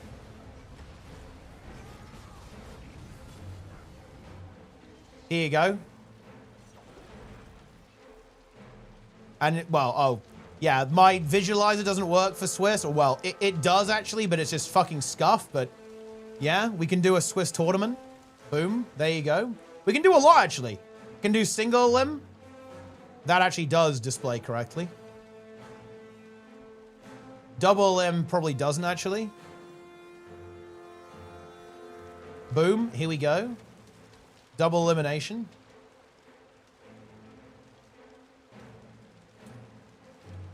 We can do group stage. There you go. Oh yeah, and also this is like the weird PvE system we do. There you go. It all works. Yeah, oh dude, I have so much work to do on this actually. This is like, I need to put like 200 hours into actually finishing this. Honestly, more than 200 hours. I need to do a lot of work on this. But it has to be done. Isn't Tessa the badge? Yeah, I have. Been messing around a little bit. Pretty interesting stuff, I think.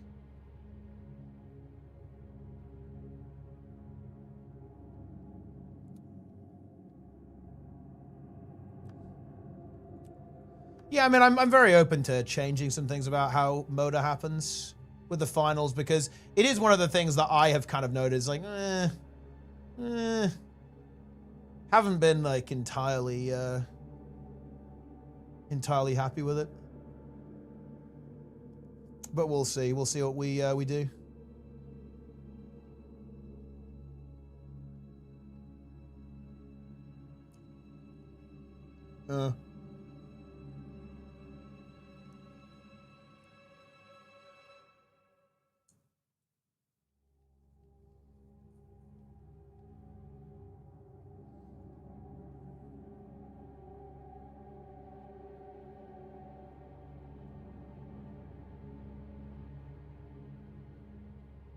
Okay, finals. Let's see.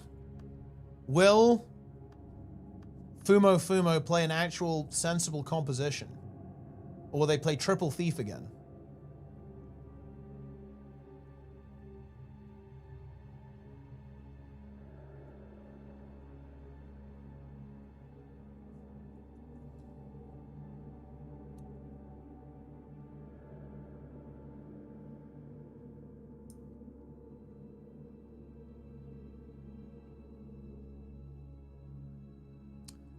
Get us in.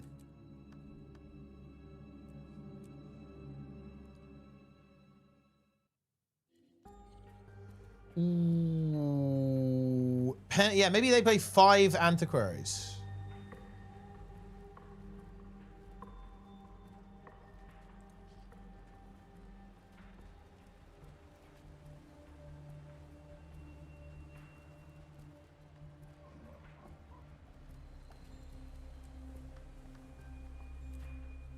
Get us in.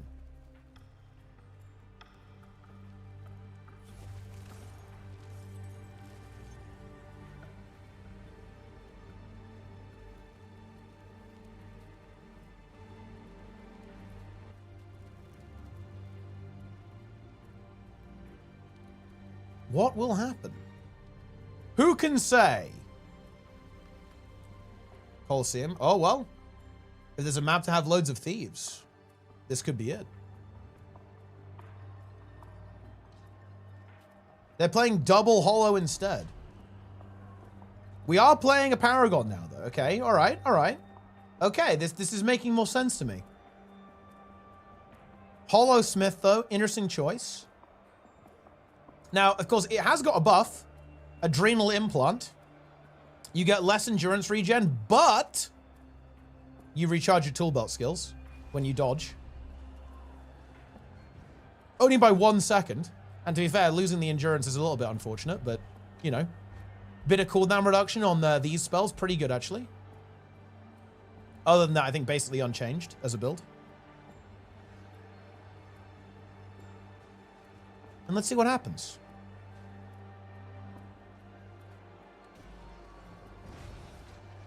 Having the support is going to be good. But will they be able to match the team fight of their formidable opponents? It's a good question.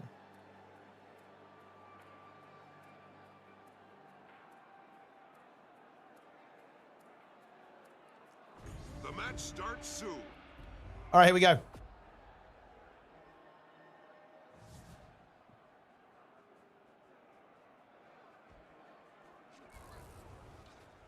We are believing in the Wizard Amulet Thief, Relic of the Demon Queen,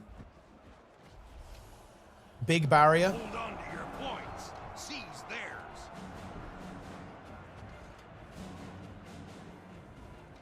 Probably going to be 3 nodes from Red, if I had to guess.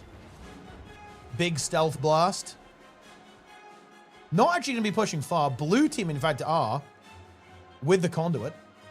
Going to be 1v1 into the Holo. Interesting stuff. Blue team grabbed a capture point. Meanwhile, the team fight happens. I'm still not feeling amazing about the team fight for Red, really. Holosmith and the support is going to give them a lot more sticking power, but The Evoker now rotates in. Oh, the Troubadour actually does die. Is that going to get revived up? It is. Invuln could be used. And ooh, one of the Thieves is going to go down there. Antiquary gets cleaved out. Revive utility, of course, very powerful in turning this fight around. And yeah, I don't know. Yeah, I don't know, guys. I'm not totally convinced by this team fight here from the red team. And the Conduit able to hold its own versus the Hollowsmith for a good amount of time. And blue team get a very good start in this game. Of course, Shuriken also now ready to go. Blue team grabbed a capture point. Just like that, blue team takes a capture point. And I mean, red team is dead. Well, I mean, I guess they're dead, guys. Well, this wasn't very exciting, wasn't it? I don't think red team can fight blue. Blue is now just killing them. They're maybe going for a bit of a reset scenario. Actually going for Endure Pain.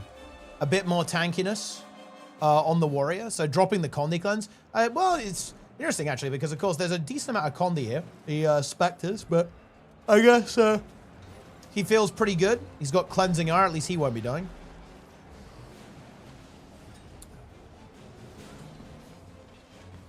Well, I mean, I guess that's that. It's not looking good, guys. It is not looking good. I don't know what to tell you.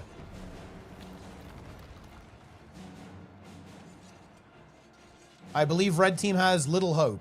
They might get this node as the Evoker is not really going to be able to 1v2. In fact, might just die here. Yeah, no Obsidian Flesh. This is probably a dead Elementalist. Unless a miraculous warrior rotation could save the day here, but I believe that is not really on the cards. Red team wins a capture point.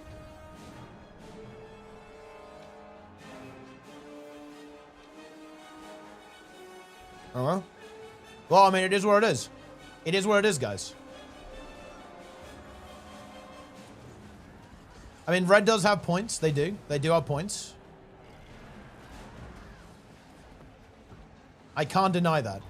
The artifacts have reached maximum power. But what they may not have is a win condition. This guy might just die to Condis. The banner is ready. A lot of CC, though. Needs to maybe go for the F4 first to get the stability or the banner. Doesn't get it. Couldn't quite get the healing there. And red team actually do get the kills here. But they are very far behind, and the Elementalist just kind of back caps. And blue team have a triple cap once again. Blue team takes a capture point.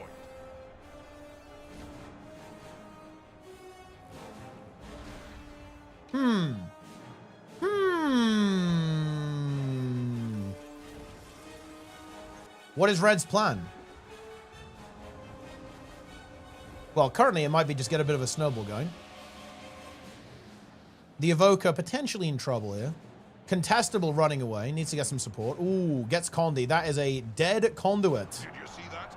Red team The got a Mistburn capture Mortar point. lands. Warrior is back. This Thief needs to be careful not to allow that to get revived. Red team got a capture point.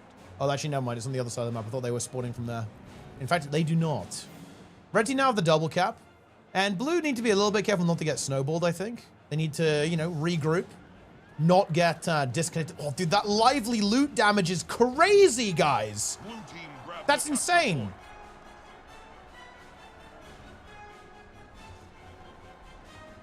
Big damage on the Troubadour. Ooh, held on, though. Gets obliterated, gets nuked from orbit. Needs some support right now. Warrior getting into the mix. No block available as of right now. Gets the crescendo for the barrier. Has a block in a couple of seconds. It's not going to be good enough, though. Is there a banner available? There is, but it does get interrupted. It's being held. So they're going to go for the hand res instead. Oh, the Hollow Dancer. Oh, my God. The script connects and obliterates the blue team. That's crazy. 3 kills. A massive mortar with Hollow Dancer combo destroys 3 players. Just like that. Blue doing a good job of being annoying, though. Already pushing across the map. They walk over here with their legs, standing on the point. Very intelligent. This is what you want to do. The Colosseum Actually gets the cap here, I think. artifacts are accruing power. 1v1 here into the Hollowsmith. That's pretty much fine. Blue team grabbed a capture point. Ooh, takes a lot of damage initially there, actually. Doesn't get some of those key evades. Just watch out for the elite now, too. Still has Stalwart stance, though, as well. But not a lot of damage coming out from this. And, of course, Hollowsmith, I think very strong in the 1v1. It's one of those things you have to kind of be aware of. It is very potent. There's no renewed focus. This is just a dead Luminary at this point. Pops the Stalwart stance to try and hold on, but it's not going to be good enough. The problem is, I just don't think Red Team is getting enough progress on the map. There's been some good rotation out of Blue. They've just been getting these nodes. Even when they've been losing fights, they've been really focusing on getting those captures, and it's been working out well for them. Shuriken supporting here on Mill. Guys, I think the Evoker is putting in so much work. Like, Benny is just kind of deleting people on the Evoker. It feels like there's no answer to the Evoker, guys, unless I'm just cooked on the Red Team. He's just running around farming. He wins his 1v1s, is devastating in the team fight, and is mobile and can roam around. He can't be stopped. The Bunny Wizard. The Bunny Wizard's too powerful. The new Arcane Talon? I don't think so. Oh, actually, yes. Yeah, I was thinking maybe it would still be with the Arcane Lightning, but I guess you don't get a crazy amount of value out of that one. So yeah, it is with the new Bountiful Power, which of course you can proc pretty easily, right? You swap swap achievements a lot on Evoker, so you're going to get that quickness and damage amp pretty frequently. He's getting bullied a little bit by Thieves, but the Warrior moves in. So yeah, a lot of damage there. There's 15% damage mod and some quickness for a very speedy burst. We love to see that. There's the heal into the projectile block. Bunny is Omega Lol when Gale Shot exists. I'm not sure about that one, bro. So what are you saying? You're going to go Gale Shot and then... Wait, what is Nico going to play then? Maybe he still plays Evoker.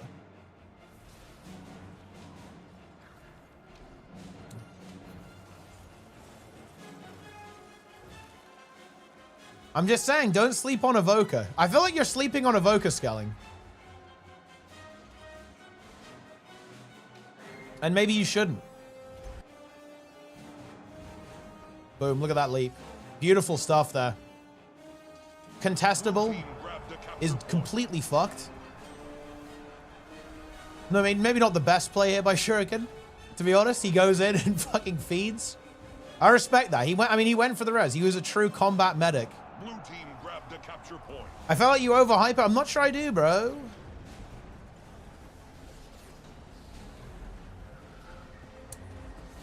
Troubadour and Gale Shot meta? I mean, maybe it is. It might be. You might be right. We'll find out.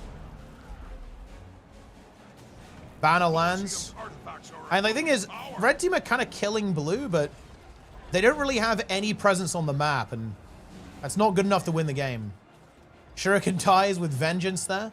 His last dying act to support the Luminary, but it's not going to be enough. Like, just this single node wins the game for Blue at this stage. Benny actually 1v2 right now against 2 Thieves, is actually winning the 1v2. The artifacts have reached maximum. Antiquary leaves, but I think the Evoker will probably be fine into the Seafair as well. The Transmog. Jester, why do you go for the massive eyes, dude? It's weird.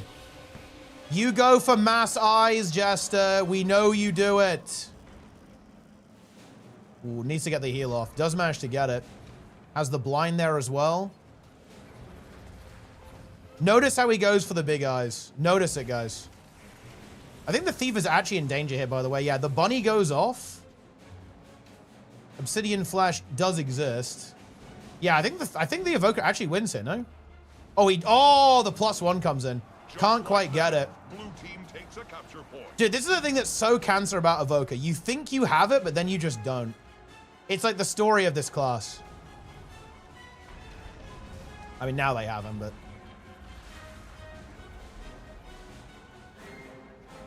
Blue team, AFK's on middle to win the game. This would be a really funny decap if this happens. Surely not. Wait, seriously? Okay, no. Well, okay, never mind. We're good. We are good. No, Jester is very well known for this. He goes for maximum sized eyes on every character. Look at the size of those eyes. As you can see, he's a Kuma as well.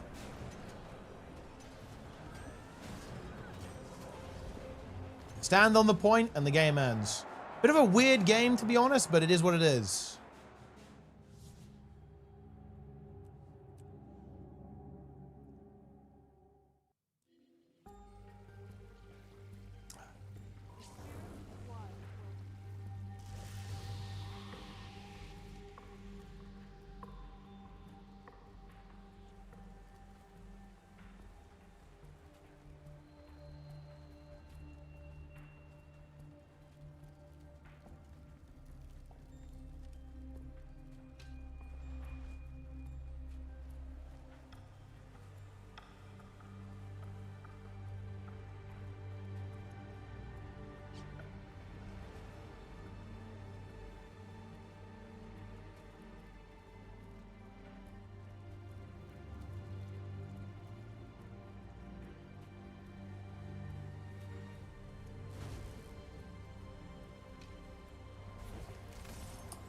Well, that's it. I'm raiding Boyce, guys. I raid Boyce. End of the stream. I will be back at some point. Hopefully when Twitch is actually working. That's all I've got. Thanks for watching. Short stream. Regular streams will return, by the way. Just not for a while. Give me another week or two, and then we'll be back in business. And yeah, we'll be doing some Guild Wars 1 when Project Rebuild is completed. But yep, that's it. Thanks for watching. I'll see you guys when I see ya. Take it easy. I'm out.